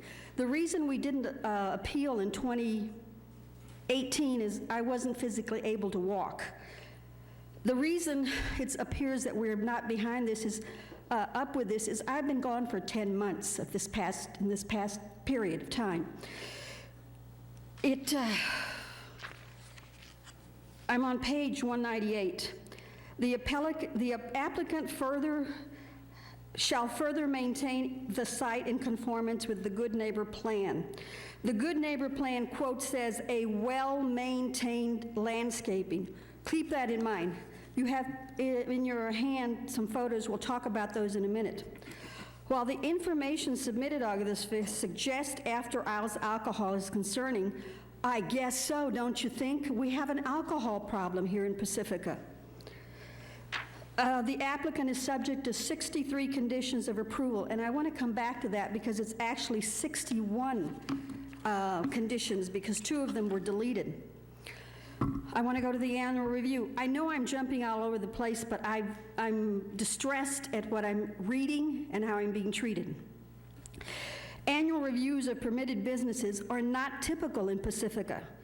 It was in response to the Commission and the community concerns about potential impacts from the proposed 7-Eleven convenience store that the Planning Commission first imposed and the City Council later upheld the annual review. There was a reason. These people are bad actors. When you think about it, think about our Manor store. I'm speaking of that one because it has the same franchisee that the Fairmont store has. Not good. They've cleaned up their act, and I'm happy for that neighbor who contacted me that had said for 18 years she had tried to get Manor to clean up its act, and after Fairmont got mobilized, she got some action from them. Regarding the conditions, the 63 conditions, I said there's 61 total. When you really study these conditions, 46 of them begin with prior to the issuance of a building permit or some similar verbiage. So that leaves about 15 conditions. And if you look at those remaining 15 conditions, listen to these, very simple. It's about the restroom, about the outdoor displays, about no vehicles being repaired, about the air compressor. Those are easy to check. About no amplified sound, about no signage on certain corners. Well, that leaves about 6 conditions that are really, really critical for our neighborhood. We went to a great deal of trouble as a community to ensure that this site was conditioned. It's not an accident. Conditions 12 through 14 I grouped together because these are alcohol related, and as you see, we're having trouble. Conditions 5 were about the landscaping plan. If you look in your file, I gave each one of you one, you'll see photos. The first 4 photos are of the Summit Apartments, of Park Pacifica Apartments, about the eaves, and 2 of the Fairmont Shopping Center. You can see that's what we expect in our neighborhood. The last photo in each of those that are stapled is a photo of the same plants, but at different locations. One of them is at the Fairmont Shopping Mall, and the other one is 7-Eleven. Guess which one we want? And the last photo you had, because I think photos say more than anything else, that's what we were promised. Look at your last photo and go up there and see if that 7-Eleven looks anything like that. Are there any trees up there? I don't think so. But we settled for something nice and appropriate. We want it to look like the other entities in that neighborhood. Condition 57 has troubled me from the get-go. This is a letter that corporate was supposed to, that the applicant was supposed to send to corporate that said we needed more corporate involvement, not just with the Fairmont 7-Eleven, but all 3 of them, because they were neglected, the other 2. That letter has never been produced. When a commissioner asked if that letter was available, staff over on this side responded yes. It still has not been produced. So we don't know that the applicant actually wrote corporate and said, come on over and check us out. Does corporate speak to the franchisee? Are they communicating? What is going on here? All we want is landscaping and alcohol taken care of. And the reason I made the appeal is because they're not in compliance with some of the most important conditions. And if I had not come to that meeting, thank God I was back in town, they might have done away with the annual review. Critical. Because this entity has had 2 stores for about 40 years in Pacifica. And most of you know the Manor District. That is abysmal, or it was. It's better now. But we don't want to become the Manor District with respect to their 7-Eleven. So I urge you to really consider what I'm saying. Landscaping and alcohol. They're not in compliance. They weren't in 2018, and they weren't this year. And they keep getting a pass. Let me go a little further. I actually thought about withdrawing this complaint. I thought maybe we can get together and talk. The only reason I didn't is because we need a record of what's going on here. If we don't have a record, who's going to know? The public needs to know. And if we don't show up, Nothing gets done, so I'm here again. I have come to speak about 7-Eleven over 10 times. It's the only time that I come to council. And if you're thinking it's personal about 7-Eleven, it isn't. We had an instance, I think it was in 1993, with another entity up there that wanted to sell alcohol. We worked as a community and they didn't get a license. So, and do we care about the way the place looks? Yes. When my daughter attended Fairmont School, we put together a parents group to go and spruce the school up. We actually went and planted stuff to make it look great. So these are not issue specific. Like, I don't have anything against 7-Eleven. I've only been in there once to use the bathroom. Don't get me started. How much time do I have left? You have 1 minute left for your presentation. I'm going to stop so I can maybe have it for my rebuttal. Thank you. Does council have any questions of the appellant? Oh. Please ask me something. I don't have any. These receipts that are attached, 2 of them say reprint on them. I have the originals, and had that been in this staff report that they were unreadable and we couldn't really determine, I would have brought them with me tonight. There are 5. I will bring them to whom should I bring them? To Christian? Well, we're going to likely make a decision tonight. But 2 of these are unreadable, but 3 are readable. Well, I mean, what I'm saying to you is I can make a call and have my husband bring them. Tonight. I'm not going to make a decision here, but and again, if I had known that that was the case, I would have brought them with me, but it doesn't live in this report. This is important information when you're getting ready to do an appeal. We feel slighted. I have a question about 2 that are readable. They say reprint on them. Is there a reason why they're reprinted? Those are readable. Well, I think those are mine. I'm not sure. May I go back, since I want to respond to your question. In July of 2018, at that meeting, I did show up for it, but I couldn't do an appeal. I mentioned that there were problems with alcohol. Neighbors had alerted me to that. And I got to work on it. And so in July, I think it was still in July of that month, I got 2 receipts that indicated that they were correct. And then I left for 10 months. So I think my receipts must be the ones that are readable. Can you give me a date on the readable ones? 9/14, and then a reprint on 8/3 and a reprint on 8/3. No, mine were in July. Mine must be the 2 that are unreadable. They were in July. I could read them fine. I don't know what happened, the process. Maybe you didn't copy them very well, but trust me, when I handed them off, they were readable. Okay. Okay, that was my question. I just want to say really quickly that I'm sorry if you feel like you're not being treated well. I want to make sure that you are treated well, because you're coming here. Then give me 10 minutes and 2 for and 3 for rebuttal. I just wanted to let you know that I just want to make sure that you understand that we are very happy that you're here and that you're mobilizing your community, because that's what we want. We want that in our community, so thank you for doing that. I appreciate you. I'm not quite understanding about the receipts and why there wasn't a report made, shortly after all of this happened. I think probably I can answer that from my perspective. I disappeared. I left town for about 10 months. Okay, thanks. I can't respond about all of the receipts, but since I'm kind of the point person for this, I can just assume that perhaps that would be a reason on our end as to how that happened. I wasn't here to do the follow-up. Okay, thank you. I have a question for Commissioner Big Stick. I realize you haven't been on Planning Commission super long, but I do have a question about, and staff jump in as well, approvals for landscaping in projects that are brought forward. Are there very specific guidelines around how one must maintain said landscaping? if there are expectations, and with regard to this specific project, was there any standard stated around which the store owner, the franchisee, needed to maintain landscaping? If he doesn't have an answer, I have one for you.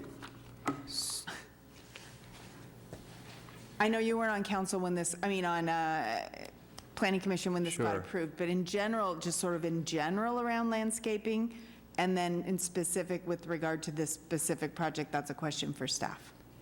So I haven't been on long enough that I feel like I can speak adequately in general. In terms of this specific project, there was, from my perspective, more than enough data for us to get specific about 7-Eleven. And that was probably one of the, there were a couple more robust parts of our conversation. One of the more robust parts of our conversation had to do with landscaping, but maintenance in general, and that it wasn't quite up to par as we would have liked to have seen it. Okay, thank you. I'm sorry, could I respond to that? Because I have the answer that will answer your question. If you would give staff a moment to respond. Oh, I'm sorry. Sorry, Tiger. And Chris. The original conditions of approval for the project in use permit UP 4115, condition number 5 addresses a number of issues related to landscaping.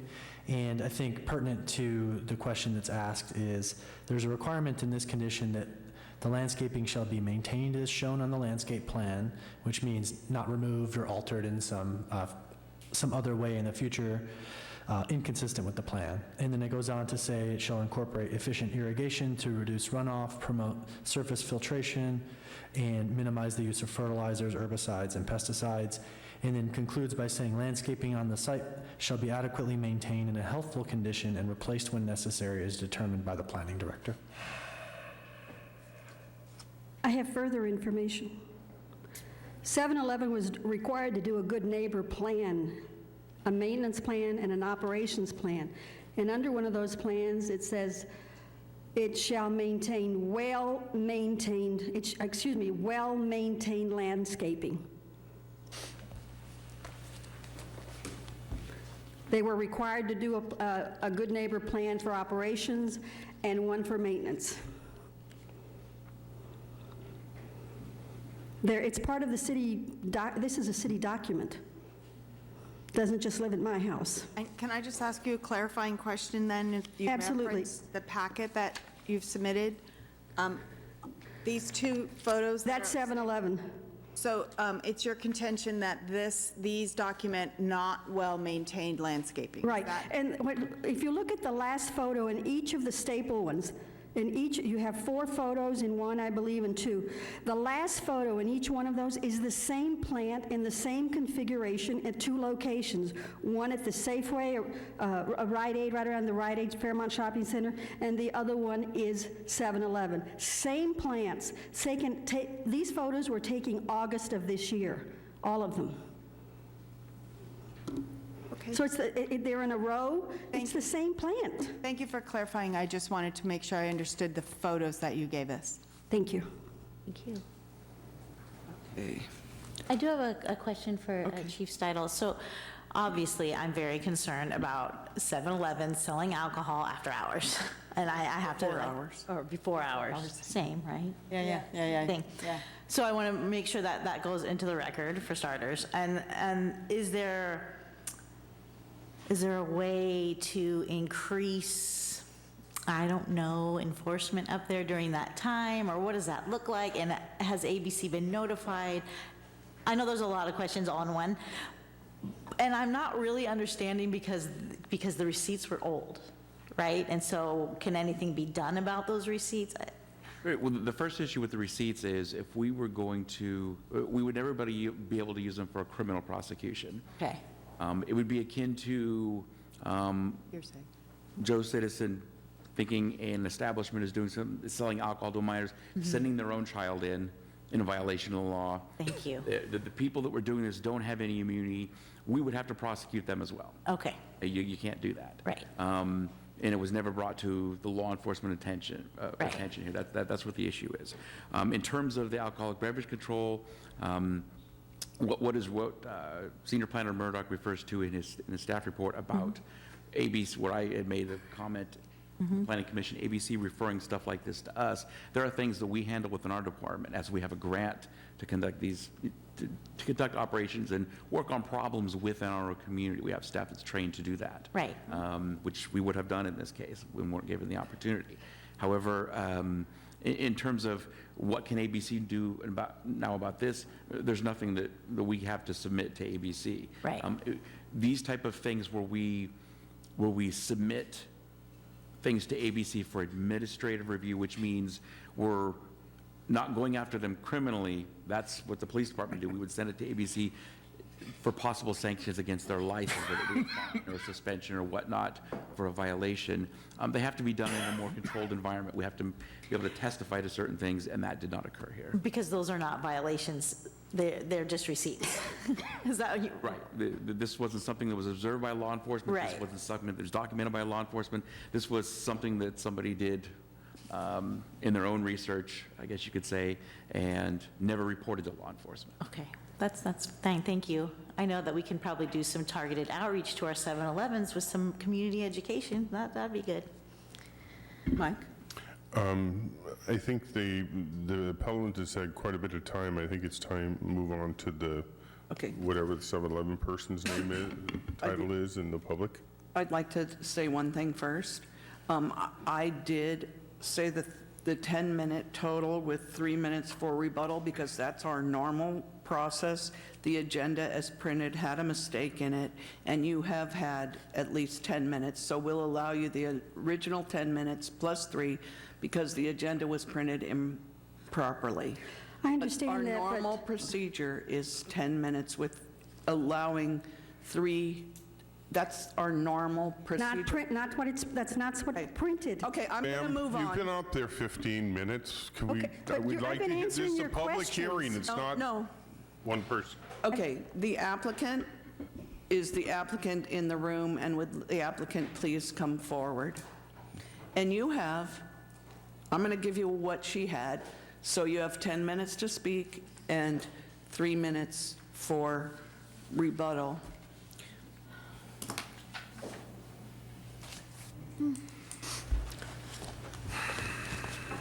Good afternoon, or excuse me, evening, I guess by now.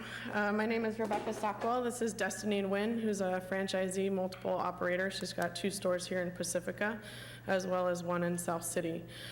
So some of the things that were brought to our attention, and kind of just to answer a question, a reprint of a receipt means that someone came back. Excuse me, and you are? My name is Rebecca Stockwell. I'm with 7-Eleven Corporation. I'm the market manager for the area. Sorry. So a reprint of a receipt is if a customer comes back in, they can request a reprint of a receipt of a transaction. So some of the things that we've done since the last time, or since the appeal came to our attention with having these receipts, since they were 11 months old, we did go ahead and implement additional factors. As a corporation, we do a red card, green card program that the franchisees subscribe to. So we send in secret shoppers. This store has gotten nothing but green cards. We do e-cigs, we do tobacco, and we do alcohol on a random basis. But Destiny has decided to implement some extra strategies inside of her store. Instead of starting to unlock the doors at 6, we've decided to push that back to 6:30. That way, if a customer chooses to purchase alcohol, we can make that decision to unlock the door. On the opposite side, we've also decided to stop selling at 11:30. As far as the landscape, we're working with our maintenance department to get those things addressed quicker.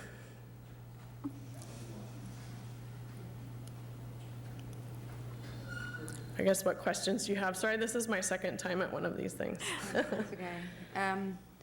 That sounds great. Thank you. Yeah, thank you. I like the extra measures. And as far as the landscaping, can you just do it? Yep. We removed a lot of the stuff that wasn't watered, so it had died. Yeah, I So we get need it. It's you're in a hard spot. Yeah. But we expect this out of all of our store owners in Pacifica. You're in a hard spot. There's a lot of wind-blown trash up there. We do cleanups up there, right there, and we get a lot of wind-blown trash. So I have a lot of empathy for where you are in your location, but Taco Bell down at the beach sends somebody out every 2 hours just to do a clean sweep. That's for litter. But then also the landscaping. That area is very beautiful up there, and we expect that level of maintenance. Like the appellant said, if Safeway can do it, you guys can do it. So please just do it. Those trees will look beautiful. And, as far as all the extra accommodations you're making, I think that's a great idea. One other thing that we're doing to work with the litter is we're trying to get a different dispenser for our paper towels that come out for folks to be able to wipe their windshield. A lot of times when it's windy, you try to grab one out and 5 come out. So we're trying to get a single dispense to replace that and help So with the litter. are you required to provide those paper towels? Yes. You're required, not just a squeegee anymore? No, paper towels as well, by our corporation. You can change that rule though, can't you? We don't need towels. I would think love that's to beyond just the change the scope paper of, towel dispenser. Thank you. Anybody else? And also the store has been in operation for a year, and all these other locations have been in for quite some time, Marymount Apartments, et cetera. So they've had time for their landscaping to take hold and to look considerably better because they've been in business for years and years. So. Yeah, we're also in process of trying to replace a tree that died over at the Manor store, and we're in city planning with that right now to be able to replace that tree. So trying to be responsible at all of our locations. Thank you. Yeah, thank you for the extra effort around the alcohol. I appreciate it. Yes. Yeah, several things on there. Okay. If no one has any more questions, we'll open the public hearing. And the card that we have is Dan Stedging. Thank you.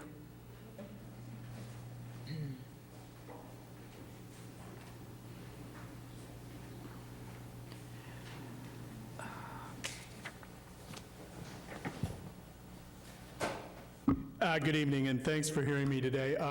It's like a trip down memory lane. When we first started, 7-Eleven had 4-foot-tall vaping advertisements in their location on Clarendon when the state was actively trying to ban it back in 2014.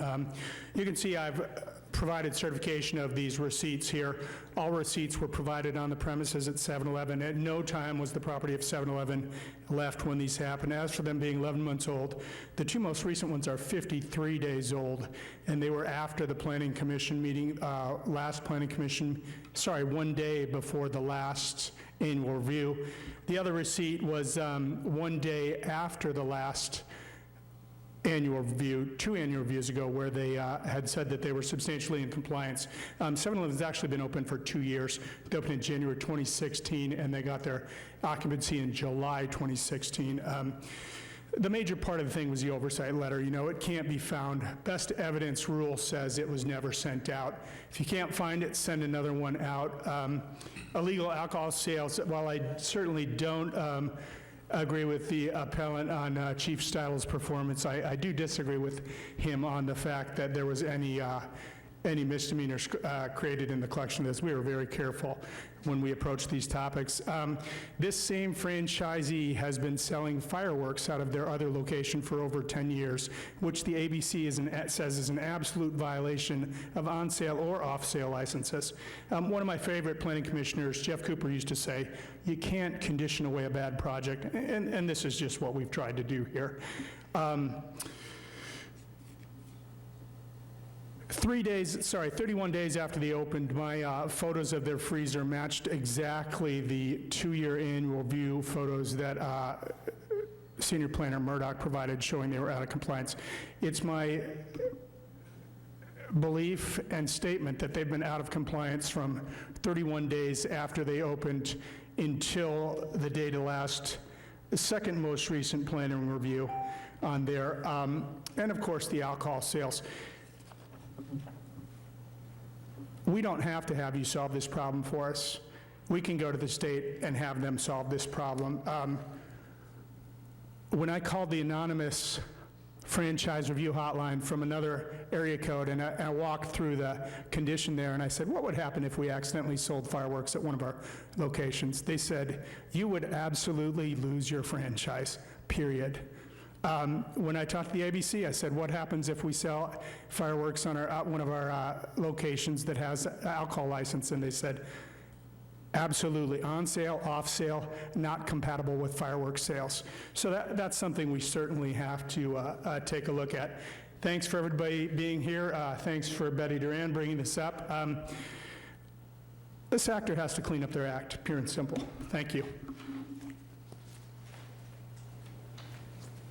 Okay, that closes the public hearing. What?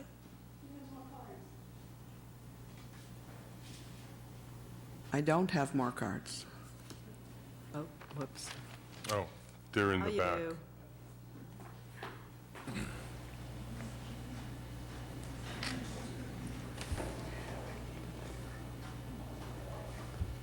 Peggy, you can go ahead. He's bringing the card. Thank you very much. Good evening, familiar faces and all.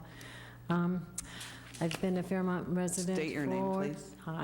Peggy Winley, or Margaret. The bank knows me by that. I've been in the Fairmont community for 43 years, raised two daughters, and still very much involved. And there's been a lot of changes over the years, and things have gone up and down and around, but it's coming alive and full of color now. I know we had an issue with the Shell station wanting to sell alcohol when my daughters were at Fairmont Elementary School, and we worked well as a community.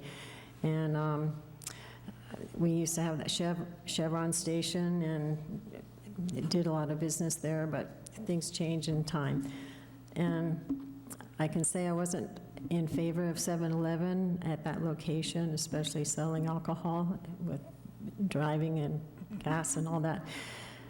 But as things go, we have 7-Eleven, but they are supposed to be abiding by the stipulations, the rules and regulations in the agreement for that site. And it is very alarming to hear of evidence that they are selling alcohol outside the time frame stated by the California laws, and that's very alarming to me.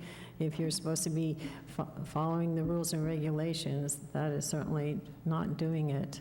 I kind of lose faith. We have good faith with the 7-Eleven operations, but some of the behavior is not abiding by that. So I wish you would, an annual review definitely is in need to keep them in tow, in my opinion. Thank you. Okay, now we have no more cards from the public. So would the appellant like 3 minutes to rebut anything that was said?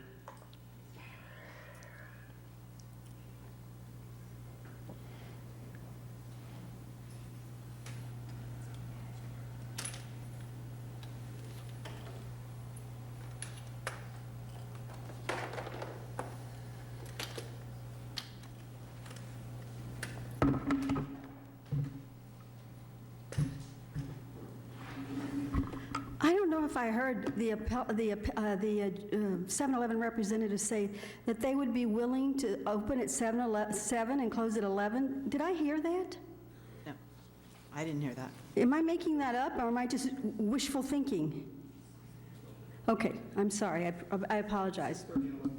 6:30 and 11:30, excuse me, or was that about the locking the alcohol? That's what it was about? I apologize. I think I was dreaming instead of living the nightmare that I'm living right here. Let me see, what can I tell you? what I can tell you is that 7-Eleven wasn't in compliance in 2018, but they got a pass. 7-Eleven isn't in compliance now. They're going to get a pass. Only you have the power to change that. They are not in compliance. Maybe you want to table this till they get into compliance. I don't know. I don't know what the solution is, but this isn't working.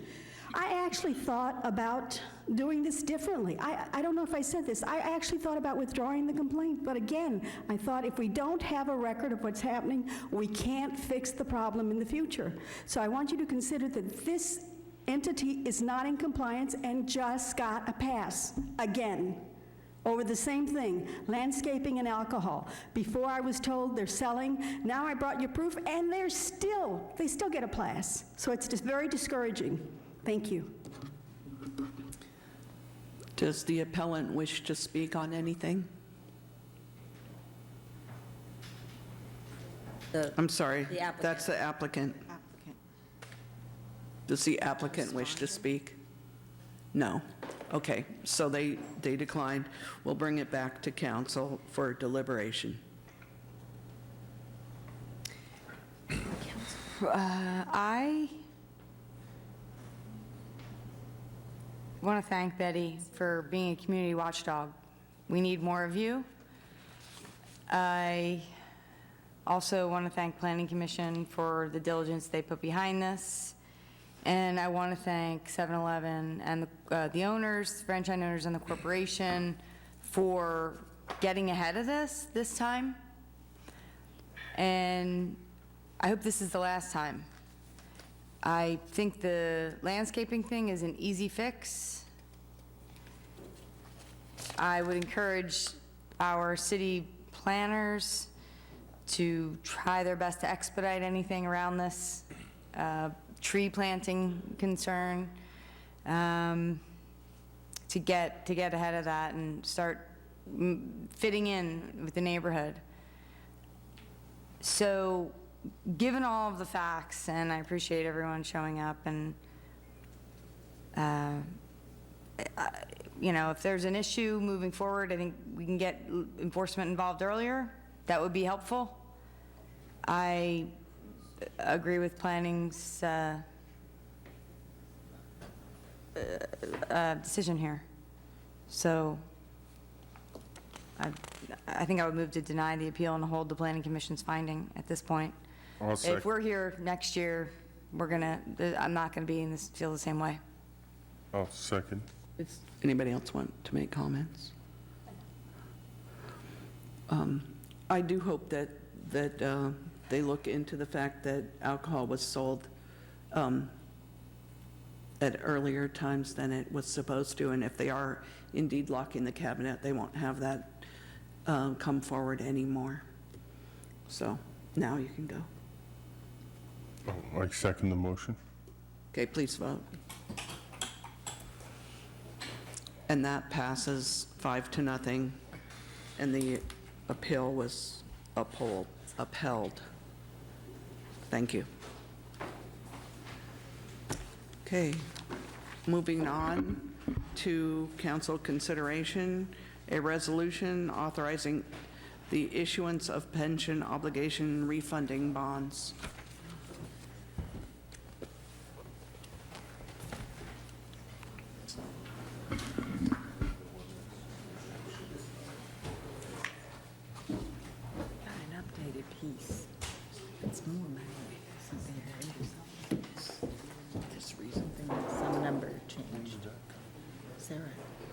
Give us an update.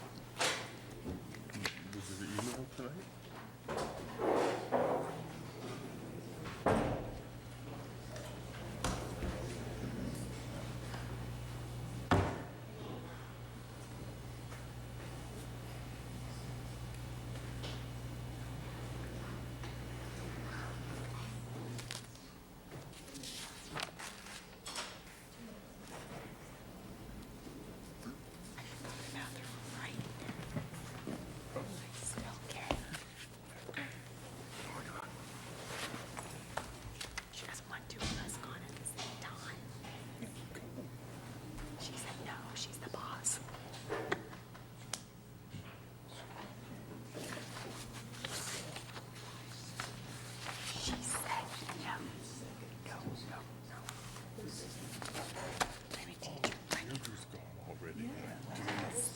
you say?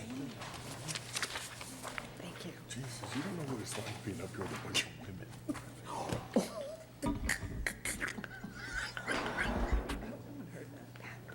You better watch yourself, pal. I'm sure it's the cough medicine talking.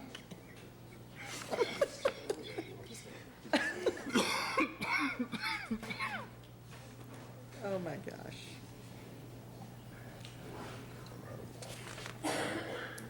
Oh. Jug? Give you some.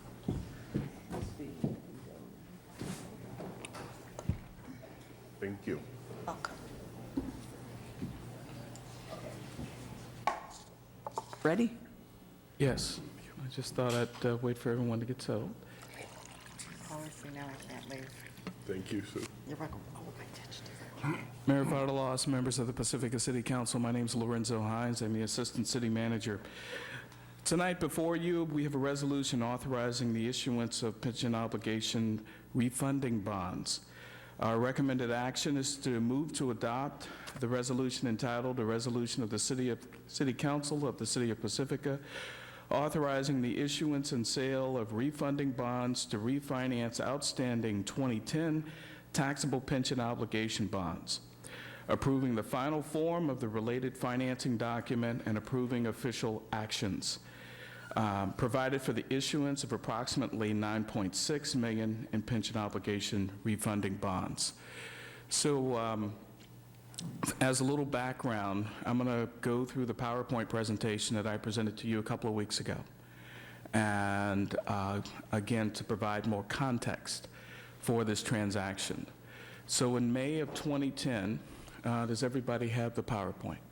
Okay, in May of 2010, the City of Pacifica issued taxable pension obligation bonds in the amount of $20,510,000 to fund the city's pension obligations to CalPERS and to pay the cost of issuance. The 2010 POBs matured from 2011 to 2030 and are callable on or after June 1st, 2020.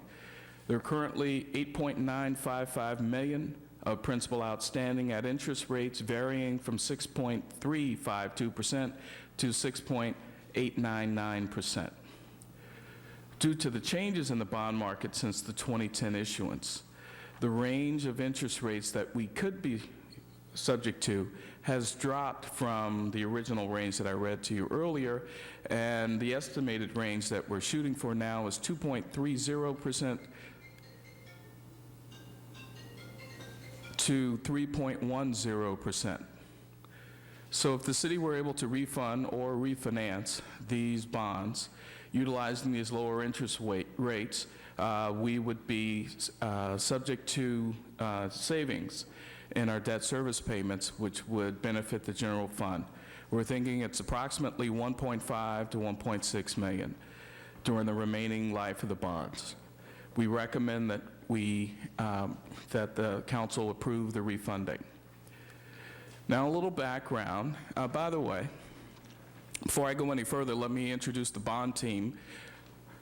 And so we have Peter Wong to my far left, and Peter is our financial advisor. Chick Adams, next to Peter, he is our bond counsel, and Scott Nagelson is from U.S. Bank, and he is our underwriter. There's another member of the team, Jacqueline Jennings, who is the legal counsel to the underwriter. She's not with us tonight. So the bonds themselves are a common type of long-term financing. They represent a contractual promise by the issuing governmental entity, that's us, to pay investors, it's the bondholders, a specific sum of money at a designated maturity date, periodic fixed interest rate payments, usually semi-annual. We talked about the bond team. And so the schedule right now is to, after we conclude this particular meeting, we will go through with the normal, sort of the steps that we take to sell the bonds, and we hope to have the whole process concluded by October 23rd.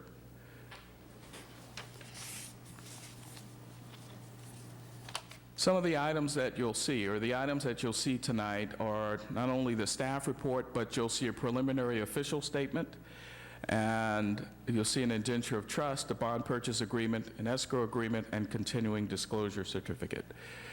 The POS, a preliminary official statement, is one of the more important documents, and this is why I brought it to your attention a couple of weeks ago, so when you saw it in the staff report, you knew what it was and how important it was that you review. This document contains the estimated sources and uses of funds, the purposes for which the proceeds will be used, the terms related to the bonds, the source of the security for repayment, and information regarding the city's finances. So if you ever wanted background on the city, its finances, its demographics, this is the perfect document to give you that information. We met with Standard & Poor's last Wednesday on my birthday. So that was a great birthday present, going into San Francisco and doing a bond presentation. And so we met with Standard & Poor's in an effort to secure a proper rating for this refunding. What we're ultimately hoping for is a higher rating on this particular bond issuance. I'm sorry, guys, let me pass that down. I only have two. So when we presented this slide last time, the question came up from council members, hey, what does our bond rating history look like? And so we've given you the history from 1999 up until May of this year. And the yellow line that you see in the middle of the document is a little self-serving for yours truly, because that delineates when I arrived here in Pacifica. And so you can see the changes that have occurred since I've arrived. Now, in the first column is the date. Second column is the rating action, whether it's an upgrade or whether it's an upgrade to the rating or if it's an upgrade to the outlook. The next columns are the different bond issues, either certificates of participation, the COPs, the pension obligation bonds, the POBs, the wastewater revenue bonds, or the redevelopment agency bonds.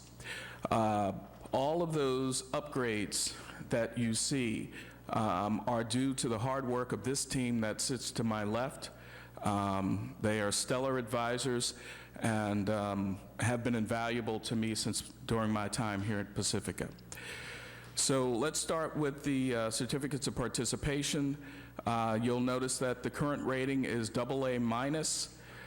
That bond issuance started with a low in 2012 of single A-. And since that time, we've been able to bring it up to AA-. With the pension obligation bonds, that also started with single A-, and we've been able to bring that up to a AA stable. So that's a pretty good increase. The wastewater bonds started with an A back in 2004. We were able to bring that up to a AA stable currently. And the redevelopment agency bonds don't really play. It's just the long-term debt that the agency owes the general fund. So we've got comments over on the right, and so you can see how each rating increase or outlook increase occurred. And so we ask for council's approval to issue these bonds or to refund these bonds in order for us to take advantage of the lower interest rates. That concludes my presentation. If you have questions, I have all of the experts here tonight, so we welcome the conversation.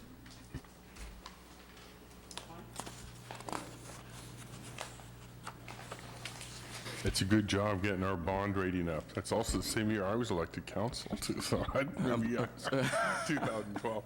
But anyhow, we digress. Clearly, It was more due to your efforts than mine, I'm sure. Okay, so I have a question here. You were talking issuing the bonds 10/23/2019, But then you're saying here the bonds are callable on or after June 1st, 2020.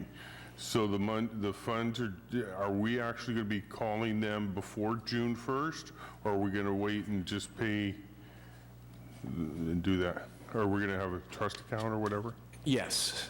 The proceeds of the new bonds, the 2019 funding bonds, will be held in escrow by the trustee and reinvested in short-term Treasury securities until the call date. Now, I know there is a requirement when you, because these bonds will be tax exempt, correct? They will not. They are taxable. Oh, they're not tax exempt, they're taxable. Okay, all right. So, but then, so I assume if they're callable after June 1st, 2020, we'll be paying a premium to get them back, like 2010, 2020, whatever? No, they're callable at par. They're going to be called at par. Yes. Then I notice here there's currently $8,955,000 principal outstanding, yet the motion that we're doing is providing for the issuance of approximately $9.6 million. That's right. So the difference is underwriting and issuance costs, or what's the difference? The biggest difference is that the escrow has to be sized not only to redeem the principal on June 1st, but also to pay the interest between now and then, because we're going to fully defease those old bonds. So you've got the 8.955 plus about $300,000, I think it is, in interest that has to be accounted for on the old bonds, and then the cost of issuing the bonds as well. Okay, that answered my questions. Thank you. You're welcome. Thank you for asking that, Mike. Seeing no other questions from the council, we do have 2 yellow cards, Therese Dyer and then Dan Stedgink.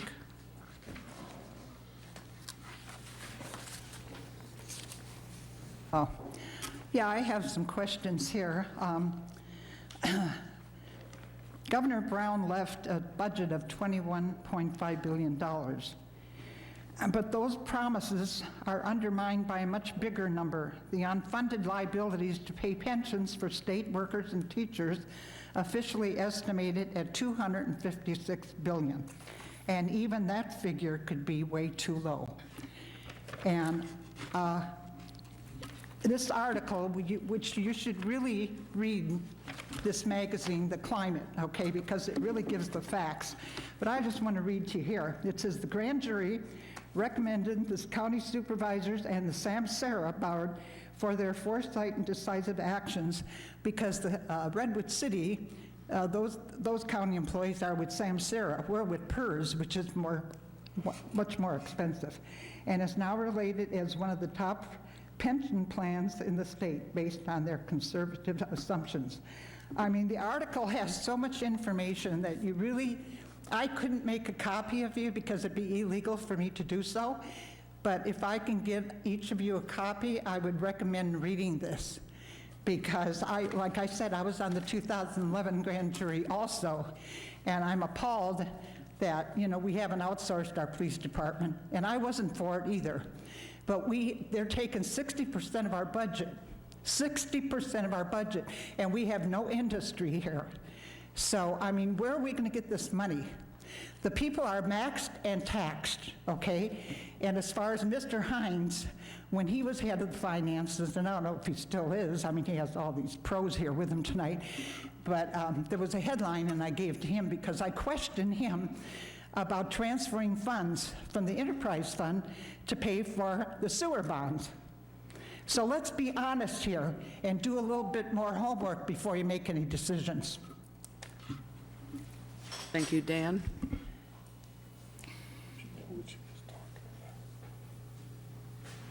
Thank you, I'm Dan Stedgink. I'd just like to thank Ms. Dyer for being kind of a pension watchdog over the years. I was watching a 10-year-old Pacifica City Council report, and she was talking about pensions and the problem 10 years ago. I wasn't there 10 years ago, but 4 years ago, I remember we were here talking about the huge pension problem we're going to have. And I remember one of the council members going, I don't quite understand. Can you tell me what the deal is? And the assistant city manager that was there said, we're going to be all right. And she said, oh, thank God. Let me put this real simply. We've got a giant balloon payment. We've got the greatest increase in pension costs of any city in San Mateo County between 2018 and 2024. There's a reason we're the number one bad guy on the 2018 grand jury report. We all these guys. These guys have all made housing decision, kids decision, where they're going to college. We owe them these money, and courts say even if we declared bankruptcy, we'd still have to pay every single dime of these pension costs. So we owe this money. We have to put it away now. We have to pay more on our pensions.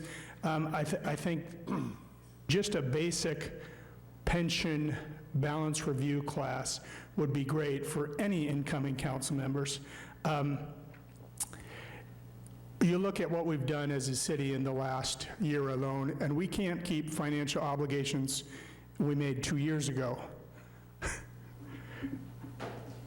And we've got the greatest increase in pension obligations coming. They're going to double before 2024, and Mr. Woodhouse won't be the city manager there, and an awful lot of you'll be retired, or probably won't be anybody on the same council. But it's a balloon payment. It's coming, and we're just consistently kicking the can down the road, and we have to take more money now. Unfortunately, it's not fun, it's not glamorous, it's not sexy. Take more money now and fund these pensions, because they're going to come back and bite us, exactly like Ms. Dyer has said. Thank you very much. Thank you. We'll bring it back to council.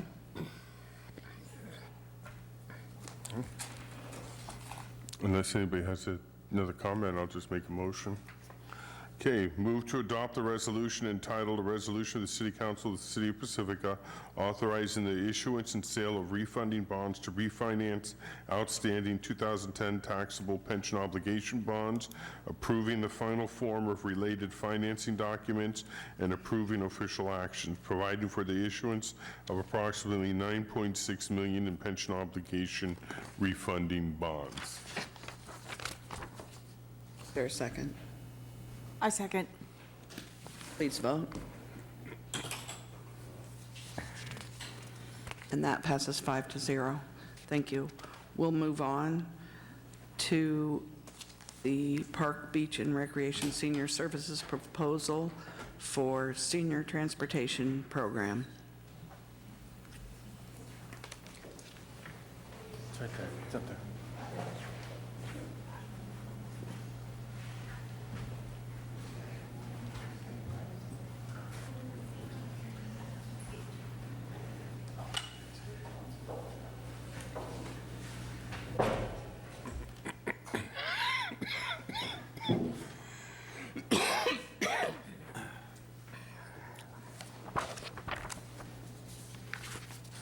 Good evening, council members. My name is Michael Perez. I'm your Director of Parks, Beaches, and Recreation, and with me tonight making a presentation will be our Recreation Manager, Jim Lang, along with Michael Mao, who's a Commissioner on the San Mateo County Commission on Aging, as well as their Transportation Chair. So I'll turn it over to these fine gentlemen for the presentation on the Connect a Ride program. Good evening. Jim Lang, Recreation Manager for the City of Pacifica.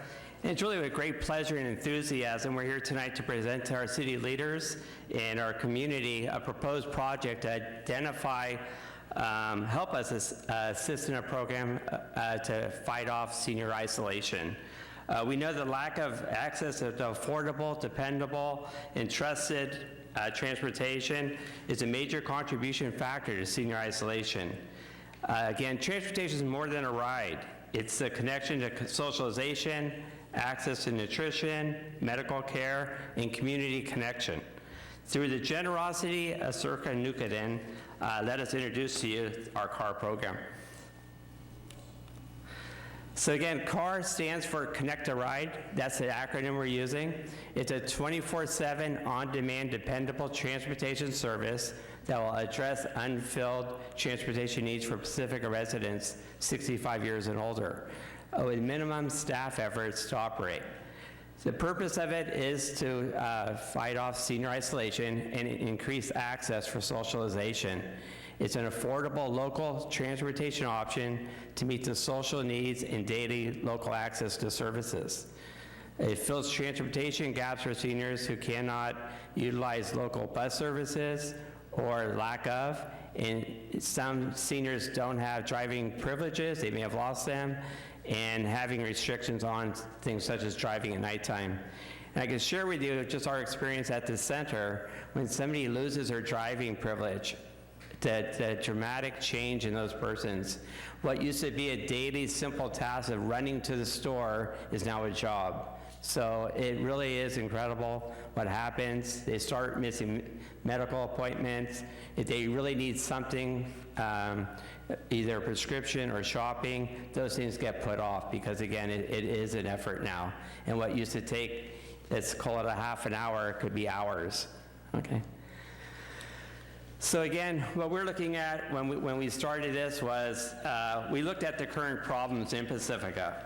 Again, Pacifica has 13 square miles of beautiful terrain, but with that, the hills, the narrow streets, and that brings transportation issues for the provider and for the passenger. Samtrans has a business model, so there's a lot of reduction of services, and those are centered around low ridership. And again, accessibility. Accessibility to some of these bus stops in that are very difficult for seniors. A good example, if you're familiar with Oceana Terrace, they're up behind Good Shepherd, and the bus stop is at the bottom on Oceana Boulevard. So those types of things, those people become isolated. So again, we deal with back in Lindemar, we have the Samtrans bus that's affected by the school schedule. Those routes are canceled when school's closed. We also have the weekend coverage. We have the lack of accessibility during weekends. Last bus in the Pacific, I believe, is at 6 p.m. So again, when we talk about amenities, bus stop amenities, we're talking about things like overhead shelters, lighting, benches, and also the location of where those bus stops are. Adobe would be a good example, with the bus stops right after the traffic light. So the senior has to cross Adobe onto Seville, and they're waiting at that intersection. And that's just one example, but there are many. And we know in Pacifica Services, we know we are limited by what we provide. We do what we can with it, so we do a good job bringing the seniors to and from the center. We do offer weekly local shopping, but again, it is limited with our times. We squeeze it in between bringing the seniors to the center and before we bring them home. So we have a small window. It is local shopping, but again, it's not always accommodating to our seniors that don't want to get up in the morning or have that short period of time to shop at a certain shopping center that we go to. Okay. So again, I think we talk about the affordability. I also mentioned here the network companies trust. So network company, transportation network companies, that they call them TNCs in the transportation industries. That's your Lyfts and your Ubers. And as we did our age-friendly city task force meetings, we heard a lot about those. And it's really, it's not the known how to do that. A cab is a known. You know you're going to get in it. They're going to set a meter. There's a set meter rate. At the end of your ride, you know you're going to make a payment. For the older seniors, again, they don't trust, or they may not have a smartphone. If they do, putting a payment on that is a concern for them. Also, their concern that we heard about was that they don't know the driver. They don't know how well they drive. They don't know if they have insurance. They don't know if the vehicle's inspected. So there's not a trust in that kind of service at this time. Our younger seniors get it. Our older seniors have a difficulty with that. Okay. So in looking at the transportation issues that we found and identified, we really looked at different programs. So we interviewed different providers. We looked at things like from the Sausalito Village, where they ran a volunteer program, and then they had paid staff to manage the volunteers. To Avenidas, that has paid staff, same thing. And they had a combination of volunteer drivers, and then they filled the gap where they didn't have volunteers with a Lyft concierge program. Then we looked at the Little House. They have a concierge Lyft program, and again, they have staff that dispatch it. And in both of those models, the volunteer and the Lyft module, we really saw a void in that First of all, they're working during their center's hours, days of operation, and they were limited. And also the cost became more expensive when you got into the concierge program. So we also talked with other Lyft operators, and there's articles about it with Lyft where they're realizing that there is a disconnect with the older seniors wanting to use software. So they've gone to a third party like GoGo Grandparents, where they're the dispatchers for Lyft. So what happens in those cases is the ride is too expensive. The upcharge from the GoGo Grandparents, which is a good service, becomes a cost prohibitive for most of our seniors. So again, we looked at the different ones. We took the feedback from the age-friendly city focus groups, and we really looked at accessibility, ease of use, and access in doing that. And then we looked at the costs. How much will it cost, and how could we keep it more available? So what we came up with was reducing city staff so that they're not operating under our hours, which really led us to the City of San Mateo's model, where they had a contract with Sarah Cab, and their program is called Get Up and Go. Get Around. Just recently, the city of Daly City just adopted a very parallel program. They're 4 months into it. It says Got Wheels is the name of their program. So San Mateo is really the maverick in this. They set the tone. They did an excellent job with it, and we were able to build off of their program. And actually, Scott Leslie, our former child care supervisor, is down in San Mateo, and he's one behind this program with them. So they're very, very helpful to us in doing this. So again, the thing about Sarah Cab is they are well established with the senior transportation. Besides the two programs that they've started, they are the Ready Wheels subcontractor. So their drivers are trained, they're vetted, they know how to work with older people, they know how to work with mobility issues. And also, Sarah Cab has the accessible vehicles and the standard cab. We know they're insured, we know their drivers are vetted, they're subject to random drug testing, they're fingerprinted, background checks. We know the cabs are connected, insured, and we know that they're maintained. Okay? So really at this time, I'd like to introduce you to Michael Mao. He's the Commission on Aging Transportation Chair, and he's co-sponsored this with me. So, Michael. All right, thank you, Jim. Good evening, mayors and council members. I'm going to go over a couple of pages that will just detail how the CAR program will actually work. So the majority of the cab ride costs will be subsidized for the qualified CAR riders, our local residents. Residents have to be 65 years old or older. They would submit an annual application to the program system, and then they would get a plastic card. That card will have the lights loaded onto the card, and that card is then swiped by the taxi cab driver each time they are called out. A rider is going to receive 8 rides per month, and the rider card will automatically reload at the end of each month. The rides don't carry over, so they just get automatic 8 rides every month. If they don't use it the next month, they still get 8 rides per month. What we found in the city of San Mateo, for example, most of the participants were not using up to 8 rides. They would use it once or twice, and there would still be a lot left over on those cards. So the boundaries of the program that we are proposing, rides would begin or end in the city of Pacifica. They can go anywhere within the city of Pacifica. We also designated the Colma BART station. We wanted to connect our seniors to a local transit hub. So that way they could have access, they could decrease their isolation by being able to travel throughout the Bay Area. So we can bring them from Pacifica to the BART station. They can then connect, go wherever they would like to, including down to the airport, for example. The last stop would be any hospitals or medical centers or dialysis centers between the Daly City and Burlingame areas and Pacifica. Reason we chose that is because during our feedback with the community task force, we found a lot of seniors were having the need to travel to medical centers, and that was one of the principal reasons that we had selected that.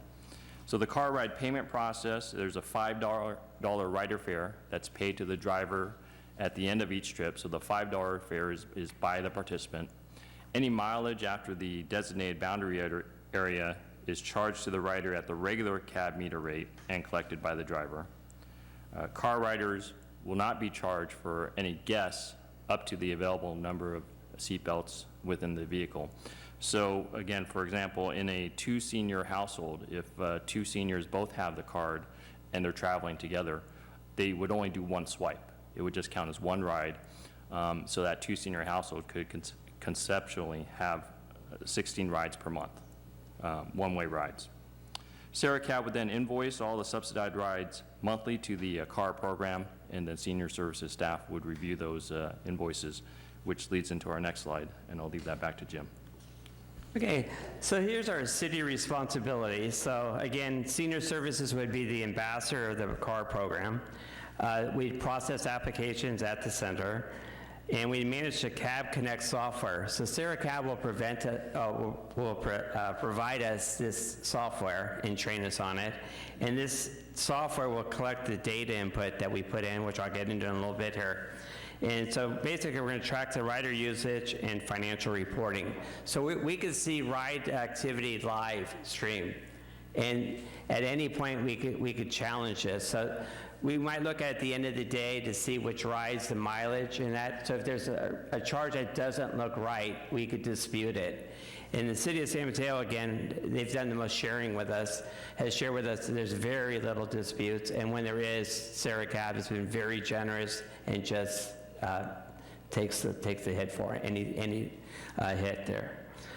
So again, once they fill out an application, and there's an annual application, so they know that we know that they're still participating in the program, we would issue them the car rider card, which again would be preloaded, and then we would audit the cab invoices monthly for accuracy, and we would any communication back to the car rider, we would be providing to them. So if there's a dispute, if there was ever a time when the system was down, electronics, you never know what's going to happen, we go to a paper voucher system where we would get a receipt from Sarah Cab, and then the system goes back live again, we would input the data in.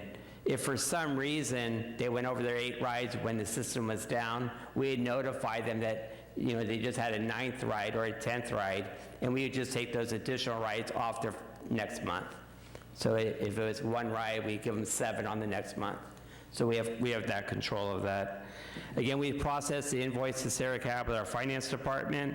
And the nice thing about the finance part of this piece with Sarah Cab is we're only getting billed for our boundaries. So again, as Michael shared, if somebody wants to go to Tacoma Bar Station, but they really want to go to San Francisco Opera House, they could choose to stay in the cab. We'll get them that far. The meter rate gets reset, and they're going to pay the meter rate from Tacoma Bar Station to the Opera House, and vice versa, Opera House back to Tacoma Bar Station. And we don't see any of that, and we don't care about it. So our invoice would be very clean. It's just our boundaries, our rides. And again, we're going to conduct car user program satisfaction surveys, and again, we're going to evaluate the car program by the end of the 2019-20 fiscal year. So again, when we say we're going to track the ride usage, it's in the connected cab software. It has the age, the gender. We're going to look at the average monthly usage of riders and the purpose of the ride. All that information is going to help us gather that data for grant writing or funding requests outside of our program to help offset it. The car program survey for participants include why they signed up for the car program, the experience with the Sarah Cab ride, the car program itself, how easy was it to use, and would they recommend the program to a friend. And then the staff will then measure the following criteria moving the program forward. We'll look at the monthly usage, and we'll be monitoring the track for the program growth trends. Then we're going to look at the service level obtained between our needs, what we've identified as accessibility, et cetera, in our goals to see how that plan reads, and if we need to realign it towards new issues that we may not have recognized or may have arisen. And then we'll use responsible program financial management, and we'll make decisions which are going to include the participant rate, pay, the staffing, and the fiscal partnerships adopted to support longevity of the program. And by fiscal management, it includes staff reaching out to the community and partners, and we're going to be looking at the healthcare providers. We're going to look at the county supervisors for assistance, area agency on aging, service clubs, and dialysis centers. These people, we're bringing customers, their patients to their facilities, and again, it's a social determinant of health. They know isolation is a big contribution to that, and when I say social contribution of health, these are things outside of medical conditions. These are conditions a person may live in, or again, isolation's one of those, nutrition's one of those. So these are things outside of the medical care, but we're helping the healthcare providers keep them healthier by. Okay.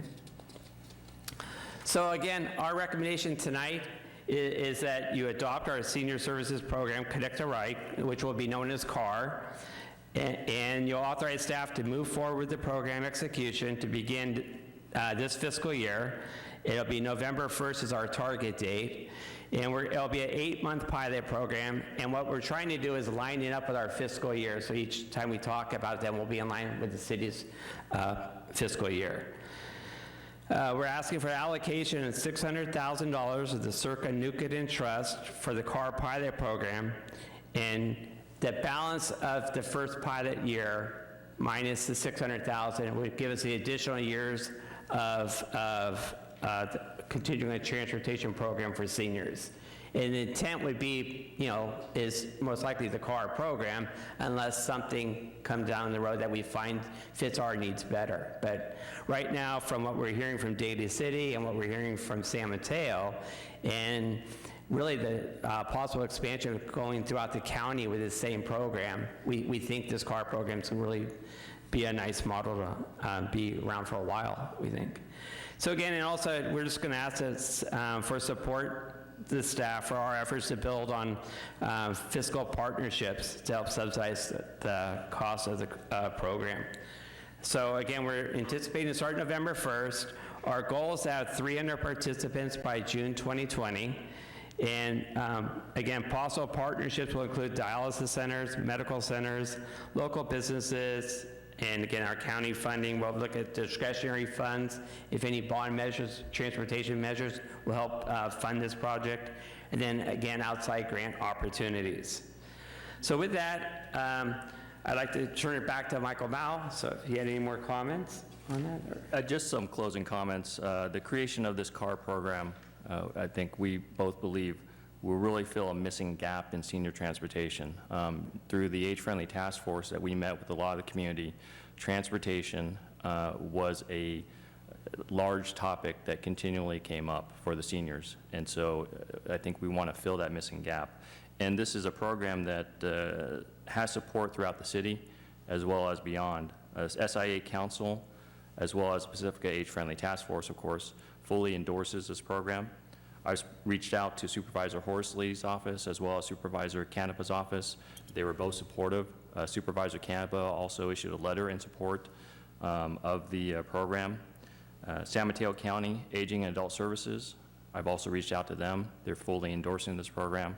And the San Mateo County Commission on Aging, of which I serve, also fully endorses this program.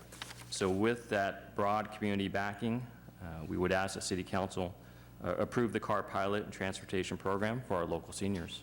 And I believe we also have some... Yeah, so again, just one other thing, just to reemphasize, this will be 24/7 for the seniors, this coverage. So when they need it, they're going to call for a ride so they can say, I have a car.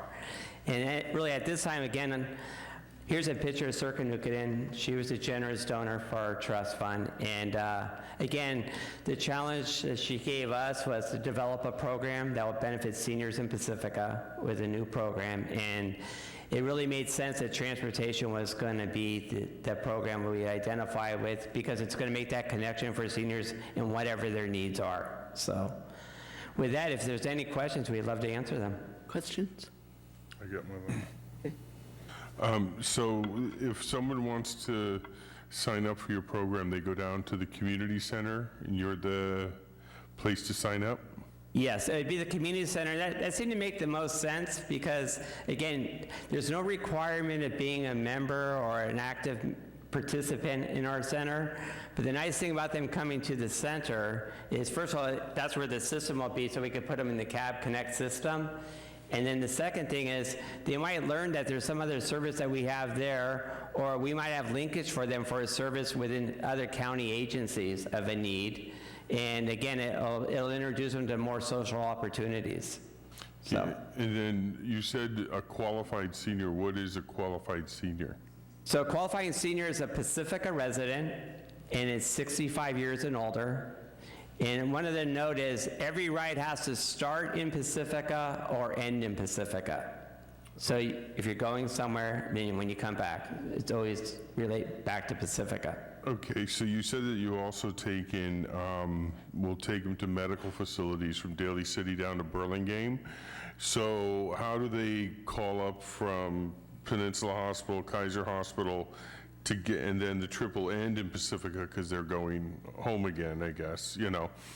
How is there a way to contact the cab, Sarah Cab, to have them come and? Yeah, so again, first of all, to reiterate, they do have accessible vehicles, and they are the third party for Ready Wheels. So the difference of Sarah Cab's role of our program, the car program, and Ready Wheels is Ready Wheels may have multiple stops. So this is a direct ride. It's you're calling a cab, pick me up at this time, and take me home or to this address in Pacifica. So it's, again, just think of calling a cab is what they're doing. Okay, what? And also you could make appointments ahead of time. So you can make this out 2 weeks ahead of time. The only thing is that they have to make sure they keep their appointment or they're charged that ride. So no, I was just speaking of the return trip from the hospital. The doctor's appointment is through. They just call the Sarah Cab and Sarah will come there? Again, unless they pre-arranged a pickup time. Okay. And then it operates 24 hours a day? 24/7. 24/7? Yeah. And holidays also then? Yeah, and again, so that was the advantage of staff not doing it. We're not working in our operating hours. They're calling the cab dispatch. They're going to call the cab number. It'll be on the card, and they're going to identify themselves as a car participant. And that's how they'll know the charge is $5. And you're going to continue your weekly shopping trips with the senior bus for Linamar ceremony? Yeah, our senior transportation program will not change at all. So we're still going to run the bus. We're still going to pick up people to and from the center. We'll have our local trips. We have small outings that we do, mystery trips. Again, right now we haven't been doing very many. We're just having a hard time finding drivers right now. But we still operate, and yes, we have no intention of stopping that. Okay. Thank you. I don't have any questions, but I just want to thank you. Thank you so much, Commissioner Mao. Thank you for all the work that you did on this project. Jim, it's amazing. I can't believe how fast you guys were able to put this together. You should be so proud of yourselves. And I'm just so proud that I got to be a teeny tiny little part of it. So thank you. Thank you so much. I have to say, honestly, when we heard all of the needs, and I had been working on this prior to Age-Friendly Cities study, and I was stuck. There was anything I'd seen that fit because we were really looking at things like the concierge programs and that, and how do we break away from our hours and that. And it's really until we found the San Mateo program. And again, we were very afraid of the volunteer program. Again, trying to manage that many volunteers to have accessibility we run our Meals on Wheels program on volunteers. There, you're signing up for a set day, a set route. You already know what hours you're doing. You already know who you're going to go to in that. And we're having a hard time now keeping that filled.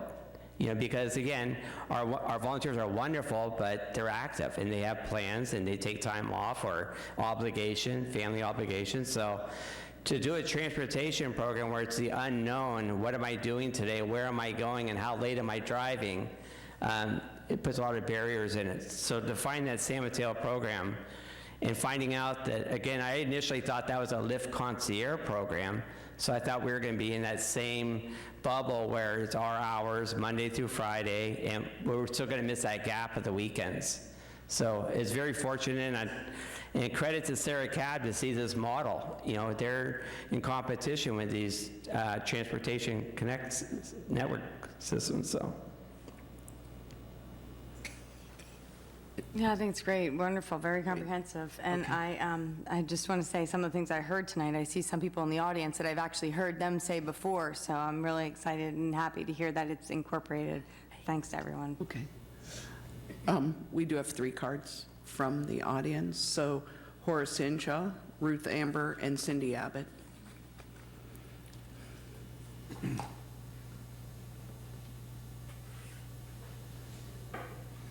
Good evening, Madam Mayor and Council. I am the chair for the Seniors in Action Council here in Pacifica, which is sort of like a branch from the Parks, Beaches, and Recreation Department. We're actually housed out of the community center, Pacific Community Center on Crespi. And the SIA Council is sort of a vehicle that gives voice to our seniors in Pacifica. And lack of transportation has really been a concern in our community for our aging adults for many, many years. How many times have you or your friends or other people have taken a senior to a health issue hospital for an appointment, or even take them to the grocery store? This program will almost eliminate that because they no longer have to depend on volunteers to come and help them carry them somewhere. They can call the Sarah Cab and be right there to do that. My enthusiasm for this program and helping our seniors really comes back from my many years of living in Pacifica and as civic service to the community. I was a past Parks, Beaches, and Recreation Commissioner and really got involved with the city and was even able to vote on programs for approval to help not only our seniors but other people in our community over the years. So this is just an additional thing that I'm really excited about that will help our community and our aging adults. I didn't think I'd get to be an aging adult, but here I am, and so I can even use a program myself if I need to, and as well as so many other people. But this is really something that I would hope that the council will approve and go forward with, and listen to the people that presented this program tonight. And once again, the Seniors in Action are very thankful for this, and we look forward to helping our aging adults. So thank you. Thank you. Ruth?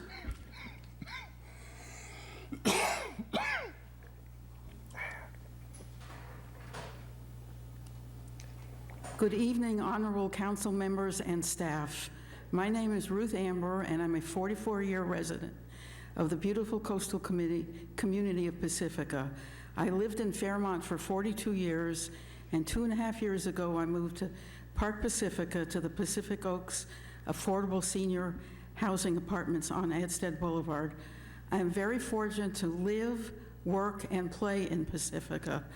I am urging the City Council to approve and support that the City Manager contract with Sarah Yellow Cab to operate City of Pacifica car program for an 8-month pilot program. I do not drive, and my beloved husband passed away 4 years ago, and he was my chauffeur. My daughter lives here as well and can chauffeur me when she is not working. While I have a rideshare app, I cannot depend on it as I work 2.3 miles from my house at Pacifica Spindrift Players.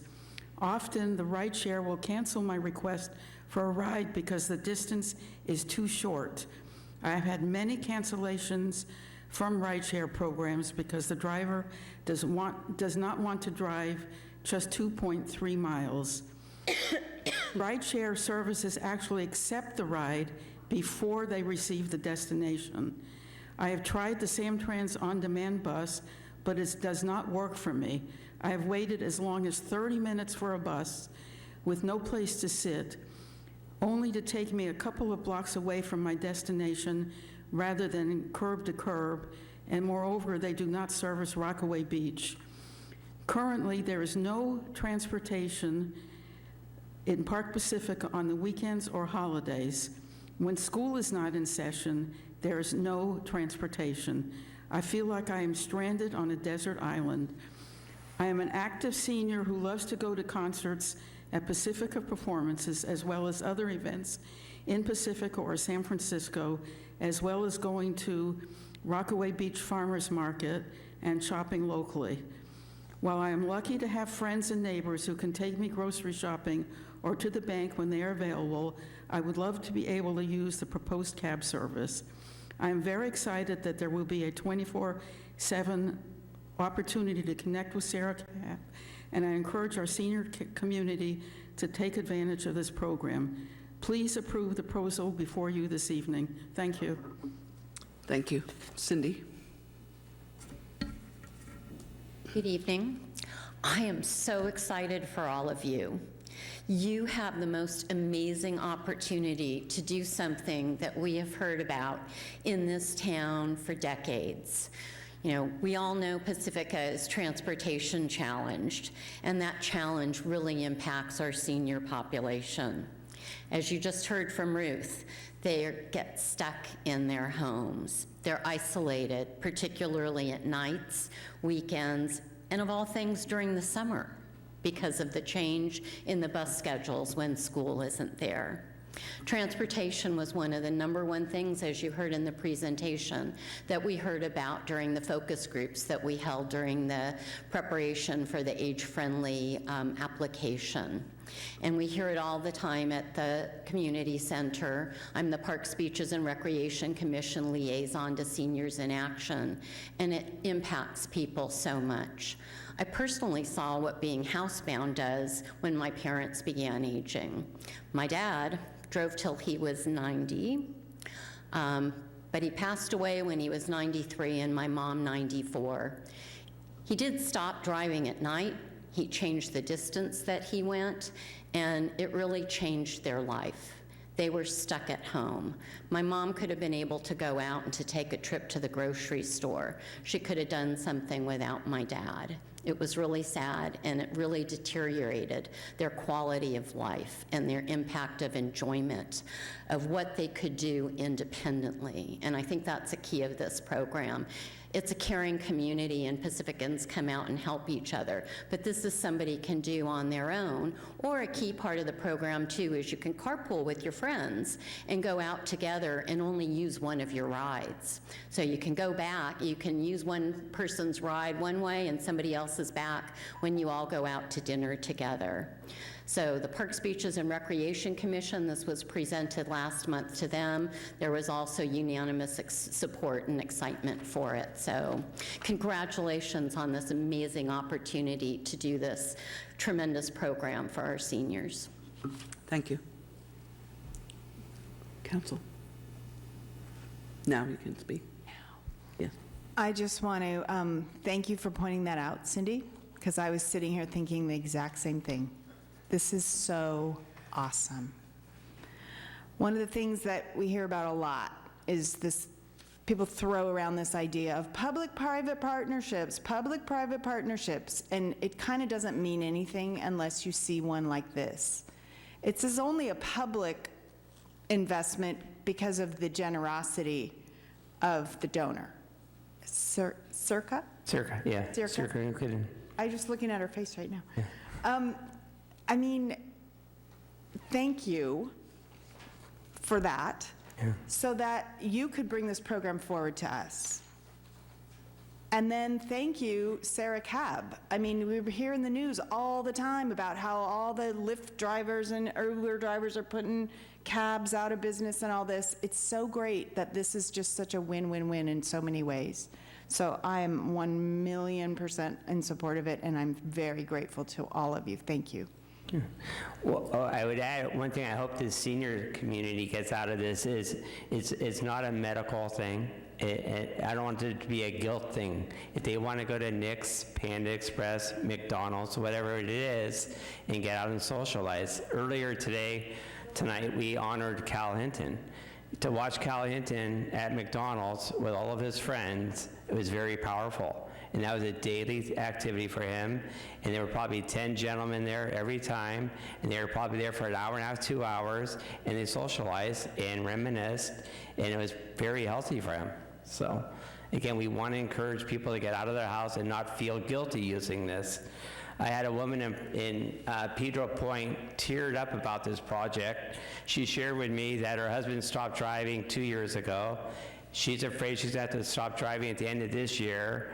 They live in Pedro Point on top of Grand. She's at 400 feet up, and they're thinking they're going to have to sell their house and move because they're isolated. So, this isn't a cure-all, but it's a step in the right direction, And again, thanks to Circa for giving us this opportunity. I think this is the greatest. I don't know how anyone could object at all. It's one of the best things. It's really nice that we get to see some positive things sometimes, not people arguing, and this is the best. I can just, I don't know, it makes my hair stand up. I'm excited to go forward. Want to make a motion? Can I make a motion? Yeah, you can make it. Thank you.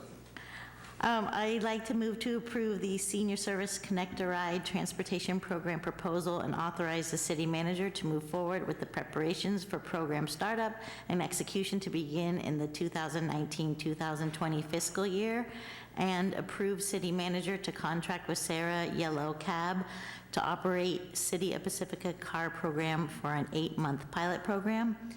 Utilize the trust fund, I'm sorry, I didn't want to mess up her name. Nukanen, thank you. Trust fund to support the car pilot program. Appropriate a not-to-exceed amount of $600,000 of the Nukanen Trust Fund for amount not to exceed $96,000 for car pilot program 2019-20, and remainder amount after 2019-20 car pilot program to fund car or alternative senior transportation programs for a projected 5 years. Second. I'll second, but one question, do you have an estimated date it might start? Like October, November 1st? Oh, I missed that. November 1st, yes. Okay, I second. Yeah, and we're already ready with applications. We made frequently asked question flyers. We're ready to go, so you'll hear about it more at the Fog Fest. I'm sure we'll have that material out there, and good to go. And that passes 5-0.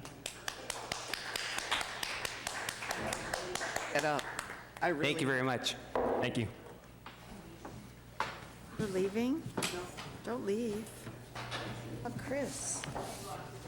Don't leave. We still have Chris.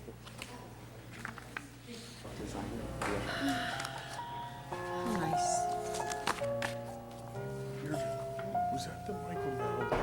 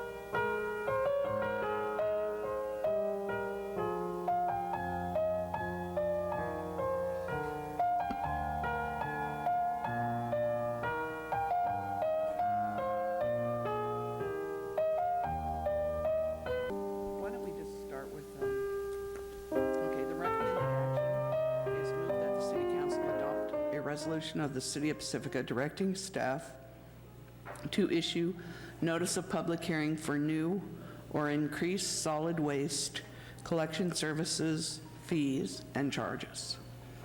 And may we have the staff report? Mayor Vadalos, members of the Pacifica City Council, Assistant City Manager Lorenzo Hines with you once again.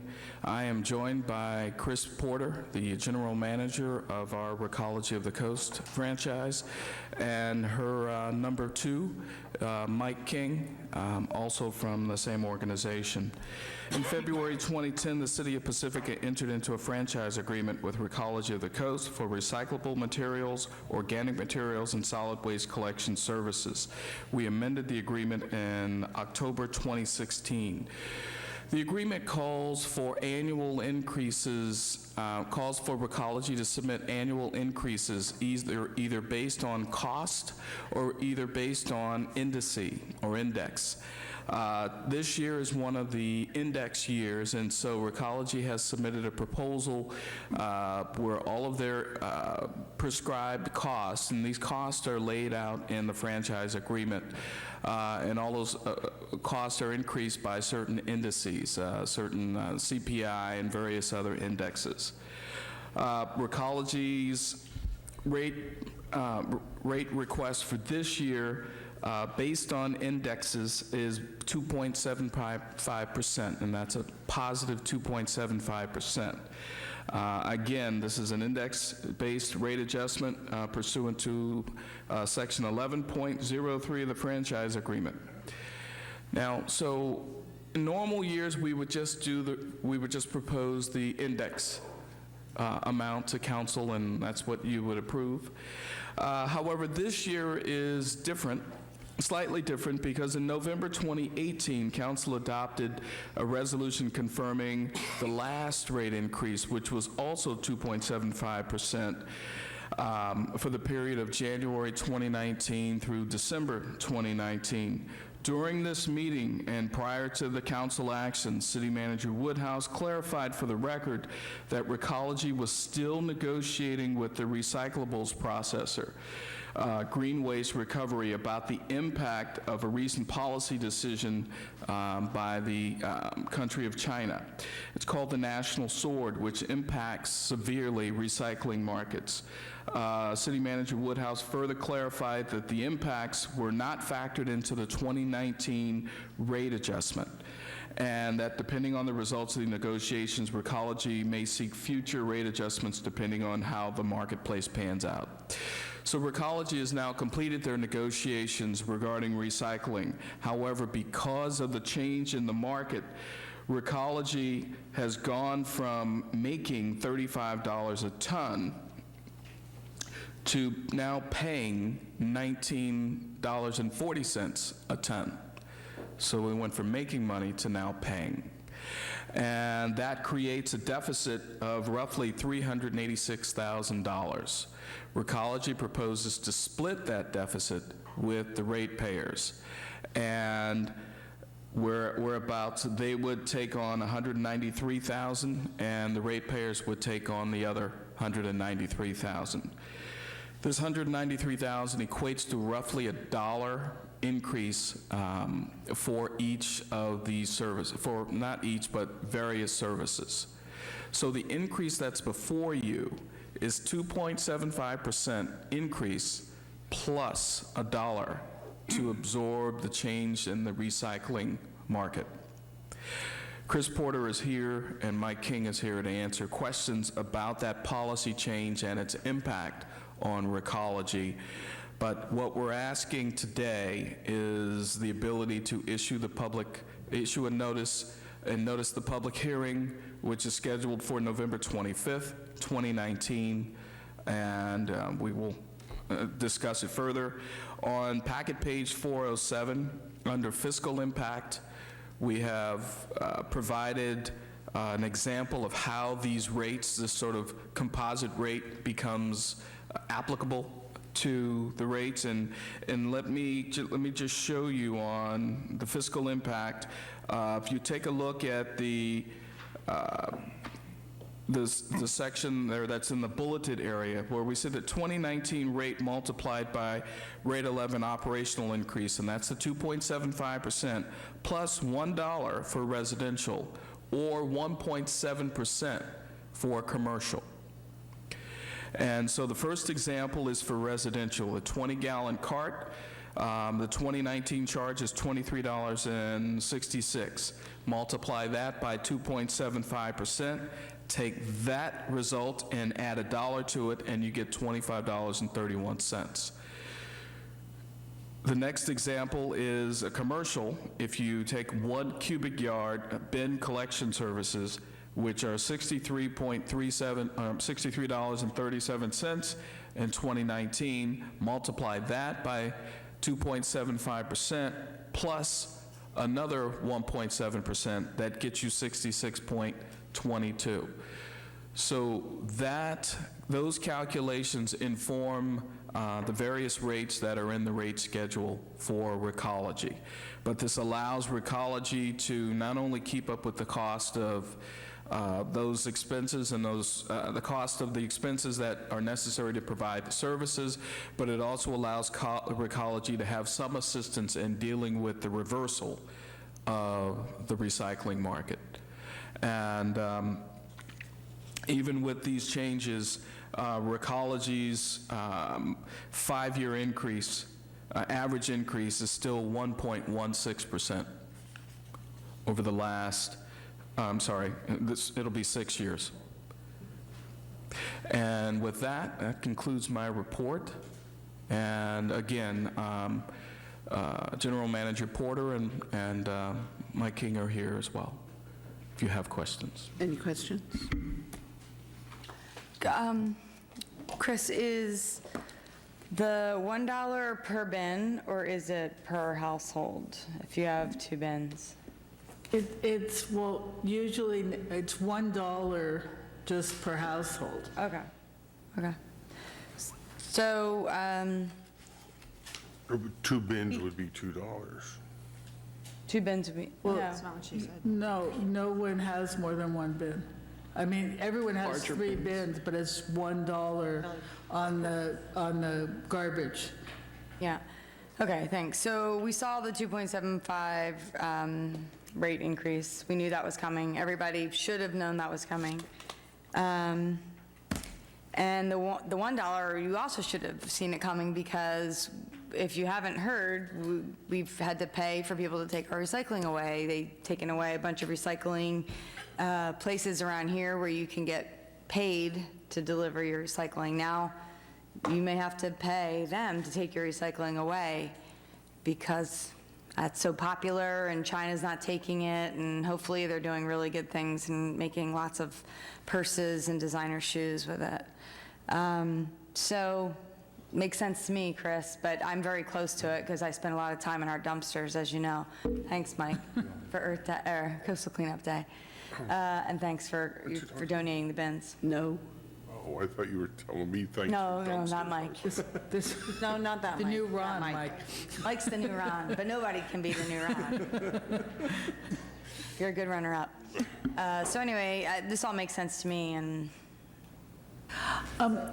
There's one item, if I may, that I'd like to bring up that I think is really relevant to this whole situation in the city of Pacifica. And this is kind of, we are known in the Recology world as the environmental center. We have 54% of our customers use a 20-gallon cart. That is unheard of in all of Recology. We are by far the leader. And I take a lot of pride in that, because I feel that it is because we have exceptional programs in Pacifica.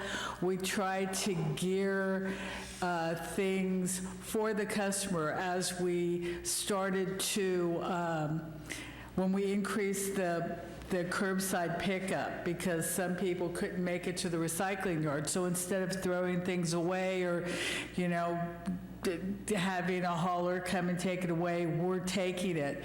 And we've also stepped up our efforts to do more reuse. We have an area in the recycling yard where we keep furniture that is in very good shape, and people come and take the furniture. A lot of times when teenagers are going to college and stuff, they'll come and get dressers or beds or different things like that. And Council Member Beer knows that we are working on a project right now with the bike shop in the back of the valley. And we have kept bikes, and we're going to bring them to him, Matt, and he's going to, repair them, however, paint them, and then we are going to give those bikes away at the resource center and use that program to promote the new bike park. So to bring attention to the new bike park, and Recology has pledged $10,000 to the new bike park when they will need it. And I want to say again to anybody who's watching on TV now, when Recology makes donations to different places in Pacifica, we just made a good donation to the Resource Center for the Palmaloosa. That money does not come out of the rates. That money is a corporate decision by Recology to immerse ourselves in the different areas where we work. So I don't want anyone to think that we're raising the rates and giving $10,000 to the bike park. No, that money comes out of our profits. One other, I feel, important statistic about this rate increase is there are many companies now that are landfilling recyclable materials because there is absolutely no market, or you have to search for markets. Our CFO and our CEO has gone to Vietnam, has gone to Korea, has gone to South America, has gone all over to find markets for our recycling material. So we take this very seriously. Recology has a waste zero philosophy, and we try to live our motto. And in fact, at the Fog Festival this year, Recology is giving out plastic water bottles to go with the water that's going to be in 3 different areas of the Fog Festival, just to say we live our message. We don't want you to buy a plastic bottle. We want you to use this bottle. And it's kind of cool. It collapses down and you can hook it to your belt. Cool. So these are things we do. But also, we have 54% of our customers use a 20-gallon cart. Right now, the difference between a 20-gallon cart and a 32-gallon cart is $13.05 a month. So we could easily do as other people have done and say, well, we can't take this plastic, we can't take this, we can't take that. And nobody, well, not everybody, but a lot of people would not be able to continue to use the 20-gallon cart because they wouldn't have the space. And so that would be $13.05 a month versus with this increase, it's what, $19.80 a year. So. And I just wanted to add that the stats that she gave us for Pacifica fits perfectly into the Recology corporate culture. I've met their CEO, met with him and his CFO, and his number 2 is senior VP. And it was clear to me after that meeting that landfilling is something that they are vehemently against, and they will do whatever is necessary to keep from landfilling anything. And so to hear those great stats from the city about our customer base, that fits perfectly with Recology's culture. Yeah, thank you, Chris, for filling us in. I was going to ask you to do that, so I really appreciate you and everything that Recology does for all of us, so. Absolutely. Thank you. The values that are expressed by this company reflect the values of this community, and that is why it's such a good partnership. And we're very grateful to you for supporting all of the things you support all the time. So we need to. There are no members of the audience who want to speak on this, so now we can deliberate. Or make a motion. Well, Or make a motion. Do we have deliberations? thank you. Okay, make a motion?